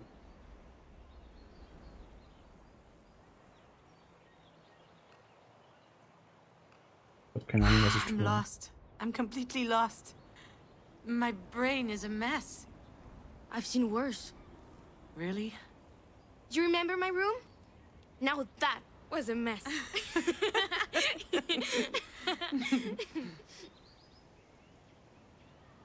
Oh, Oh, Mann. my little fawn.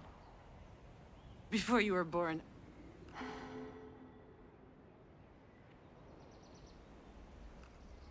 Oh, bevor du geboren wurdest, hatte ich solche Angst, war ich so ungeduldig. Der Satz, der geht ja nicht weiter. Hatte ich solche Angst, dass du es nicht schaffen wirst? Oder ich war so ungeduldig, weil ich wollte dich rauspressen wie eine Kanonenkugel aus... Hatte ich solche Angst? So terrified. Of what? The delivery? No. Which is weird, actually, because objectively speaking, the thought of pushing a head as big as a coconut through my vagina... Mom, you're so gross. I mean, it's not like you're gonna traumatize me, but I meant to be like 9, remember? Tut mir leid. So what was it that was so scary then? I was going to share my life with someone for the first time. But you were already sharing it with Dad. It's not the same, little dear. We love each other very much, me and your dad, but we knew that it could always evaporate. I still care about him a lot, but things will never be the same between us. With you, I knew it was for life. And that was scary? I was a little afraid of losing myself, but I also loved the idea. When you were born, I knew only one thing. I'd never be alone again. That's how it was supposed to be. But I screwed it up. I was a shitty parent. Just like I was a shitty daughter and a shitty wife. And I lost you. Mom, stop. You didn't lose me. You really think that I... what? Disappeared? Immer noch... Mann! Ich hab dich im Stich gelassen. I abandoned you. And I think about it all the time, whenever I close my eyes. What happens when you close your eyes? Ich höre die Glasscherben, ich höre die Sirenen. Ich höre die I hear the Sirenen. sirens. Oh, like Odysseus? Not those sirens, my little phone. The emergency sirens. I see the crown of your hair, sparkling like a tiny sunshine on the tarmac. And then, I see your open eyes. How can I ever be happy with that tattooed on my eyelids? Mom, maybe you should stop thinking about it. Thinking about Boah, das it ist ein so like schweres Spiel, so für Mütter, die das durchgemacht haben I auch. mustn't. Oder Eltern. If I stop thinking about it, that would be like killing you all over again. Astrid? Don't leave me, Astrid. I don't want you to leave. Und zurückspulen.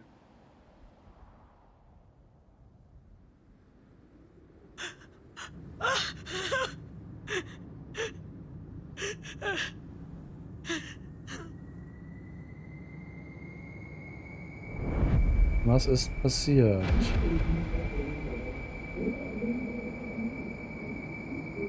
Ich würde halt gerne wissen, was da passiert ist. I'm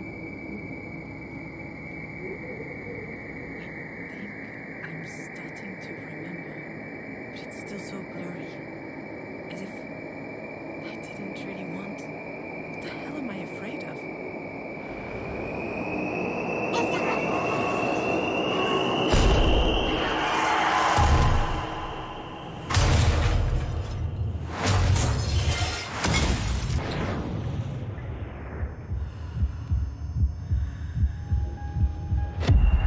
Sonnenbrille.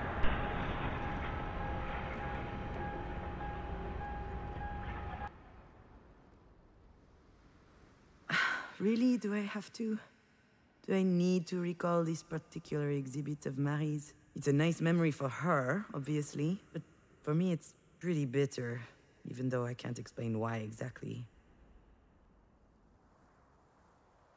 A lot of memories came back to me that night. I would stand in the middle of the gallery with my eyes closed, and they'd crop up as if they were connected in some way. Come to think of it, there may be something to unearth in my own personal exhibit. We'll see. Let me show you around. Ja. Okay.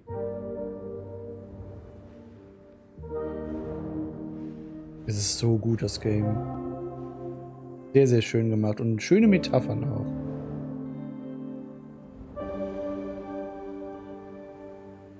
Strandtag 3. You know this tableau, my little fawn? It's been gathering dust in the back of my personal collection. I haven't displayed it in ages. Here the artist is depicting her first day at the beach with her daughter. Do you remember? Muschel. You started worshipping the sand as soon as we got there. You were delighted.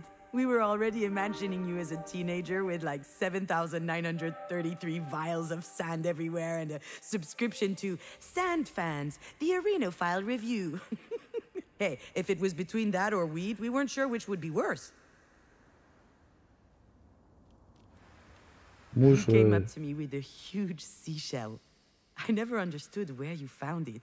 You handed it to me with great pomp and told me I had to write a movie about it. I complained. I don't know his life. I have no idea what he's thinking about. If he's sad or...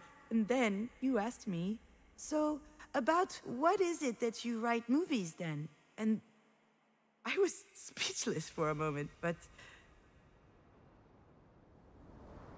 Nice. The weather was so nice that day. We had eaten ice cream under the big umbrella. Then you pulled out your little tongue, your head got close to my arm, and I felt something cold and wet above my elbow. You taste salty, you said.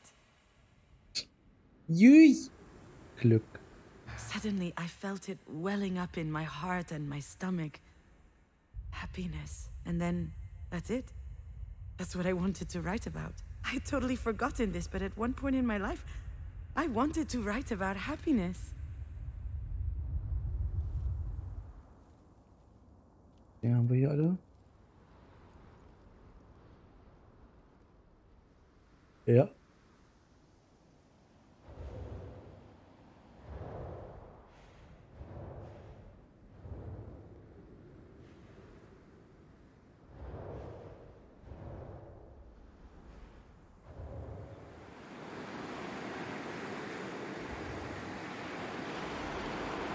Zeremonie 12. Since the dawn of time, people have needed rituals to mark the big life events. Here, the artist is depicting her final farewell to her daughter. At least that's what she thought at the time. Oh. Asche. Neither Alex nor I could picture you in a tiny coffin. We really preferred that you remained with us. Like fine sand in a Asche pretty vase. verstreut. But in the end, even that was too heavy. I kept thinking about it. Oh. Diane. One day, on a whim, I made the call. I didn't tell your father. I didn't feel like explaining. I just called Diane, and I told her to meet me over there, by the sea. And she didn't ask any questions, nothing. She just said, I'll be there. Donnie. I was crying when we arrived at the cliff, overlooking the beach. Diane gently took out the urn from my hands, opened it towards the sea, and she said, Donnie was a good bowler and a good man. He was a man who loved the outdoors and bowling. I burst out laughing and snot splurted out of my nose all over my fucking chin. And Dan was laughing too, and 1,000 particles of you flew out around us, all up in my hair. I thought it would be freeing to see you leave like this, disappear, That was the goal of this ceremony, but now I know that it didn't work. It didn't make me feel free. Rather, it made me feel the emptiness. Oh, Popo schläft ein.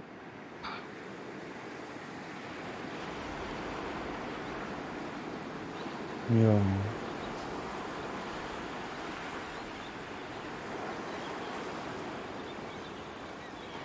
Ist vielleicht, was heißt nicht schöner oder so dort, aber ein Kind am Grabe zu besuchen oder hier zu sitzen oder so dort und in die Ferne zu blicken, ist vielleicht schöner als ein Grab mit einer Nummer und mit einer Zahl und Datum und sowas dort. Ach ja.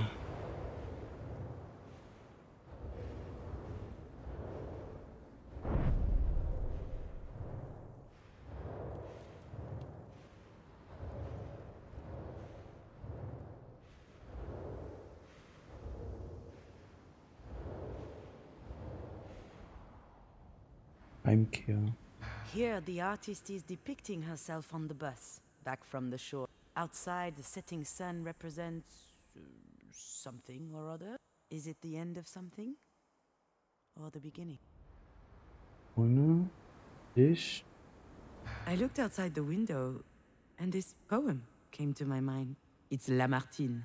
I had to learn it by heart in high school. Setting or just rising in a sky clear or gray, what good is the sun?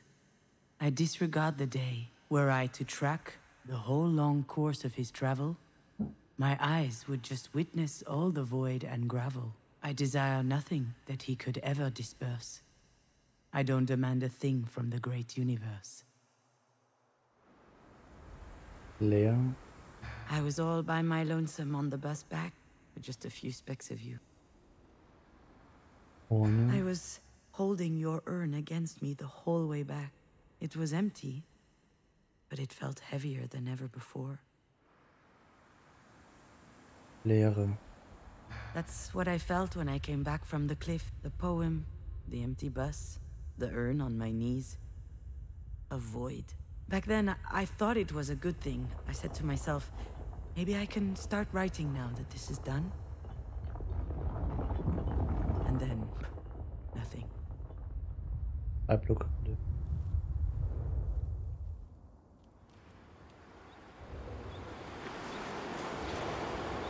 Naja, beziehungsweise, wo fängt man dann an?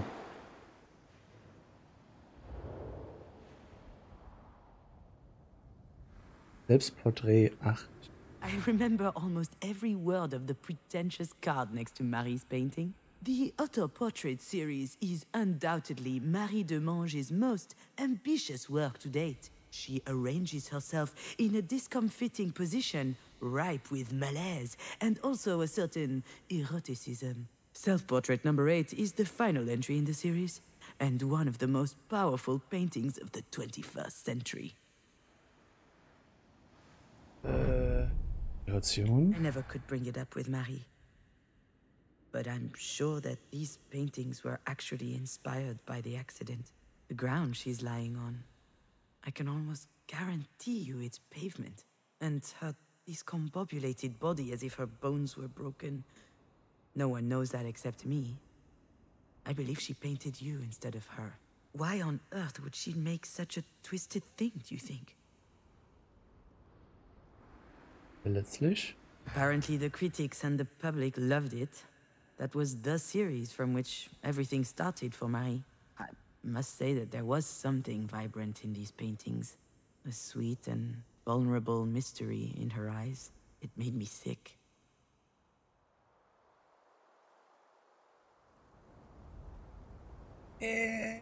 Warte. Nein.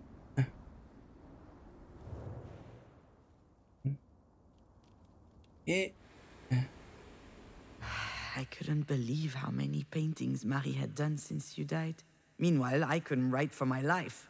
It made no sense anymore. When I left Alex, I did get started on something, as if separating from him had inspired me.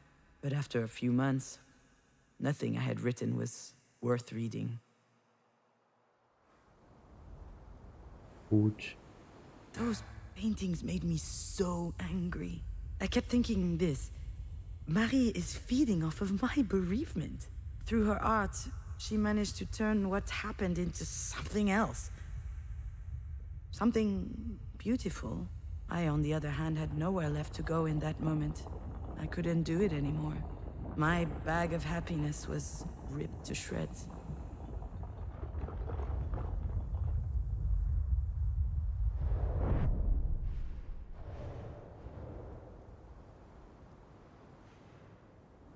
Auch nichts.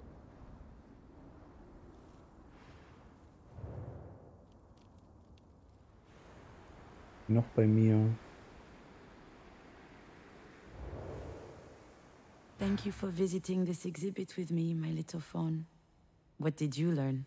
When I see all of this again, I wonder what made me think that making you disappear would take the pain away. Attempting to erase every bit of you meant locking me out of this incredible little room inside my heart. The place that gave me life. The place that inspired me. Now I know that I need to keep that space for you within myself, so that I can write and I can live. You're still with me. Ganz bestimmt gleich gepackt.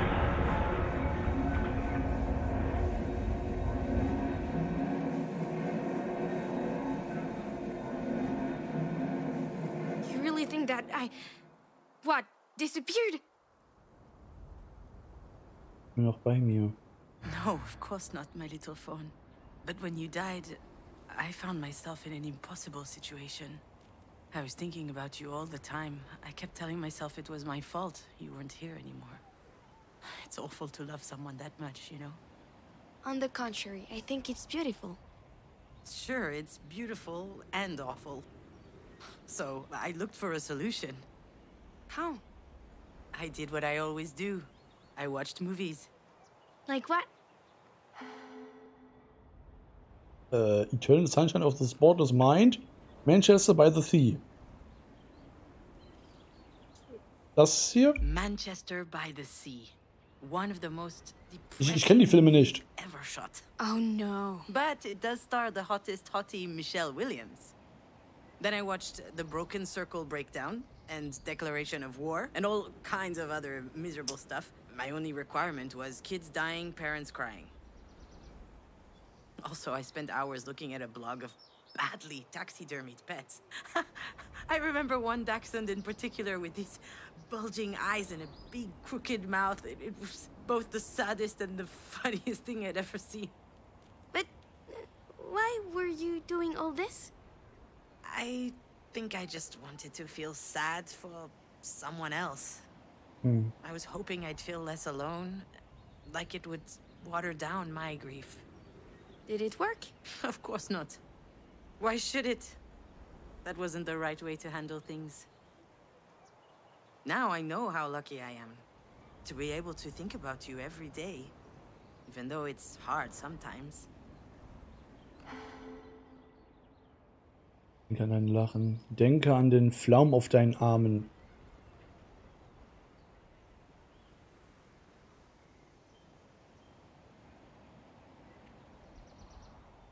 Denke ich an dein Lachen. I think about your laugh, the Okay. one you made when your dad would attack you with a toy knight. Denke ich an deine kleinen Kritzeleien. Denke ich an den Geruch deines Schweiß. I think about the smell of your sweat when we got back from chasing pigeons at the park. Then we'd hop in the shower together to wash away the dust. Denke ich an deine Geburtstagspizza. Denke ich an die Art, wie du schwierige Wörter... I think about the way you would sound complicated words. Escarpment. Onomatopoeia. Kakophonie. Cacophony. They were in stories we'd read to you. You loved to parrot them back. I think about all of it, little dear. And it's a reminder that you are here with me. I carry that with me into every decision I have to make. And I won't let it go for the world. It's a bit silly, isn't it? What is? All of this. Me talking to you right now? Du bist nicht mal echt und sieh dir diesen Himmel an. Also, just look at this sky. You usually only get these kinds of sunsets in Hollywood movies. Marie is on death's door, and I'm out here chatting with my daughter's ghost? I told you I'm not a ghost. And I love chatting with you, just getting to know you better. It's a little late for that, don't you think? It's never too late for a good story. That's what you always said. I say a lot of stupid stuff. And if you'd written down half the ones you taught me at bedtime, you'd be rich. Do you remember the one with the horse tribe that does karate? Ninja Yapalooza? Ninja Palooza? Yeah, it was so good. And the duck who kept solving crimes around the farm while drunk. Warum ist er Saufbold? Inspector Drunkass. No one is going to publish that. That's too bad. It would be a lot better than Marie's books of Russian folk tales. Ugh, those books were a snooze fest. Right? Then why did you hug her so hard every time she bought you a new set? Because you can be a child and still know how to be diplomatic. Where are you up to with your script? I haven't looked at it in ages. Is your job for Grandma taking too much time? Morgens aufzustehen nimmt schon zu viel Zeit in Anspruch. Alles, was ich schreibe, ist scheiße.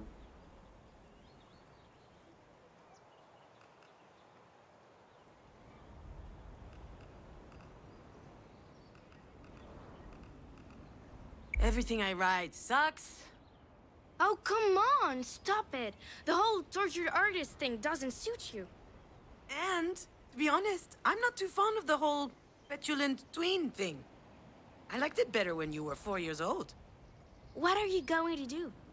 Give me a spanking? Oh, I suppose you're too old for that.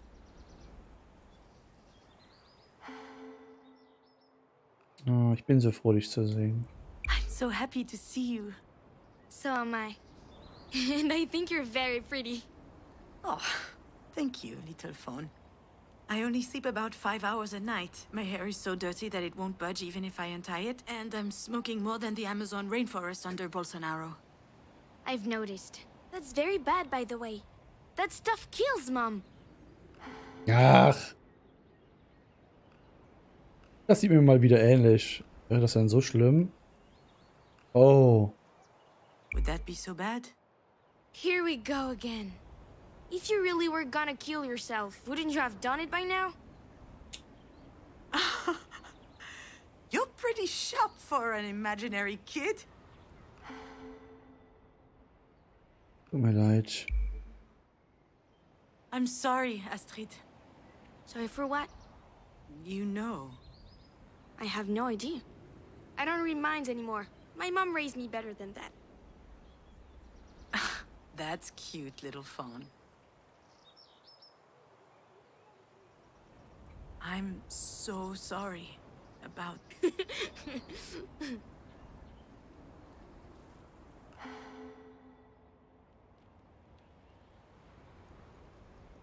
Boah, das war kein Scherz. That wasn't a joke. Sorry, I'm sorry. It's just... Do you remember what happened? Nein. No. I mean, I remember that we were going to Mina's birthday party. I was driving, but after that, it's all a blur. See? That's why I was laughing. You totally forgot how it happened. For all you know, we were struck by a meteor through the windshield or something. So I ask again. Why are you sorry? Nicht genug. Hör auf. Stop it.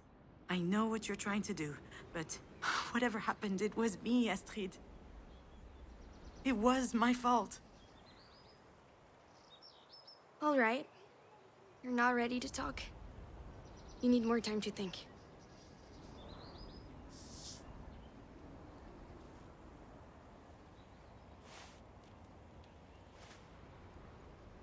Astrid. Come back. Hä? Oh, das wäre gemein. Nachdenken. Need more time to think. What did she mean by that? Was hat sie damit What am gemeint? I even talking about? I'm mulling over my dead Was wäre, wenn ich daughter's Ja gesagt hätte? imaginary advice. I'm going off the deep end here. Hätte ich irgendwas wahrscheinlich erfunden, aber das ist doof.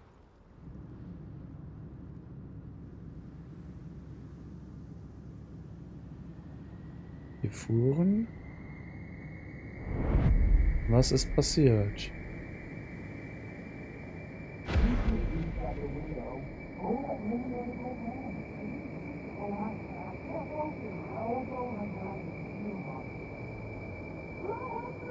I know.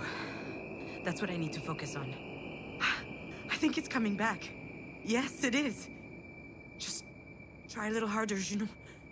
I need to dig. Kann man nicht so wirklich alles verstehen. Ja, was mit Open the Window?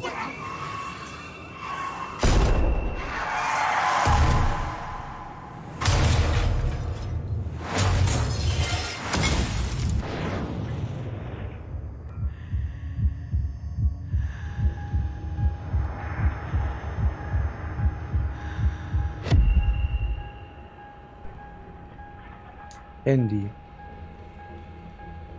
Ja, das geht noch ein bisschen. Aber ich glaube, danach ist es. To be a mother. Is it being 100% focused on your child? Is it always knowing what to do? Never having any doubt? Is it sacrificing your ambitions? If you do all that, are you automatically a good mom? And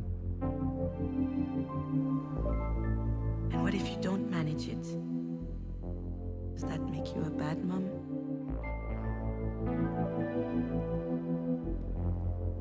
I've asked myself all of these questions a lot.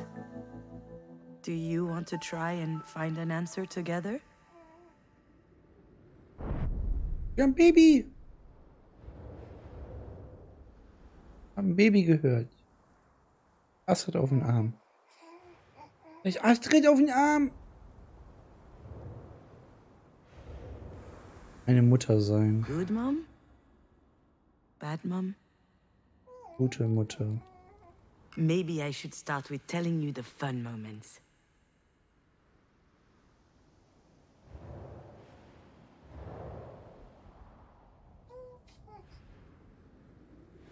Abfahr. I was so fired up by your birth. I felt like I was high on drugs. I was taking care of you, working, seeing friends. I was living. Alex and I even became involved in politics. We were trading weekends to attend climate marches. I was ready to fight to make a change in the world.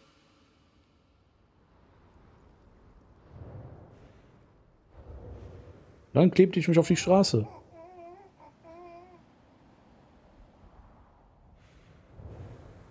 Positiv. Kind of came out of nowhere. I was feeling gunky and I was a bit late, so I decided to take a test without putting too much stock into it. And here is the picture I sent to your dad. I remember that the stick wasn't even dry yet. Can you imagine the surprise? I'll admit that back then, I didn't know whether I would be pregnant one day. Ja. In my head, there were a ton of reasons why I wouldn't be. I could be infertile. Maybe my hips weren't built properly. I would probably have a bunch of miscarriages. And especially, I was not up to the task of becoming a mother. Except... as soon as I saw the test, my head exploded, my little fawn. I was happy. Just happy. Nothing else. It was an incredible feeling.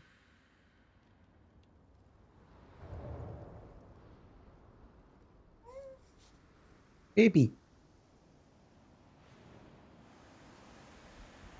Der Job Ich habe am Anfang gelesen, der That Blob. was the year before you were born. Die Kleine war Alex erstmal had der been on Blob. my ass to get in touch with the friend of a cousin of one of his friends who was a producer. Anyway, I was supposed to schedule a meeting with him during the next Cannes festival. I wasn't planning on going to Cannes at all. But I did what I was told. I managed to slip into a party where I eventually met the guy, and it worked out. Yeah. We spent the night smoking cigs, sounding off about the worst turkeys from the festival. And a few weeks later, I was writing a spec for a series. Volk.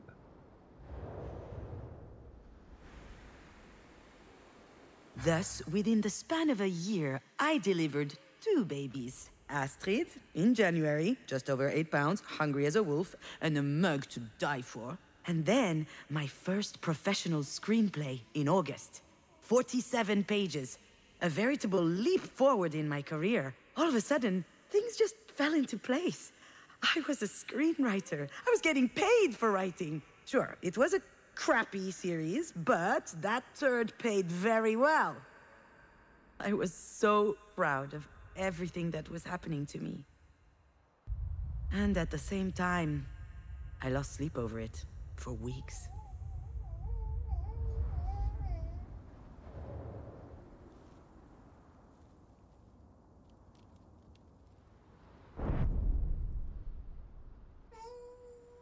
Ja, ist gut, Baby. Eine Mutter sein. Because there were some dark thoughts too. The ones your light could not dispel.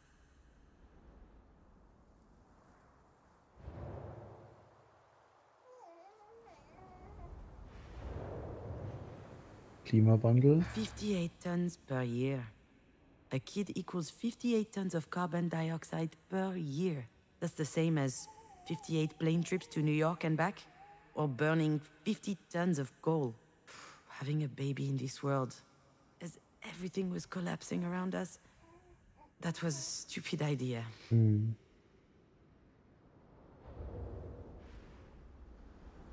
Ja. Vibriert. Der Rest der Welt. You didn't really get the chance to witness it, but this is a funny time we're living in. Imagine having an incredible daughter and a job you've wanted forever, and then you get glued to a screen, and it bums you out. I would see people on social media, you know, people I would never even have heard of in real life. And they were great parents, great artists, working on great stuff, having great success. Everybody seemed way ahead of me. And it felt like it was my fault for being so behind. How dared I aspire to being happy? Nur Fassade. Mobile. A couple of months before you were born, Marie showed up with a cardboard box under her arm. She had found the mobile. When I was preparing for your arrival, I hung it above your crib. After you were born, I would spend hours watching it turn every time you breathed. It was always moving, finding its balance. Wonderful. Alive. Just like you, and also so fragile. Way too delicate. A mere gust of wind could have shattered it to a million pieces. Just like you. Marie. I found it adorable that Marie came to bring us this mobile. And yet, I was scared when I learned I was pregnant. I was scared at the mere idea of telling her. It was beyond me. I panicked. So I decided to hide you for as long as I could. Obviously, she eventually noticed that I was pregnant. And her reaction was unexpected. Unerwartet. She was jumping for joy. Why had I been so scared? It seemed so silly.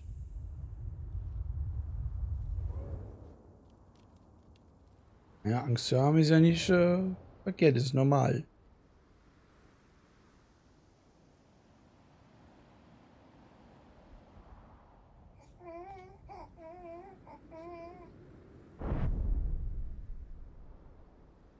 Neue Runde.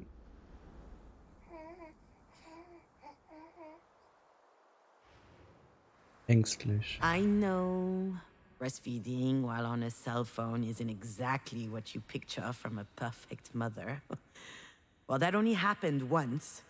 Or maybe twice. Or a bunch of times, actually. I loved connecting with you, you know? It was a magnetic force. Time disappeared when I looked into your eyes. But sometimes I was overwhelmed by everything else. The earth that keeps on spinning, the anxiety of not doing enough, projects at a standstill while others are going full speed, and then the fear that it would all stop. That's always a little bit there. But I think I was stronger than that in the end.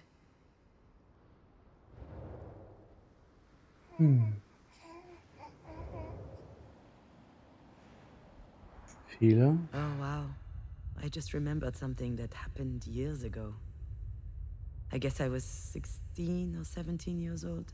I was in my room, staring at this mobile instead of doing my homework. Einem Zimmer? Marie was in the next room, the living room, giving an interview. It was a first. I overheard her talking to the journalist with a soft voice. She was obviously trying to win her over. It was funny at first. She was giving all these juicy details about the crazy nights of a female artist in the 80s. And then she said she got pregnant after one of those nights. And at that time, she seriously thought about giving up the child. And suddenly, I understood that that child, the one she didn't want, that mistake, that was me. Wow.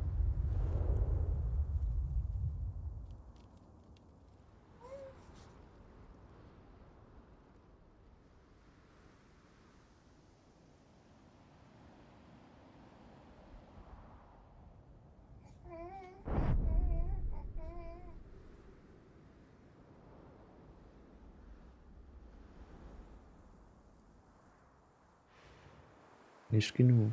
To me, being a mom was one of the greatest joys in my life. I wanted to feel you growing inside of me and then meet you and live all that, the whole experience. And writing was the same. I really wanted to do it, and then I actually did. I wanted these things. I bore them and I cherished them. But I struggled with them too, because I was scared. I had doubts, but really most of all I had this lingering feeling that maybe I shouldn't have been there. And when I lost you, and writing had lost its meaning, that feeling came back with a vengeance. This feeling, this knowledge that whatever I do, it is not enough. Okay.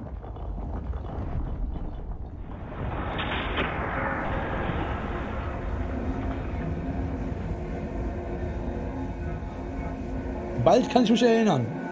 Dauert nicht mehr lange. Why are you sorry? Weil nicht genug. It's hard to be a good parent when you're a damaged adult. You become responsible for a life.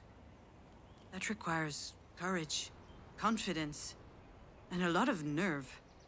And it's really easy to get it wrong. What does that mean? How can I explain? For the first few months of your life, you were like an extension of me. You couldn't talk, you couldn't walk, you could barely see, actually.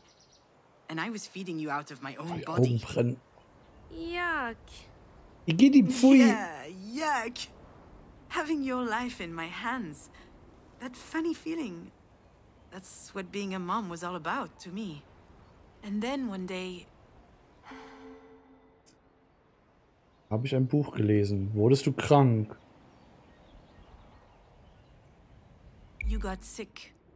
It just looked like a cold at first.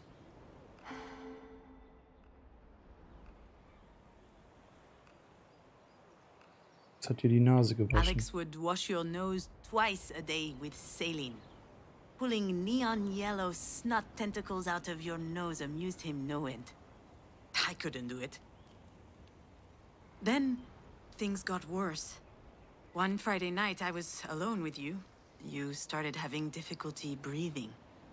You were in the living room, stacking wooden cubes, and I just kept staring at your chest.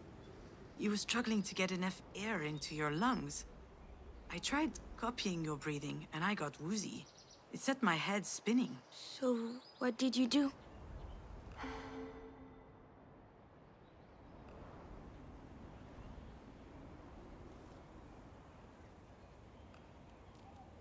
habe mir mein Handy geschnappt. I grabbed my phone and called our doctor. I told him I didn't care what time it was, that I needed to come at once. I felt really guilty that it'd taken me that long. I hadn't wanted to disturb him.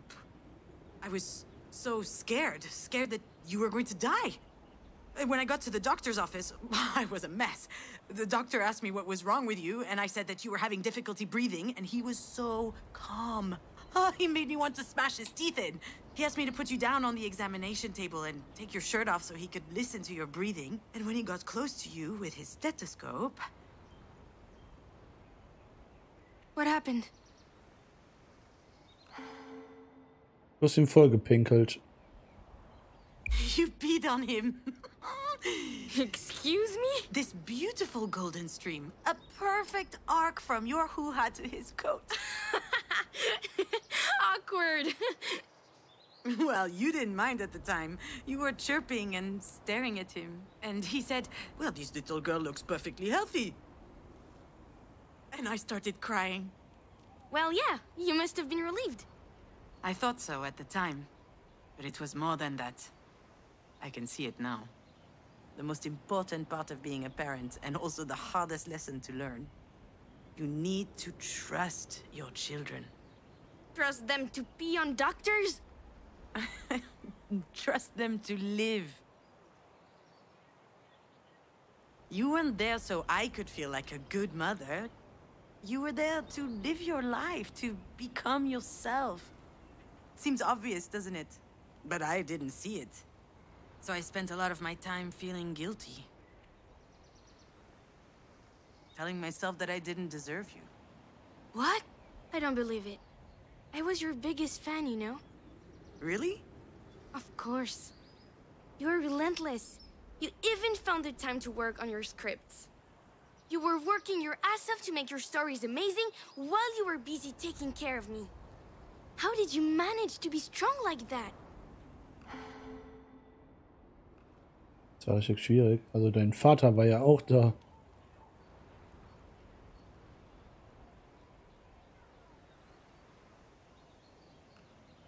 War richtig It schwierig. was really hard.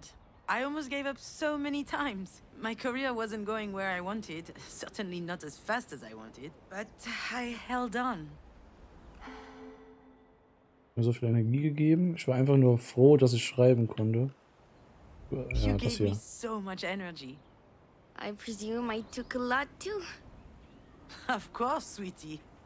I often wished you had an off switch, especially when I saw my face in the mirror the next morning. But that was just a detail.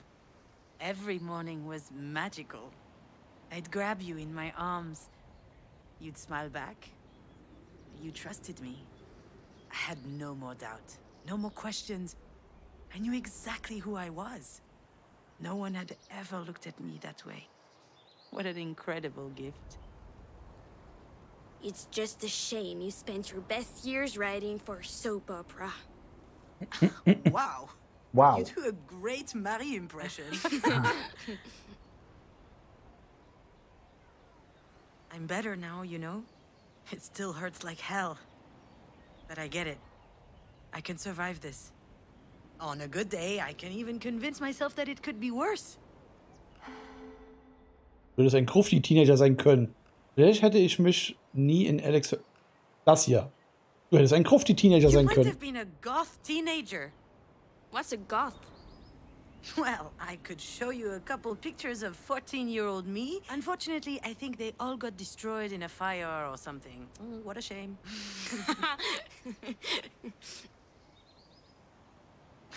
You've taught Ich me möchte all nicht of in Alex this. da rein. You helped me open doors ja. inside myself. That's what allowed me to grow. Of course, I'll go on without you. I have to. But it's really, really sad. What does Astrid Hofferson say? When that slob, Harold, starts crying because he sucks and he messed up everything, what does she say? Nothing. She asks a bunch of questions. Why? So he realizes that what he considers a weakness is actually his greatest strength. Does it work? Yeah. That kind of stuff always works in movies. Ja, in Filmen, ja. What about now? Now what? Is it working? I understand why you're sad, Mom. But you can't be sad forever. It doesn't help you, and it doesn't help me. Life's short enough as it is. Why waste any more time? Oh. Glaubst du, dass es so einfach ist? Muss traurig sein.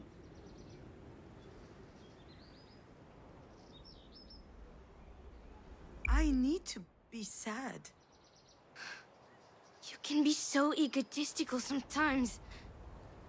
Excuse me? Where do I fit into all this? But I was just... So what? I'm going to be a bad memory for the rest of your life? A distressing thought inside your head? Do you even realize what that means? I'm scared.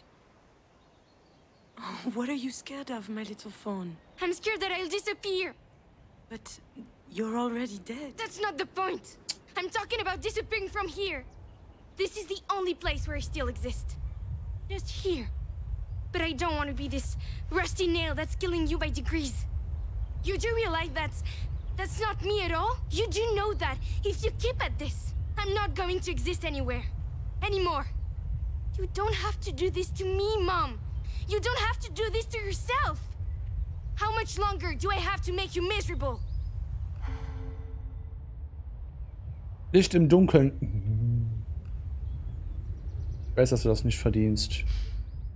I know you don't deserve that, my little dear. It's all my fault. Stop it, Mom. Just stop. You're stuck on repeat. I know that this can be easy to process. And I know that the truth hurts. But right here, right now, you're gonna have to remember. Ich will das ja. Really? I'm not sure. What do you mean? What are you talking about? Astrid? Astrid! Astrid. Ich will mich ja erinnern, aber irgendwie habe ich ja Amnesie. She's right. Of course she's right. I need to remember now. It's time. I think I'm ready. Was ist passiert? That's it. I remember now. Not everything, but... You could at least crack a window.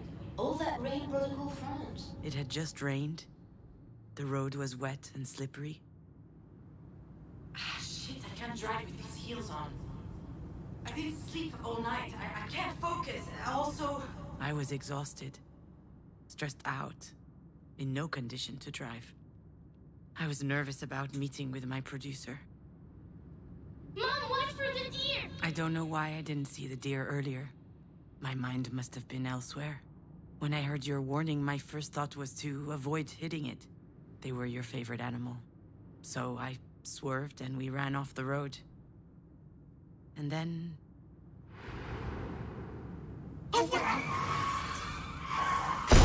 Wollte dem Reh halt ausweichen. Naja, weil die Tochter ja Rehe liebt.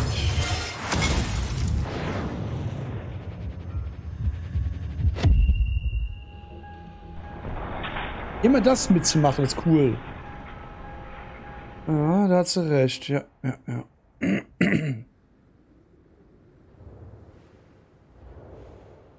Tochter, die spricht aber auch klare Worte immer.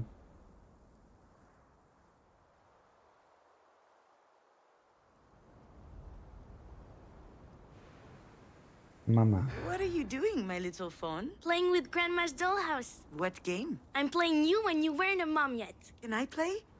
I'll be Alex. Hey, cutie. You come here often? Hi, do you want a baby? Oh, this is moving a bit fast. What the heck? Let's make the best little girl on Earth. Of course she'll be the best. How do you know? Well, I'm the one making her in my belly, so... Talking to you was intoxicating.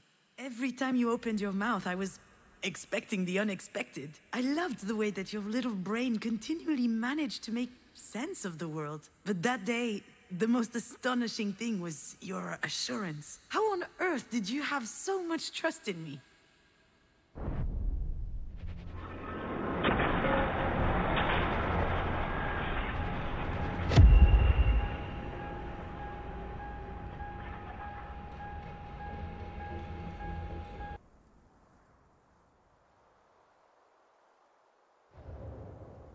Ich wollte eigentlich den Spiegel.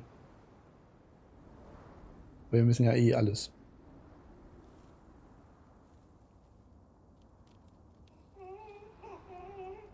Ja, ist auch gut, Kleine.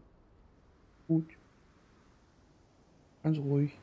Papa. Damn, June, I can't believe it. I'm going to be a dad. We're going to be parents. When I got your picture, I yelled so loud, I think 3 guys here had a stroke. I'm just unable to focus on work. I'm so happy. It feels so... I feel like it's going to change my life. I mean... No, I mean, it's going to change me. Like, I'll never be the same again. I can't wait. And you, what do you think? I think you should take the afternoon off and come home. Oh, okay. But why? Is there an emergency? Do you need me? I don't need you. But I am wondering what it's like to have sex with a dad. Wow, what a weird thing to say. Okay, wow. I'm on my way. Oh, okay. He was right, ja. you know. Your dad. Komm her, When you Sugar Daddy. arrived, he changed to his core. Before you were born, he was always a bit lost, a bit wandering through his own life. But from the day you showed up, it was as if everything had become clear for him. As if he finally understood what he was doing here. Das Spiel schafft es aber gut, mit den Emotionen zu jonglieren.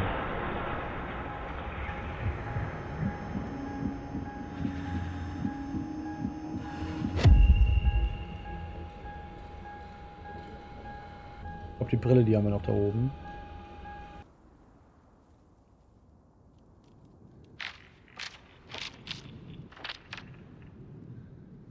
Astrid und Papa.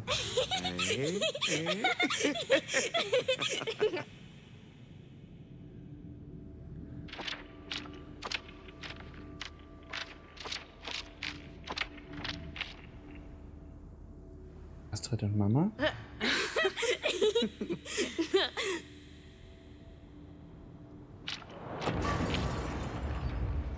Geräusche dabei.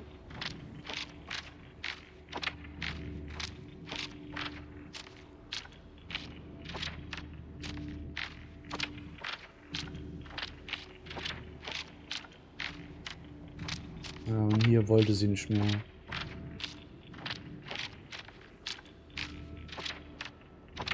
Ja, da sah man das. Er half, wo er konnte.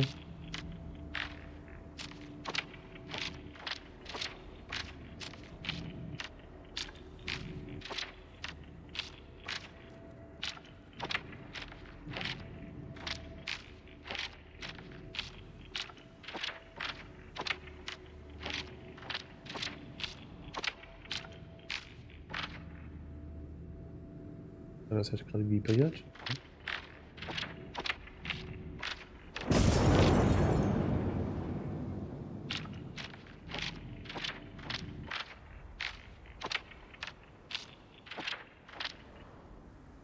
Listen to me, Junon. You and Alex brought an extraordinary little girl into this world. Astrid was our sunshine. She gave us all a lot of light all through her tiny life. You were able to make such a being because you have it in you. The sun. And the sun never goes out. It shines. So hang on. And shine bright. Oh, hätte I know you can. hätte die Mutter diese Worte nicht gesagt, also dort. I'm proud of you. You and Marie have a connection that's peculiar. You used to spend hours in her shop watching her paint. She loved that you were so curious. She smiled at you, explained stuff to you. She asked for your opinion about her work. Can you imagine? When I was 4 years old, I wasn't even allowed in her damn workshop. But you had something inside of you that completely changed her. Actually, I think this is what saved me that day. The idea that even Marie could be touched by a ray of sunlight. There had to be one out there for me too.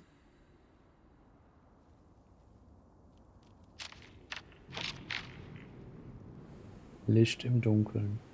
It might be the right time for me to admit it, my little fawn. You don't have magical powers. You never had any. You didn't put us under a spell. Not Marie, nor your dad or I. It's easy to hide behind the fact that your being there made everything else possible. And to convince ourselves that your not being there is forever locking us out of being happy. But that's not true. The seeds that allowed us to change were always inside of us. Sure, they were buried deeply, but they couldn't wait to grow. And you were simply an incredible, a wonderful beam of sunlight.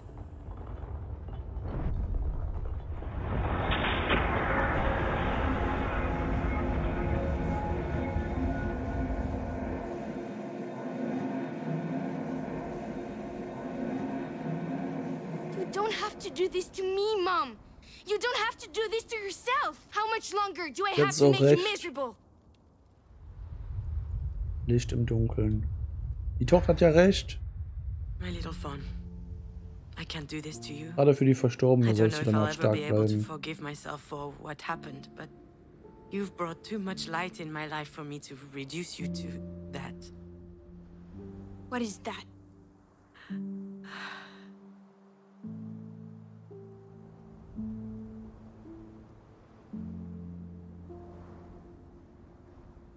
Mom, what do you mean by that?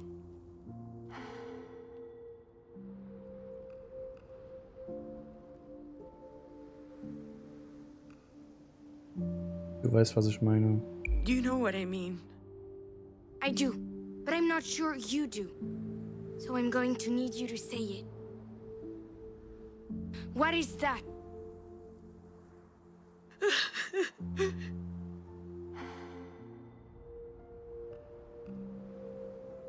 Der Unfall. The accident. Boah, ey, das ist das Spiel, ey. It was an accident. Yes, it was an accident, Mom.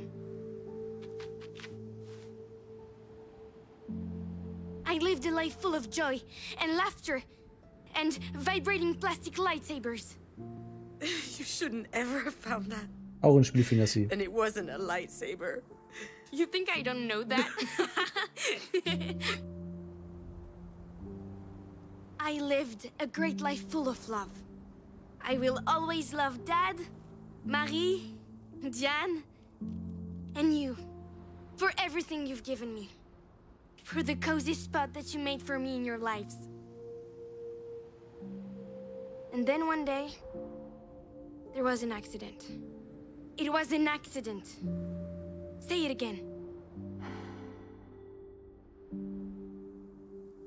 War ein Unfall. It was an accident. An accident. A disaster. A calamity. There's nothing to forgive. It's not your fault. You know that, right? Deep down. Do I? Then why do I feel all this guilt? Oh Gott, ist das... Yeah. That's another mystery. You're angry.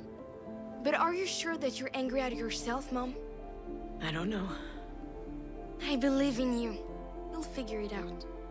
And when you do, you'll make the right decision. I think you're ready now. I'm ready. Thank you, little fawn. Thank you for your help. You can leave now. I've got this. I know.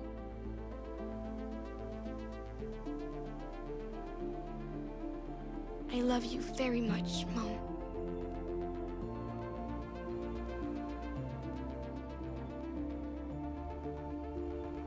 Me too, Astrid. I love you very, very much.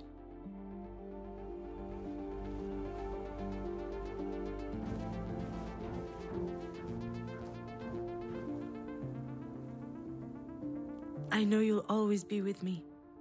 I can feel you are here, and it gives me strength. And I'm going to need a lot of that if I'm going to go in there. But Marie needs me, and we have a lot to talk about.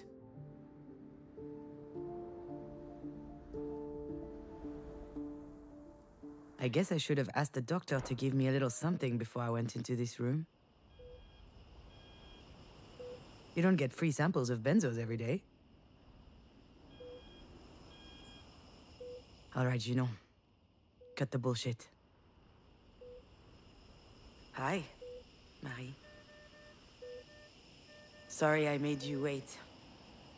I had to sort out a few things. A lot of things. But anyway, you knew I was coming eventually, didn't you? You've always had this weird gift of knowing what we're about to do before we even think about doing it. Once again, you were right. I'm here. But I almost didn't come in. I was close earlier, but I just stood outside the door. I was angry at you. I don't even know why. I mean, you're not exactly the warmest mother in the world. Still, why are things so complicated between us? Why do I always feel so threatened when I'm around you?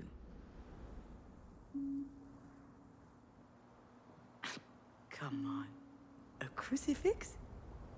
You? Wait, is it... I remember now. I've seen this before. Was that last night? Oh, shit, now it's all hazy.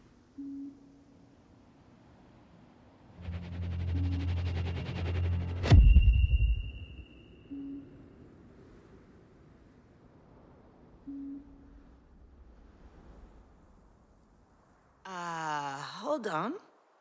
What's that around your neck? Is that a cross? This? It's a childhood keepsake. I found it in my stuff a while back. What?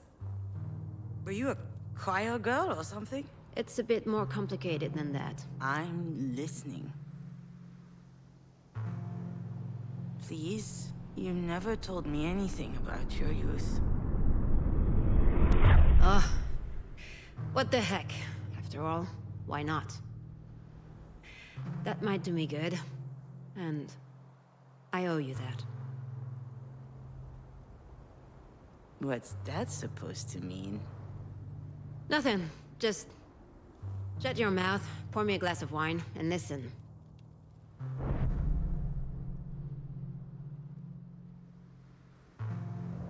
Ich glaube, das ist jetzt der letzte Abschnitt mit der Mutter. Jesus. We used to live in a small village in the east. Grey, boring, and hideous. People were dumb and mean, always keeping tabs on others to tear them down. And of course, these fakers were in church all the time. I spent years in that cesspool, never asking questions. When I was 14, let me tell you, Jesus was my best friend. I would tell him about everything I did wrong in my head. And let me tell you, I was a terrible kid. Naughty, ill-behaved, always running around. A tiny devil. And also, I had this desire and fire in my chest. Nasty thoughts. But I really thought that he loved me as I was.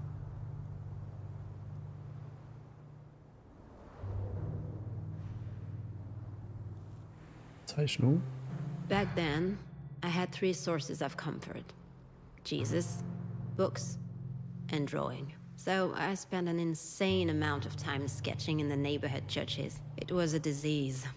Everything I laid eyes on had to end up on a sheet of paper. At least then, people left me alone.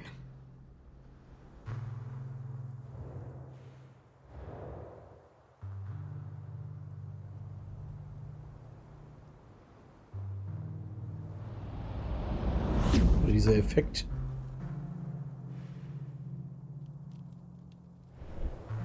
Privatsphäre. Otherwise, let me tell you that I never got a minute of peace. Family with 4 kids living in a 2-room apartment. So, I looked after them. Washing them. Doing their homework. I was the oldest. 7 years ahead of my oldest brother. Those little ones were like my own kids. My mother had too much work. At least, while I was taking care of them, I didn't have those weird desires.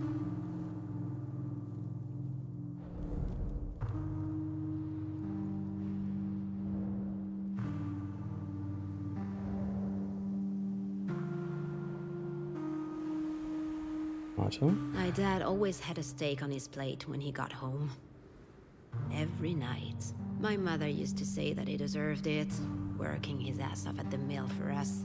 But one night, I was still awake when he came home. He was completely shit-faced. He was living in a fallen world. The steel industry was his life, but his life had no tomorrow. So he drank. That night he looked at me weird. I didn't understand. I felt guilty.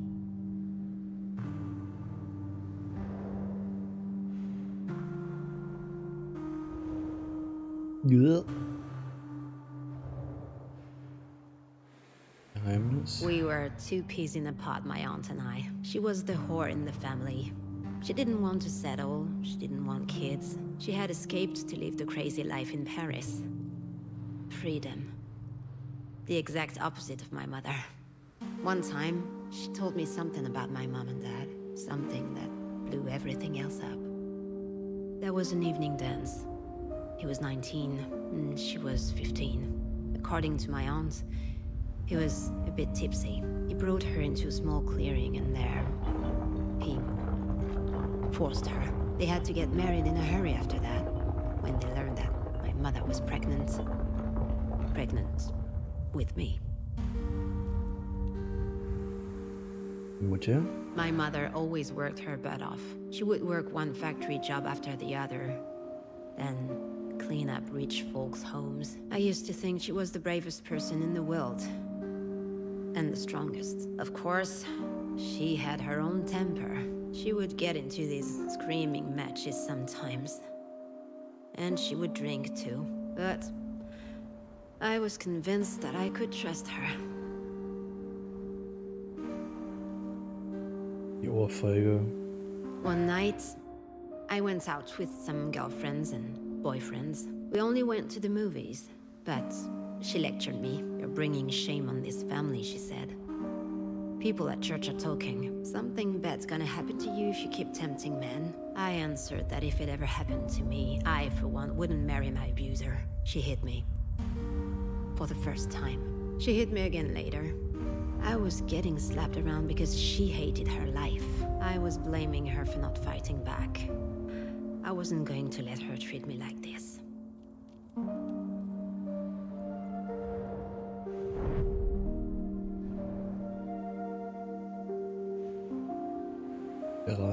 The day after, it felt like a spell was broken. The church stank.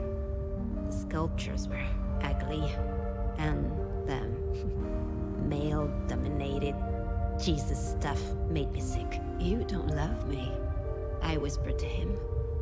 Bastard. At that very moment, and that, let me tell you, that's something I'll never forget. The Christ started to bleed. Okay.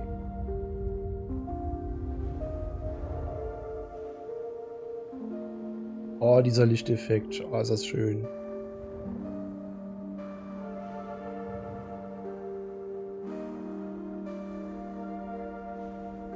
Blut.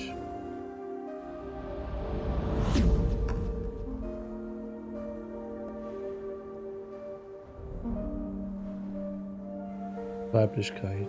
I had my first period right after my tantrum. Schöner Übergang. I was already 14 years old. Pretty late. But then, my body started to develop.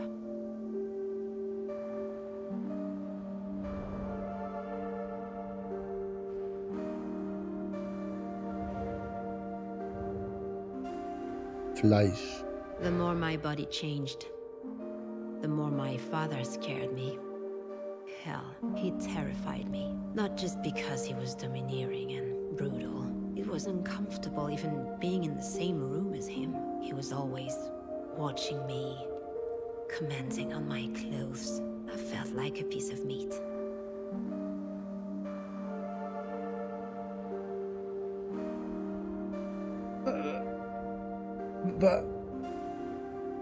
Bitte nicht.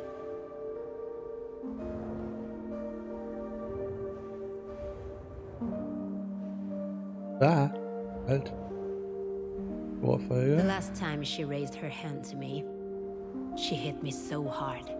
My nose started bleeding. We were having another fight about one of my outings. By that time, I was going out for real, just to spite her. You know me. She called me a harlot.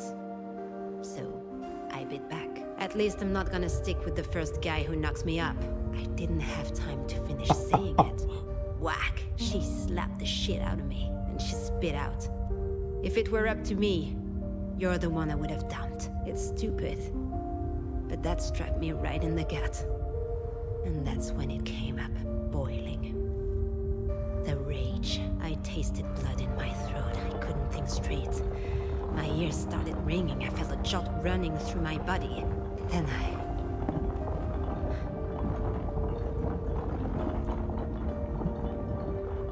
it was over. I couldn't walk it back.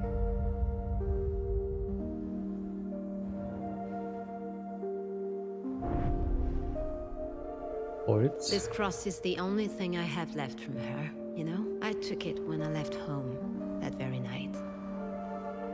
I stole it from her. I don't know why I took it. I used to do that a lot back then. Steal stuff, but I'm happy I did it. It gives me a chance to think about her, to remember, never to be like her.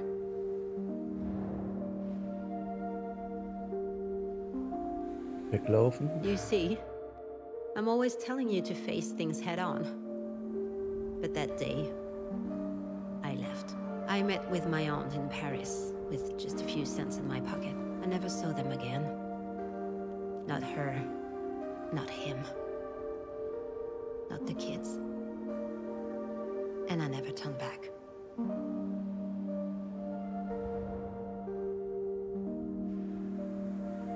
Ungerecht. You hear, Miss Kivas? Shit, don't tell me you fell asleep. Ugh, what a disaster. You really can't handle your booze. Don't worry, daughter. I will still be there tomorrow. And the next day too. There to tell you again what you already know. People are ugly, let me tell you. They're dangerous. All of them. That's just the way things are. It's inside them. The evil is. We need to defend ourselves. Stay vigilant. That's how I got out of it. Jen gets it, I think. But you, darling. You're too weak. You want to trust people. You want to have faith. But I told you many times. You can't trust anyone. Ever. You don't need me to tell you that. Life's unfair. That's just how it is.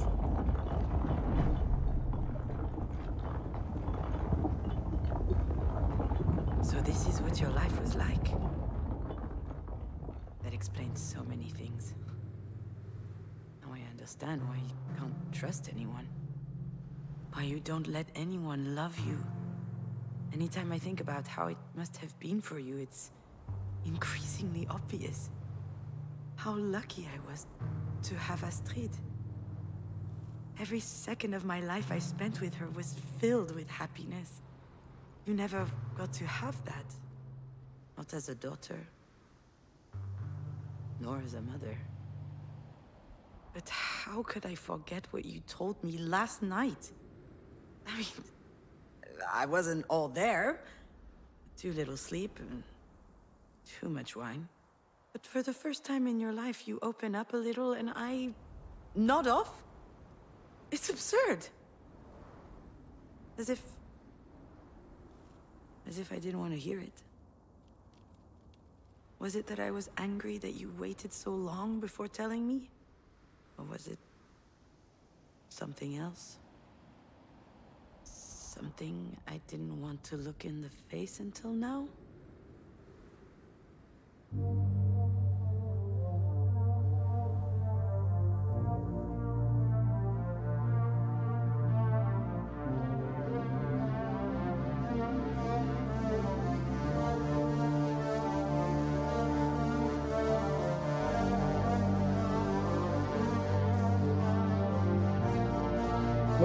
Was passiert hier?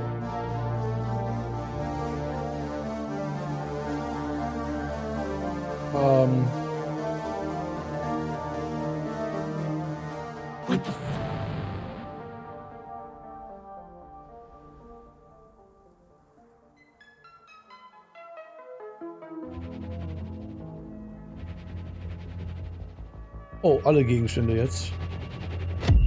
Brille? Oh Gott. Haben's bald geschafft.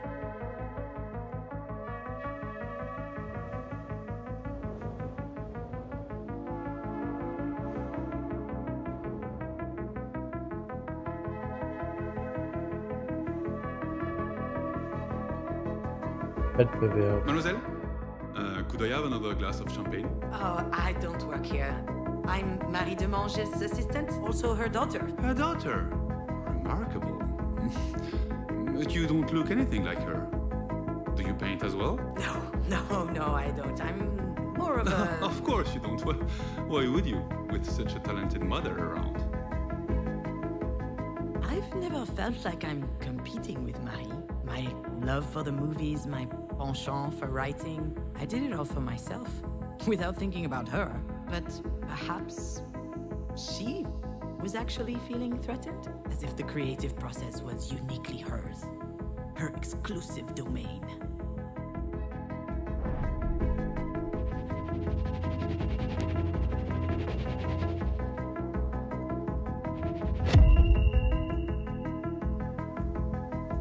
Ich hoffe, man kann alles anwählen. Wäre schön.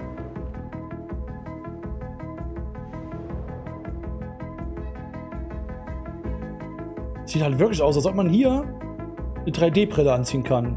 Hier, also sie ist so unten an einem Stuhl hier. Dieser Effekt.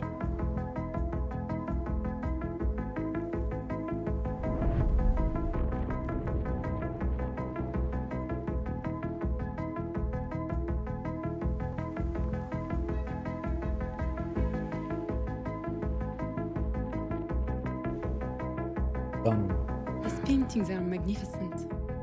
But how do you do it? Oh, well, that's hard to put into words. Usually I have a theme in my head, a topic I'm obsessed with, and all of a sudden, everything becomes clear. The shapes, the colors, they fight their way through my brain. Kinda like visions. And then I simply must paint. I can't control it.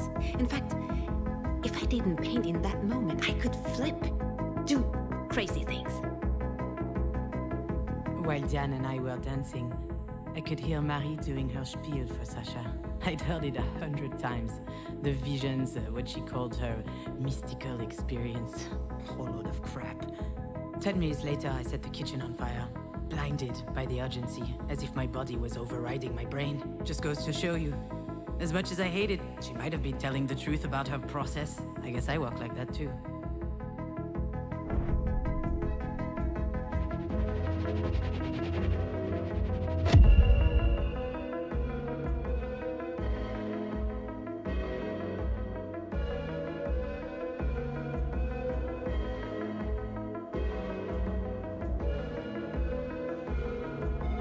Veränderung. What about those over there, in the tank? Are they still alive? Of course. The true connoisseur prefer to cook their lobsters at the last minute. And I'll take them. Absolutely, miss. Do you want one or two? I want them all. I mean, there's about 2 dozen in there. Did you win the lottery or something? I'll need one of your coolers too, for the road. I drove to the ocean, opened the box and threw them back in the sea. freeing them was pointless, laughable even.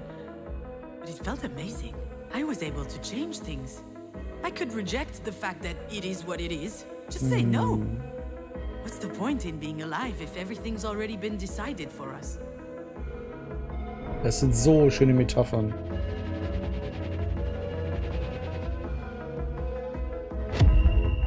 Büchlein.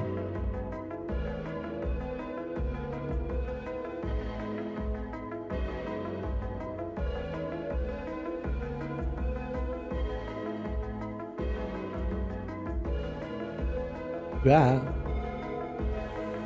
Rauchen. And so, you're working for Marina. It's not like that, Alex. Like what? I don't know. Like, I don't know what I'm doing. Like, I left you to run back to my overbearing mother's clutches. No, you're wrong. That's not it.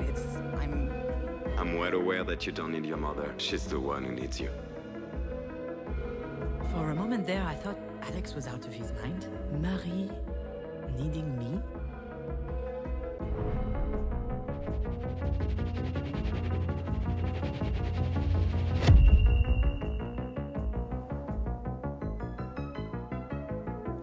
Die Musik dabei.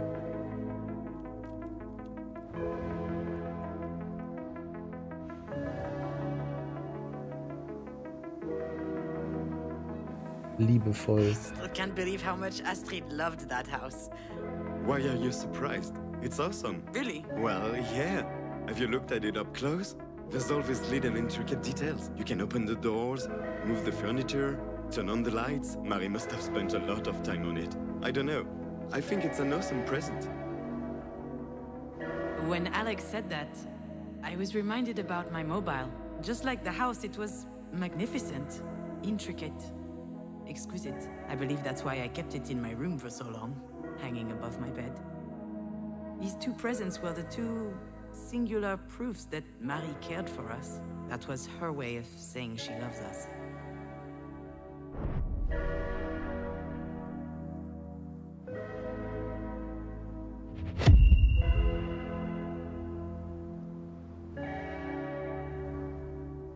Sind schon über 8 Stunden dran.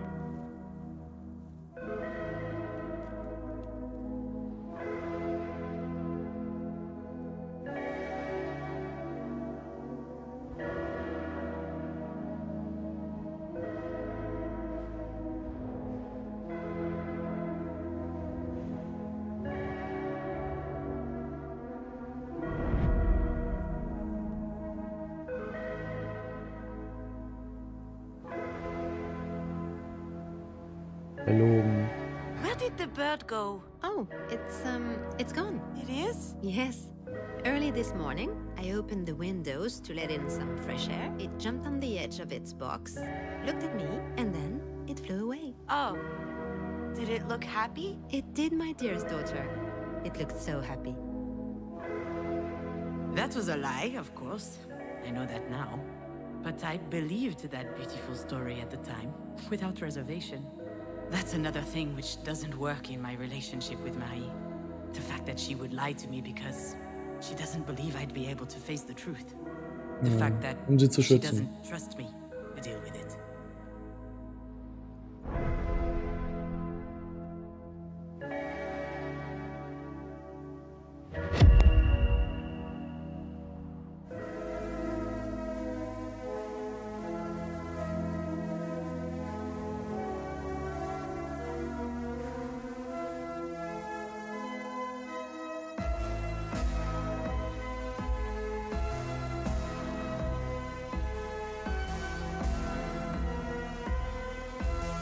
Familien.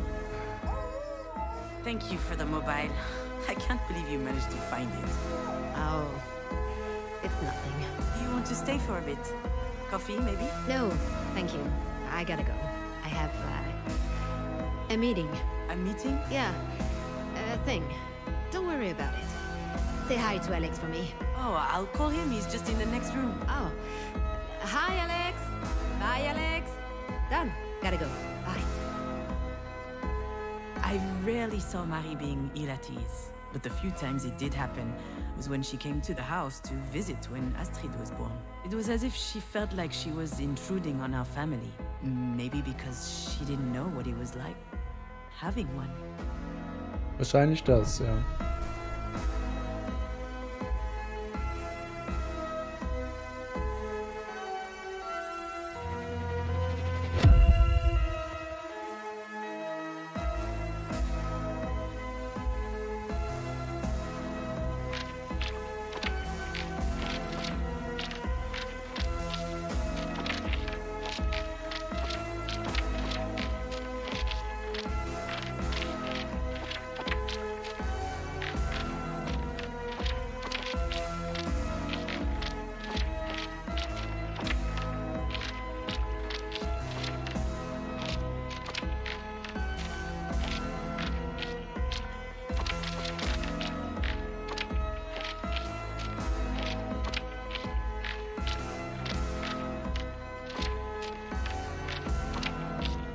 Wenn ich halt nur zurückspulen brauchen.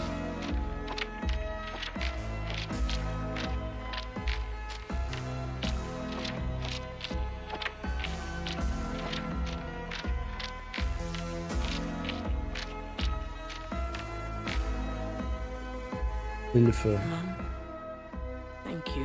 What for? You know what for. For what you just told me. For not giving up on me. For your help. Listen to me, dear. One thing is for sure on this wretched earth. A single thing. It's that you don't need to thank me. For anything. I'll see you Monday at the studio. I found that really weird at the time. This whole exchange. First of all, Marie saying beautiful things, sounding more loving than ever before. But on top of that, her almost scolding me for thanking her, as if extraordinary circumstances had forced her out of her self-imposed duty to bully me, and that she was having a hard time coming to terms with it.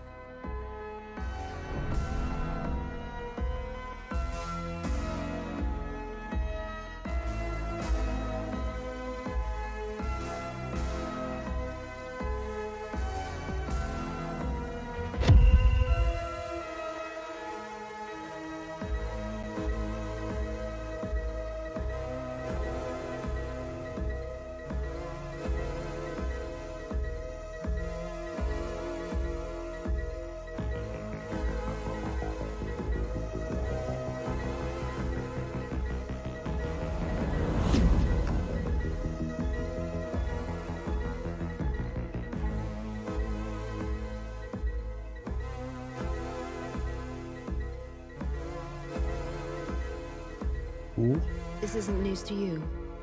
It's unfair, but that's how it is. You didn't choose to be my daughter. I didn't choose to be my mother's daughter. I could blame it on God, but that would be giving him too much credit. I don't know who's to blame, really. I do know that it's unavoidable, though. And Astrid, she didn't choose us either. She wasn't supposed to be part of this family. At first, I thought that she could be the one to break the cycle, but in the end, the curse got her too, and it hit again. Harder. My shitty curse.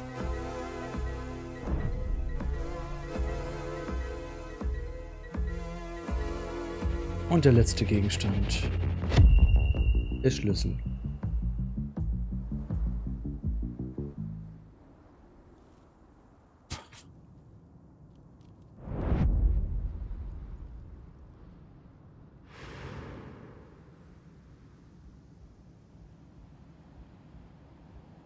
Dies nicht.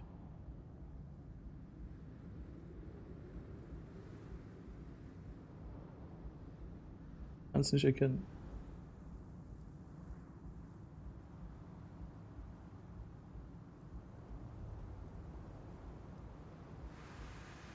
Rauchen.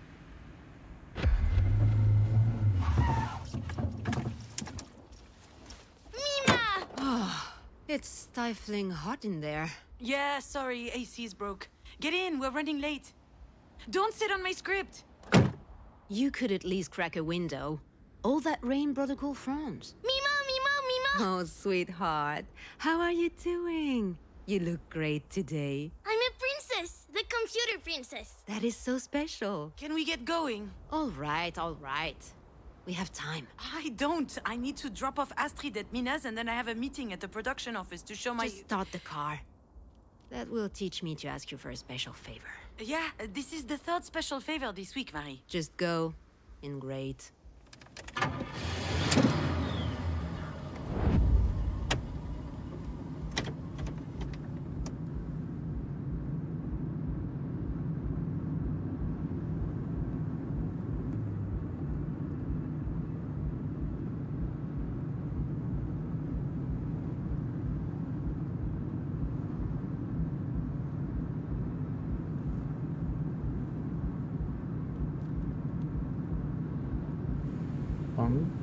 Shit, I can't drive with these heels on. Why are you even wearing these things?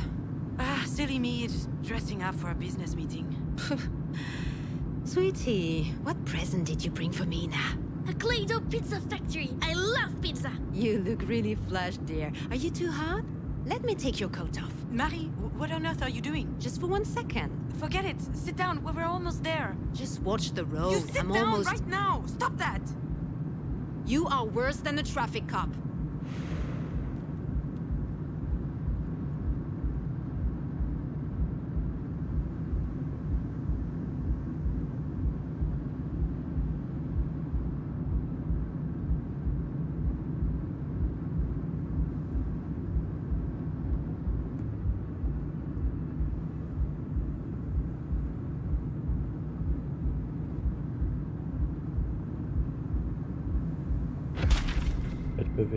Shit, watch it, my script! You're still writing for this garbage? Damn, scabious. You might have the lowest self-esteem I've ever seen, but I must admire your perseverance. No one asked for your opinion. I didn't sleep all night. I can't focus. Also, I'm too old for this. Okay, I'm taking off my coat now. Anyway, sounds like you're not yet too old to be a mediocre writer.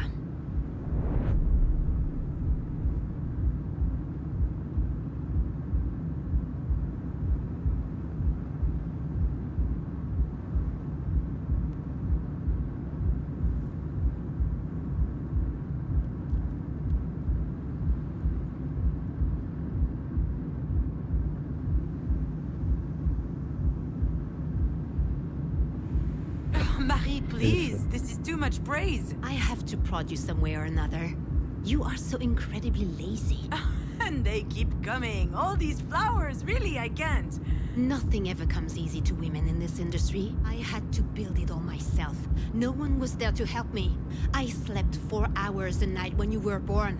I worked all the time to provide for your needs. Oh, you really gave me everything, Marie, except perhaps self-esteem. Oh, and a father. You're not making sense, June. You and your sister would be nothing without me, and you know it. You're both churlish and fearful.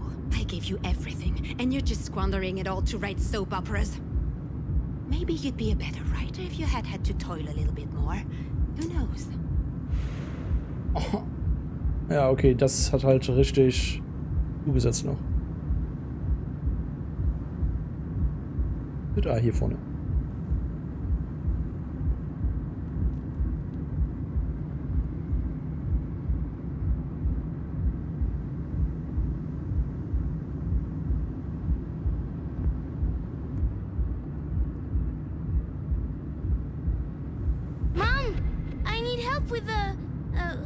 With the thingy.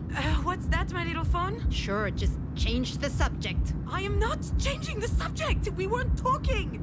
What am I supposed to say when you get mad like this? I get mad because I believe in you. Stop yelling. We're not yelling, sweetheart. Anyway, this little one is only one thing you've done well. Speaking of which, if we could avoid... But if you're mishandling her the way you fucked up your career, that's concerning. Children are delicate. They need protection. You can put even the best child in a shitty family, they're gonna blow up. Wait, why are you even saying that? What are you talking about exactly?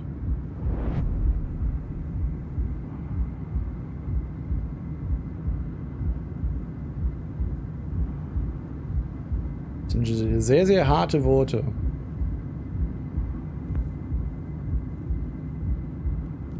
Fluch. Was die Mutter meinte.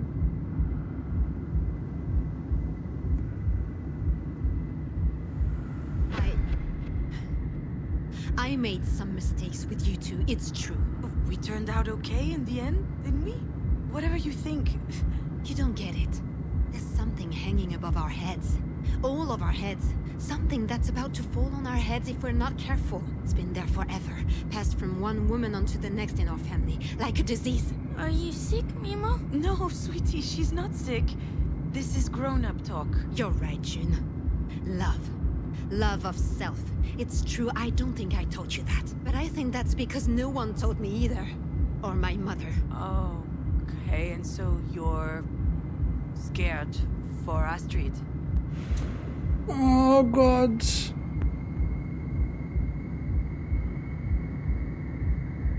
Vorhergesehen. Das ist komisch.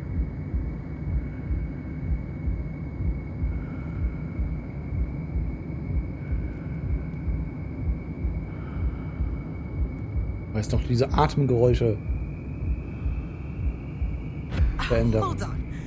You, Marie, the great Marie de Mange, you believe in that nonsense? There's no curse on our heads. Next time I'll keep my mouth shut. Unless you keep it open, actually. I know hardly anything about your life. Not a thing, but I do realize that you had a hard time. And that you're scared. I'm not scared. I think you are. You're scared we'll turn out like you. But we can change. Everyone can change. My dear daughter, I'm not sure about that. Do you think so? I know so.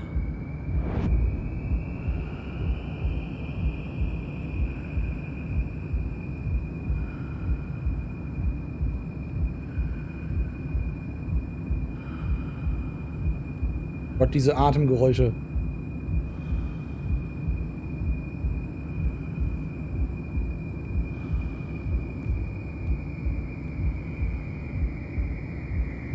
That's all thanks to you.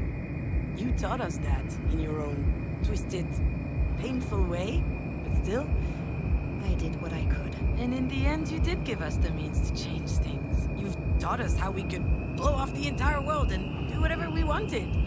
That's your way of showing love, don't you think? Love isn't my thing. Oh, Mom, come on. You love me and I know it, in spite of your best efforts to hide it. I can feel it, and I love you. And I love you too, Mimo. Oh, thank you, dearest. Makes me so happy to hear you say that.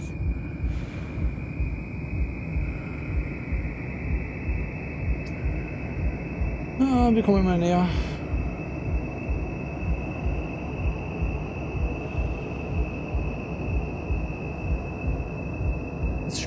Das spielt sehr, sehr gut mit unseren Emotionen.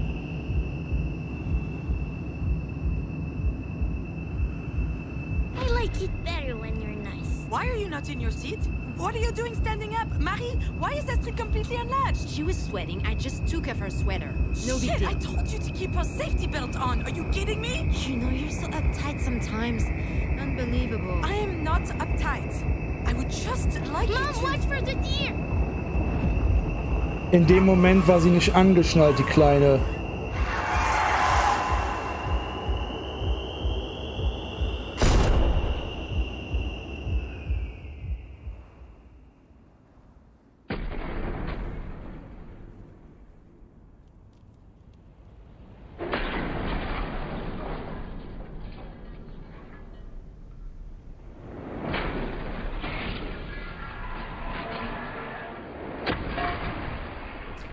Sie hätte eventuell überlebt.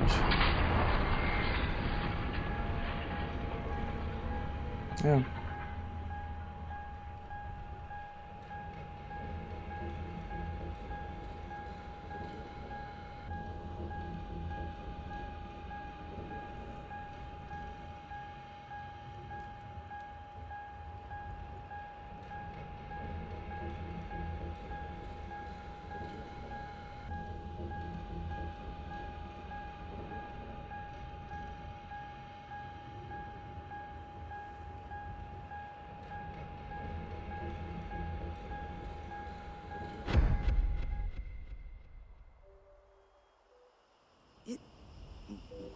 It was you? You knew? didn't you? The fight, the unlatched safety belt. I'm sure you remembered, and you didn't say anything. You just hung me out to dry with my feelings of guilt. That's it. That's the real reason. That's why I was so mad at you. I'm sure that's also why you filled in this stupid paper with my name on it. You probably thought that if anything happened to you, it would be some kind of divine justice. I would have a choice of what to do with you. And now, I have to make the decision. So what am I supposed to do, Marie? Lass mich nicht entscheiden. Natürlich. Offen, ablehnen, zustimmen. Offen. Wir machen hoffen.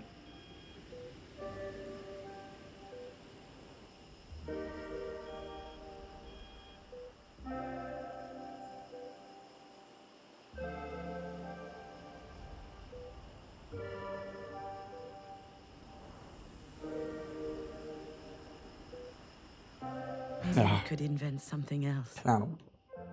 We deserve that.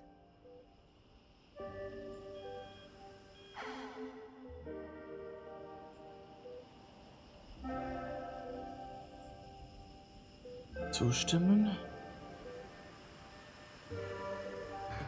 Could agree to play by your rules. One last time.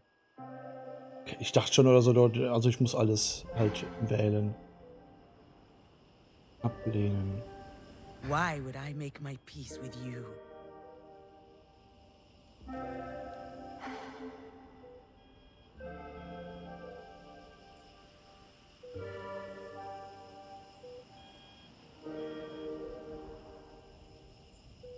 Ich verstehe, was dir fehlt, also gut, Marie, wir sind uns einig. Das kann dir nicht geben, was du willst.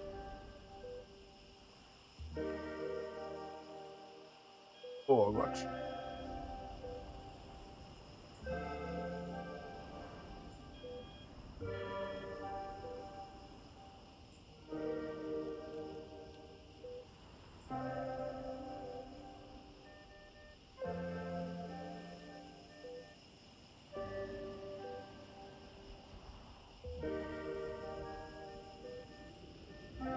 You know, Marie, I figured out what you're missing. You've been fuming inside for years because you have no hope. But no one can live like this. Not really. I need hope. That you'll be okay. That you will heal. That life will go on. And maybe even one day, you and I can talk. Really talk. About everything. And if, unfortunately, things don't turn out that way, if you were to die, at least we'll have had this. Hope that things change. Hope to change. I'm not forgiving you, Marie. As Astrid would say, there's nothing to forgive in an accident. The only one I want to forgive is myself. I forgive myself for my failures. For not believing in myself for so long. I'm sorry I had such a hard time realizing how strong I am. In my own way. I have the strength to live. I even have the strength to help you live if it comes to that.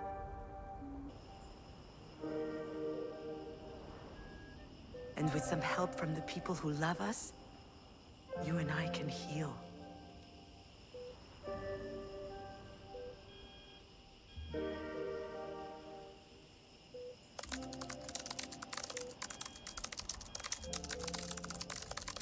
Im Krankenhauszimmer halb dunkel. Die Stille im Raum wird nur durch ein leises Piepen der Medizingeräte unterbrochen. Maries Augen sind geschlossen, sie ist ganz still.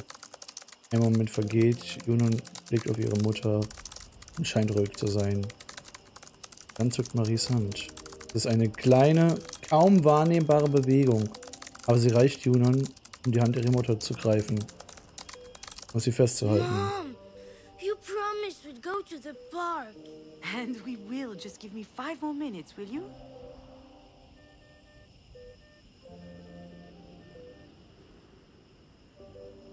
Bist du sicher, dass du deiner Skript-Dirki validieren willst?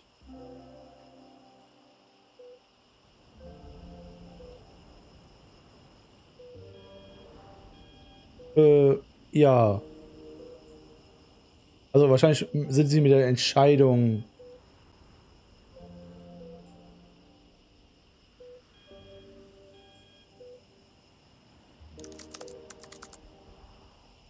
The End. Skript validiert. Gut gemacht.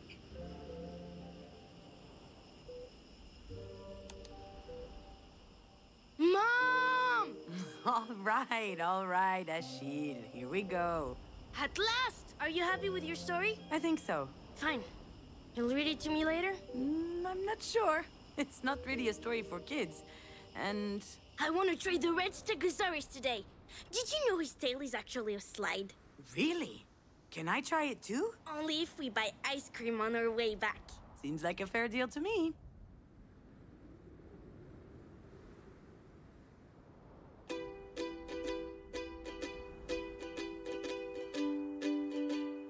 Der Orchideendieb. Unzerbrechlich.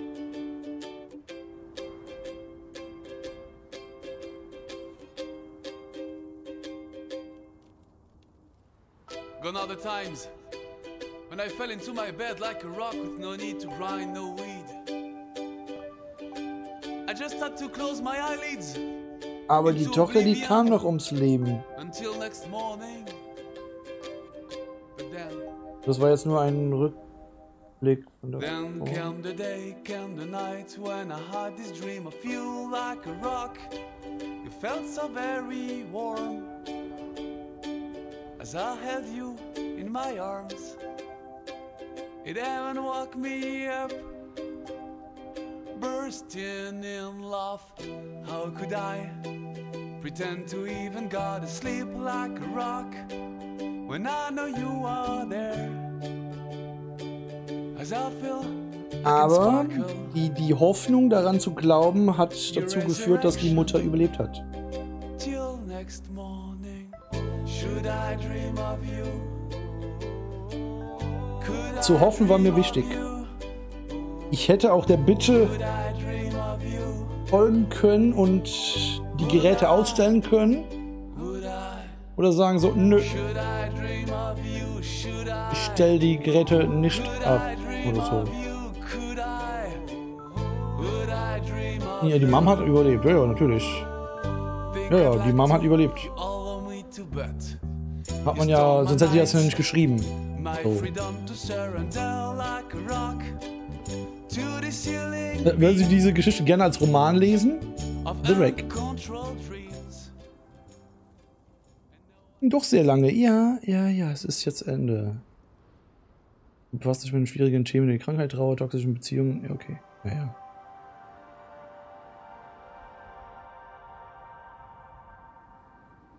Das Ende.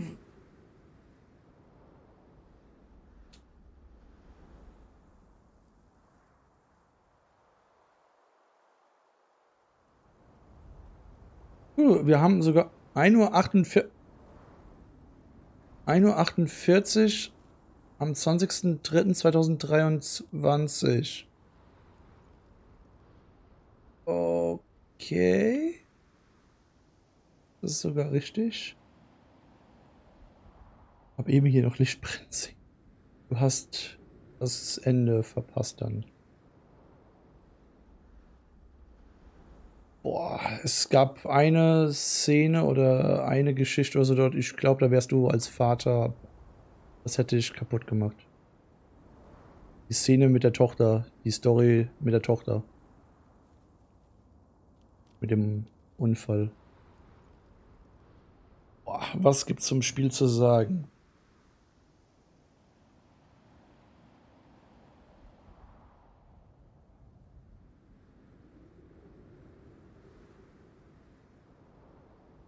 Ich bin erstmal sprachlos.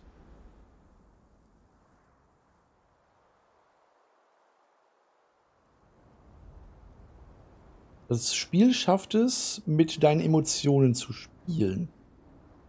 Ich weiß nicht, wie das für Leute wäre, die in dieser Situation schon mal waren. Von Junon, die das erlebt haben. Daher auch dieser Disclaimer wegen Autounfall und wegen Beziehungsstreit etc. dort.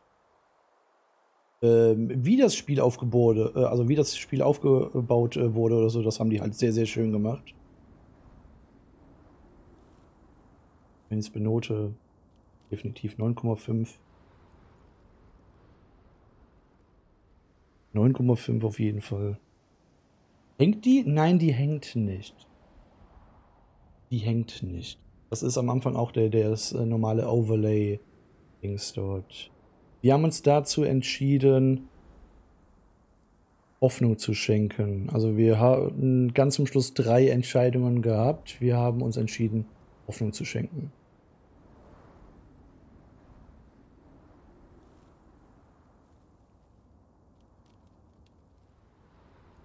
Aber das mit der Tochter... Ja, das ist eine Sache...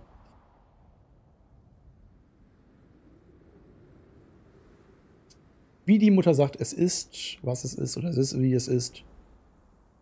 Geschehenes kannst du nicht ungeschehen machen. Und die Tochter, die hat halt so starke Worte der Mutter mitgegeben, was das ganze Trauern einen bringt, wenn die Verstorbene, also wenn man halt verstorben ist. Und bleibt doch für die Verstorbenen stark für dein weiteres Leben. Also bleib eine Kämpferin oder bleib der Kämpfer. Das hat mich halt so zerfetzt. Es ist ein sehr, sehr, sehr, sehr schönes Game. Ihr Lieben,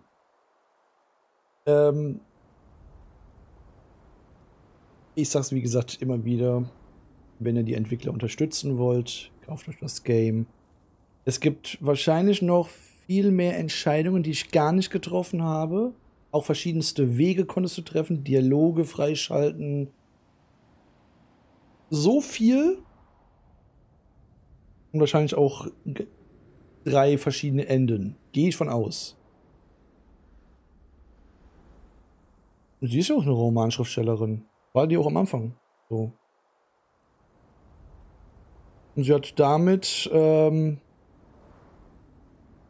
wenn du was Schreckliches erfahren hast oder was Schreckliches durchlebt hast, hat sie mit diesem Schriftstück, wie ich das gemacht habe, halt mit Tagebuch führen, hat sie halt ihre Gefühle auf Papier gebracht. So, um halt den Leuten Mut zu machen oder den Leuten halt aufzuzeigen, also dort, wie es ihr geht. Es hatte so schöne Metaphern gehabt. Mit aufbauenden Worten und sehr, sehr viel zum Nachdenken. Es ist definitiv besser als das, was wir davor gespielt haben. Eine 9,5. Ganz einfach, eine 9,5. Ihr Lieben auf YouTube, ich bedanke mich natürlich recht herzlich, dass ihr dabei wart. Ich hoffe, es hat euch gefallen. Gerne Feedback dalassen. Kauft euch das Game und ja, unterstützt damit die Entwickler. Ich sage hier auf YouTube, ciao, ciao und bis zum nächsten Emotional Sunday, ihr Lieben. What am I supposed to do, Marie? So, hier entscheide ich jetzt die zweite Entscheidung.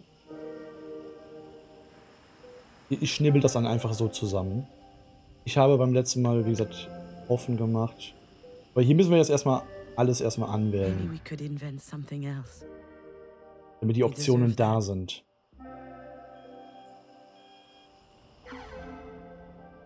Das Hoffen ist, ich verstehe, was dir fehlt. Das Zustimmen. Could agree to play by your rules. One last time.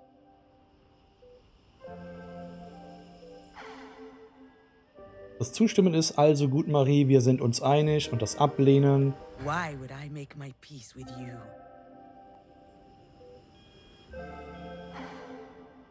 Ist, ich kann dir nicht geben, was du willst.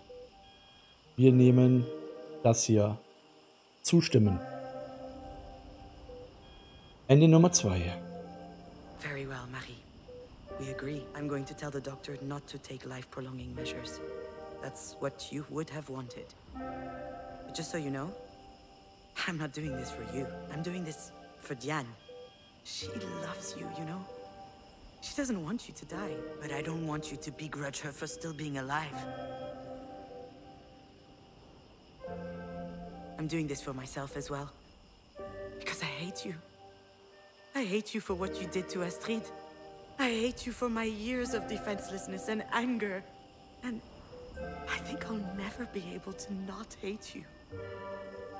I actually understand your fear of not being completely there. I understand it because that's how I've always lived. It's horrible. And it stops today. Jo, Mutti, jetzt ist aber Schluss. Jetzt schläfst du ein bisschen, ja?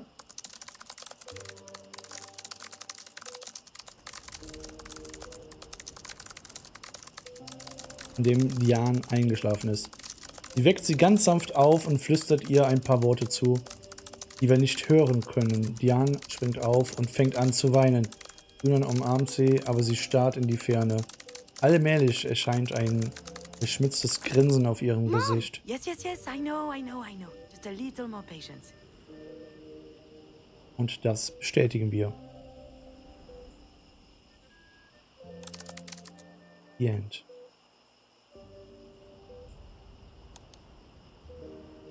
Mom! All right, Achille. Here we go. At last! Are you happy with Achille? your story? I think so. Fine. You'll read it to me later? I'm not sure. It's not really a story for kids. And I want to try the red Stegosaurus today. Did you know his tail is actually a slide? really? Can I try it too? Only if we buy ice cream on our way back. Seems like a fair deal to me. Ihr neues Kind, natürlich.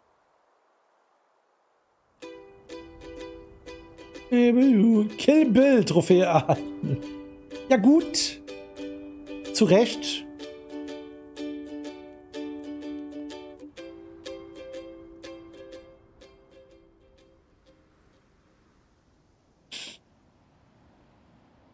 Ende Nummer 3. Gucken wir mal.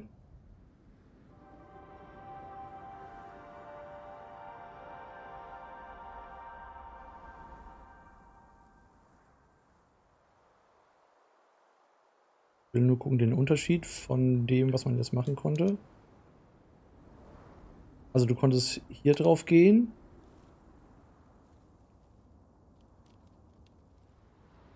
Lassen können. Ich kann deine Angst nicht ganz zu verstehen. Verstehe sie denn? Oh nein, hätten wir mit Weiterschreiben das einfacher machen können. Wir gucken mal.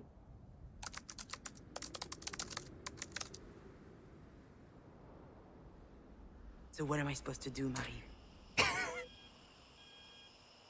Hier für YouTube, beziehungsweise für Twitch, Ende Nummer 3. Wir hätten einfach auf Weiterschreiben müssen.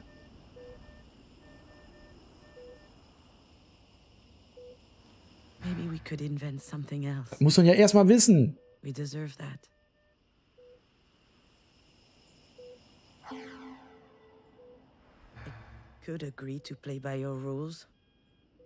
One last time. Soll ich die Blumen ansprechen? Nö. Warum leuchten die dann so? Ich würde gerne die Blumen ansprechen. Why would I make my peace with you?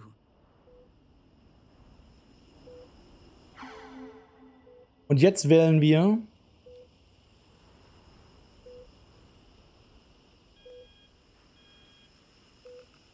ich kann dir nicht geben, was du willst. I can't give you what you want. Not this time. I refuse to take on this responsibility. If Diane feels like taking care of it, good for her. I'm tired of your crooked schemes, your poison chalices. I don't want anything to do with you anymore. But don't go imagining things either. I don't want you to die. In fact, I was hoping you would live through this. That you would come back cognizant enough to think about what you've done. And that it would make you suffer. For a long time. You'll never see me again. I'm sorry I can't look you in the eyes to tell you this. And yet, that's exactly how things have always been between us. Adieu, Marie.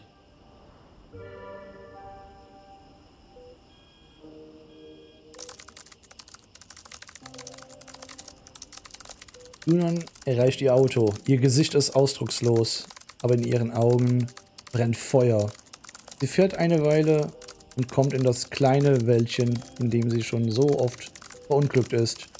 Aber dieses Mal passiert nichts. Als das Auto in der Ferne verschwindet, beobachtet es ein Reh vom Straßenrand aus, bevor es in den Wald rennt. Mom, I think I may have gone mute. No, you haven't. Why would you say that? Also, you can actually hear me. Okay, message received. I'm coming soon. Bestätigen wir.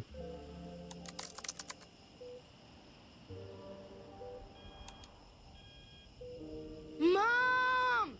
All right, Achille. Here we go. Aber ich habe danach noch ein Kind bekommen. I think so. Fine. You'll read it to me later? I'm not sure. It's not really a story for kids. And I want to trade the red Stegosaurus today. Did you know his tail is actually a slide? Really? Can I try it too? Only if we buy Das hier ice ist die cream on our way back. Seems like a fair richtige deal to me. Uhrzeit und das Datum. Ja. Meine liebe Rabenmutter, Trophäe. Platin ist es nicht, weil es gibt halt so viele Entscheidungen. Das kann ich euch leider nicht machen.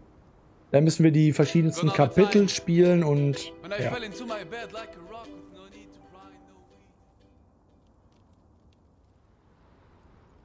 Das war Ende Nummer 3, ihr Lieben. So.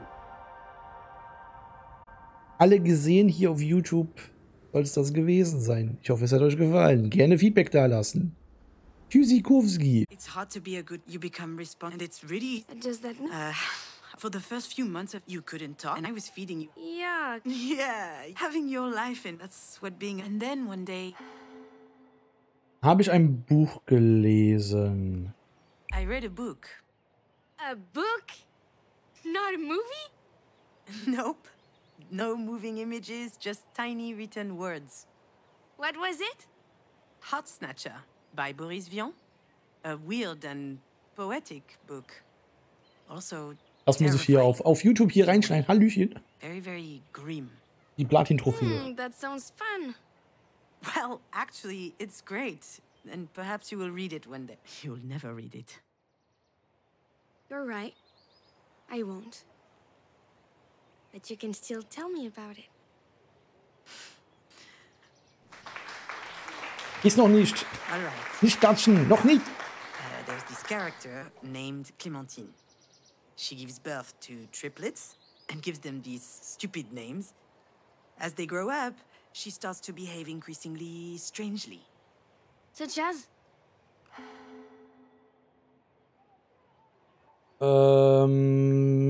Ja, jetzt muss ich überlegen. Sie fängt an, sich Dinge einzubilden. Sie fällt Bäume. Sie fängt an, sich Dinge einzubilden. She starts imagining things. These situations where horrible things happen to the kids. Okay. I understand why you might enjoy this book. What makes you say that? No reason. Does she do any other weird stuff? Sie sperrt sie in She Käfige. locks them up in cages. Her kids? Yes. They're nice cages, though. Very comfortable. Oh, well, that's fine then. They don't like it any more than you. But it gets worse. It does? Sie isst verdorbenes Fleisch. She eats rotten meat. Ew! Mom, what is this book? I told you, it's weird. Why is she doing that? At first, she does it so that the kids get the best bits. But after a while, she starts to think that if something bad happens to her, then her kids will be spared. She would be sort of like a lightning rod, you know? All I know is that this sounds really weird. Definitely. But I remember reading that part, sitting in the bedroom, and I looked at you, sleeping in the crib, and what she was doing started making sense. For real? I knew it was crazy, but the idea of doing anything for your children, of never failing because you've done everything, I found that amazing. There was just one thing I didn't know yet. The most important part of being a parent, and also the hardest lesson to learn. You need to trust your children. Trust them to read non-weird books? Trust them to live. You weren't there so I could feel like a good mother. You were there to live your life, to become yourself. It seems obvious, doesn't it? But I didn't see it. So I spent a lot of my time feeling guilty. Telling myself that I didn't deserve you. What? I don't believe it. I was your biggest fan, you know? Really? Of course. You were relentless. You even found the time to work on your scripts. You were working your ass off to make your stories amazing while you were busy taking care of me. Du hast sogar How did you Drehbüchern manage to be geschrieben. strong like that?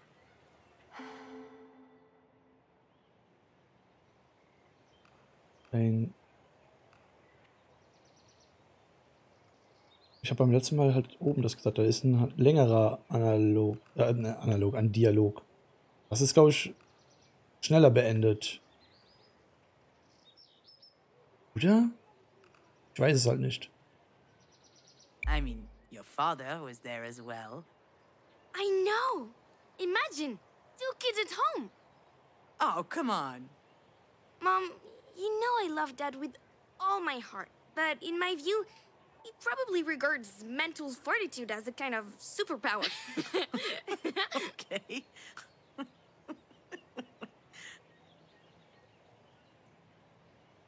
It was really hard. I almost gave up so many times. My career wasn't going where I wanted, certainly not as fast as I wanted, but I held on. Einfach nur froh, dass ich schreiben konnte. I was just happy to write. After years of writer's block, everything unlocked all at once. I think it was your arrival that liberated me somehow. Every morning was magical. I'd grab you in my arms. You'd smile back. You trusted me. I had no more doubt, no more questions. I knew exactly who I was. No one had ever looked at me that way. What an incredible gift. It's just a shame you spent your best years writing for soap opera. Wow. You do a great Marie impression.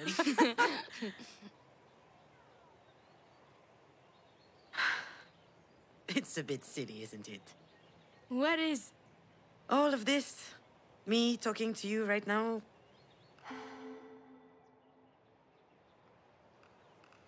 Du bist nicht mal echt. Ich habe beim letzten Mal das hier gesagt. You're not even real. Hey! Just because I'm dead doesn't mean you can be rude. Marie is on death's door and I'm out here chatting with my daughter's ghost? I told you I'm not a ghost. And I love chatting with you, just getting to know you better. It's a little late for that, don't you think? It's never too late for a good story. That's what you always said. I say a lot of stupid stuff. And if you'd written down half the ones you told me at bedtime, you'd be rich. Do you remember the one with the horse tribe that does karate? Ja. Ninja Palooza? Yeah, it was so good. And the doc who kept solving crimes around the farm while drunk. Kommissar Saufbold. Inspector Drunkass. No one is going to publish Kommissar that. Suafbold. That's too bad. It would be a lot better than Marie's books of Russian folk tales. Those books were a snooze fest.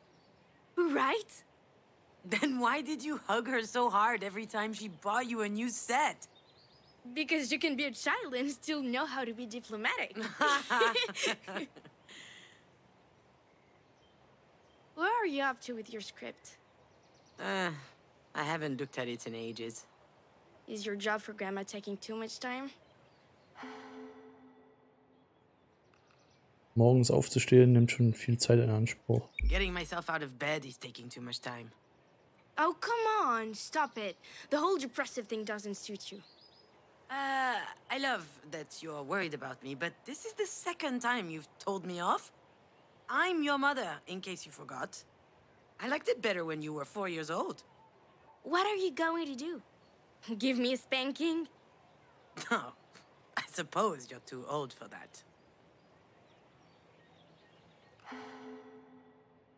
Du bist so groß geworden. Oh, you've grown up so much.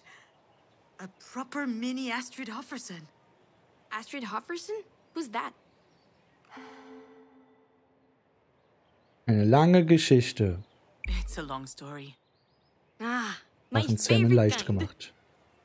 Okay, but I know you, so you can't interrupt me, okay? Okay. When I was pregnant, I spent a lot of time at home. And I used that time to watch a lot of movies. All thanks to me. Exactly. You weren't even born yet, but I already loved you so much. Except one day, the internet went down. So, I was forced to comb through your father's nerdy DVDs. And the best I could find was this cartoon. Now hold on a second. What's wrong with cartoons? The opinions of a Peppa Pig fan mean nothing to me. Although, you are right. It was really good. What was it? What was it about? It was called How to Train Your Dragon. It was about dragons. I love dragons. Of course you do. I don't. Dragons are tacky. Daher heißt sie halt But Astrid. there was this great character in the movie. Astrid Hofferson. Ha, nicht unterbrechen. No interrupting. Sorry. I'm sorry. Yes, Astrid Hofferson. She was a Ich bin jetzt young auch raus. and courageous Okidoki, Viking. Miro. Her belt was Ich guck mal, ob made ich die of skulls. Trophäe bekomme. Wenn nicht, dann, So dann halt cool. nicht. So she's the hero? Of course not. The hero is a bumbling idiot who we're supposed to sympathize with just because he has a shitty father. Let's not forget, the movie was written by a bunch of Hollywood guys. But still, Astrid is a great character. Especially because she has a really useful asset. Eine Kämpferin. She's a warrior. People try to tie her up with all these rules, and that doesn't stop her. Not only that, she becomes the best in spite of the rules. And when they change the rules, she's still the best. Because she believes in herself enough that she can question herself. Wow. And she's also really supportive of Harold, the idiot hero. When he's doubting himself, she's there for him. Not to snuggle, though. Quite the reverse. She shakes him up. She chews him out. All of this leading up to the realization that he can make it on his own. I thought that was beautiful. I told your dad that night and he laughed. He said he'd always loved that character too. And that's why my name is Astrid? Ja, deswegen heißt du Astrid. We were hoping you would Astrid. become a warrior, a rebel, sensitive and smart. Someone like Astrid Hofferson. Someone like you. Excuse me? Don't be modest. You've done pretty well so far. Wait, what do you mean by so far? Well, with Auntie Jan and Dad. You struggled for a bit, but eventually you managed to find the right words. That was impressive. Oh, not really.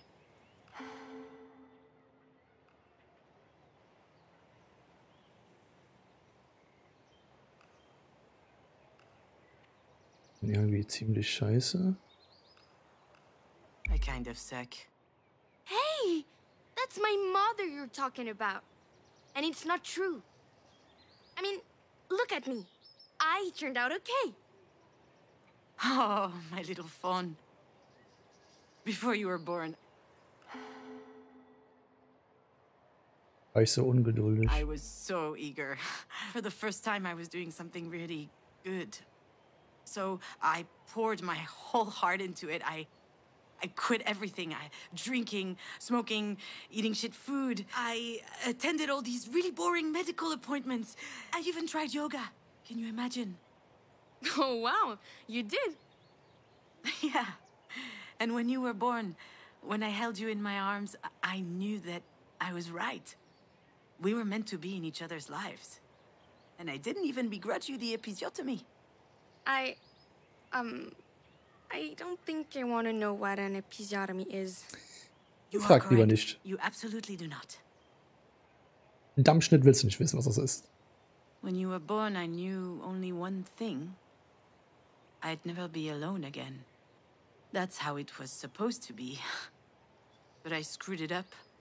I was a shitty parent. Just like I was a shitty daughter and a shitty wife. And I lost you. Mom, stop. You didn't lose me.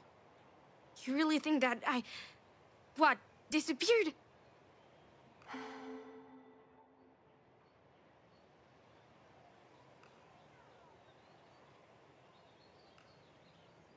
I abandoned you.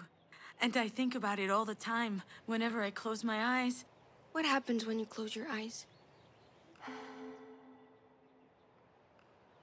Die Glasscherben. I feel the shards of glass on my skin, on my clothes, beneath my feet. I see the crown of your hair, sparkling like a tiny sunshine on the tarmac. And then I see your open eyes. How can I ever be happy with that tattooed on my eyelids? Mom, maybe you should stop thinking about it. Thinking about it like that, I mean. I don't want to. I mustn't. If I stopped thinking about it, that would be like killing you all over again. Astrid? Don't leave me, Astrid. I don't want you to leave. Ich weiß nicht, ob ich diesen Abschnitt einfach machen muss. Ich habe da keine Ahnung.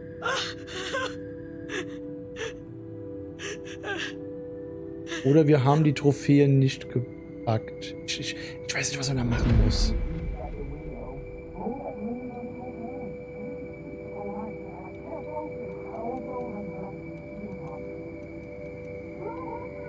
I know. That's what I need to focus on. I think it's coming back. Yes, it is. Just try a little harder, Junon. I need to dig deeper.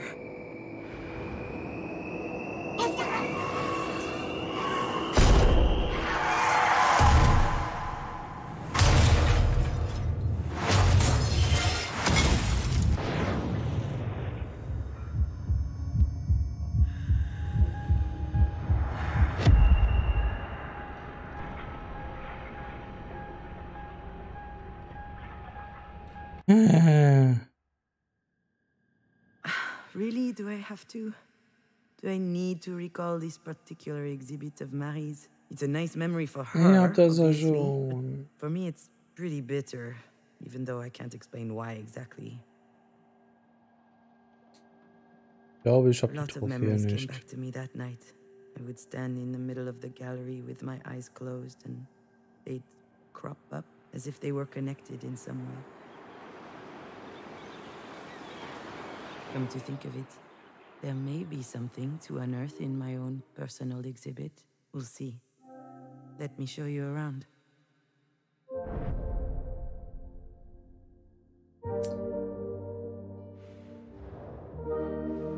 You know this, it's been here, you remember?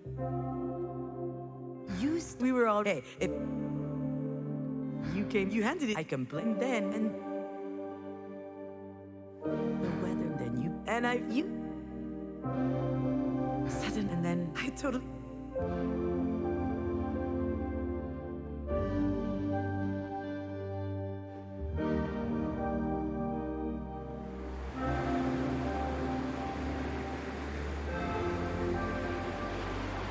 since the here, at least that. Neither had we really put in the end. One day, I didn't tell you, and she didn't have. I was crying, Johnny was, and Dan all up. Ich glaube nicht, dass ich den ganzen Abschnitt oder so machen muss. Das hätte die eigentlich schon gehabt, die Trophäe. Oh, Schnelldurchlauf halt.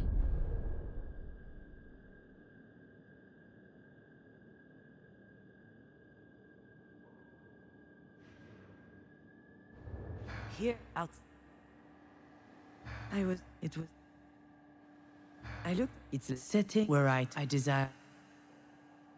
I was just, that's the poem. Back then, I said to myself, and then,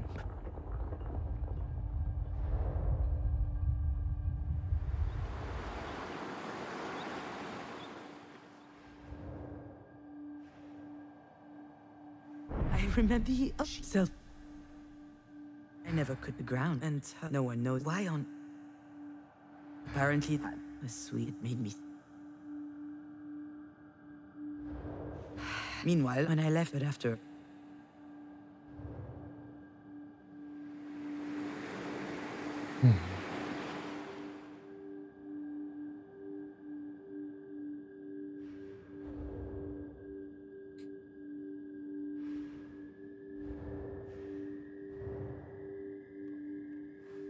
Ups.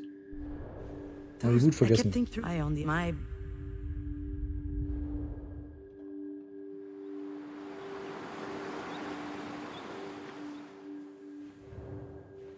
you for when I sit there. Now I.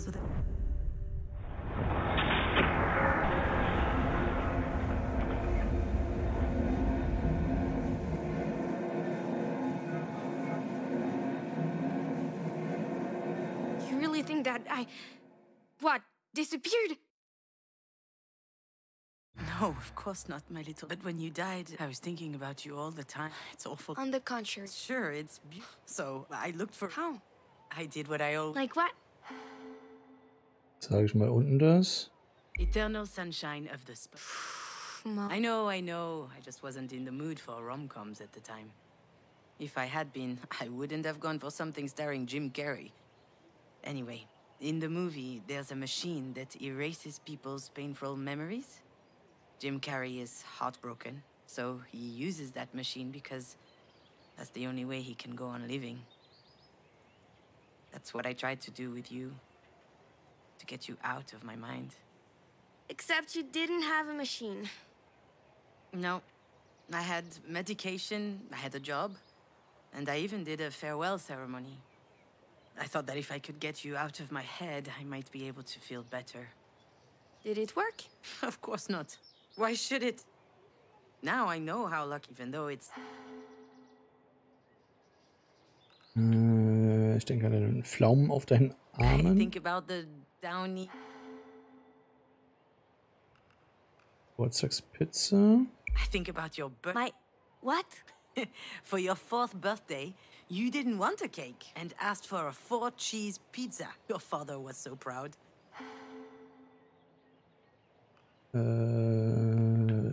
Denke ich an deine kleinen, klitzekleinen. Your little doodles. You came back from kindergarten every day with fistfuls of them. We filled up all the walls with them. So we ended up having to sneak some into the garbage. I knew it! But I promise I always looked carefully at them before. I think about all of it, little dear. And it's a reminder that you are here with me. I carry that with me into every decision I have to make. And I won't let it go for the world. I'm better now, you know? It still hurts like hell. But I get it. On a good day, I can even convince myself that it could be worse. Vielleicht hätte ich mich nie in I might have Alex never verliebt. fallen in love with Alex. Really? Do I need to remind you that he's a video game developer? Ey, Those guys ist das are daran so terrible schlimm? conversationalists.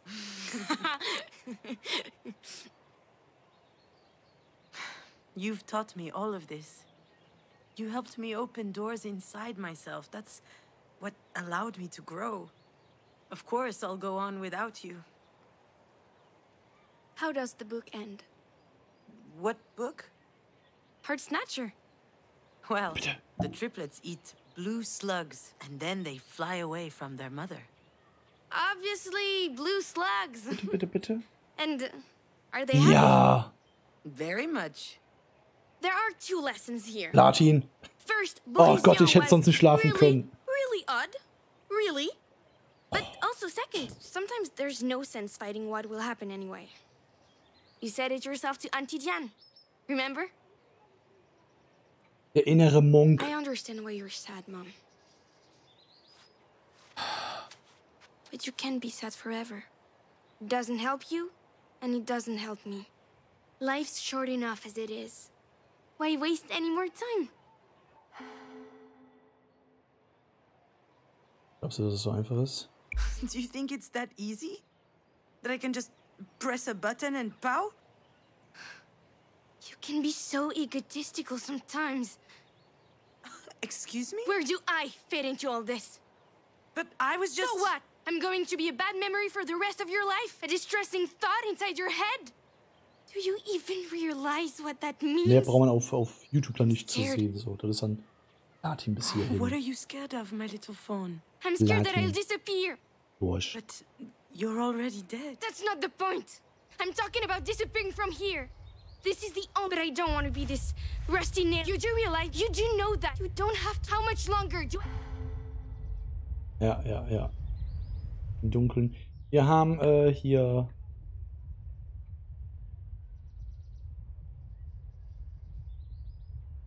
Ein Schreiben aufhören. Also wirklich mit dem Schreiben aufhören.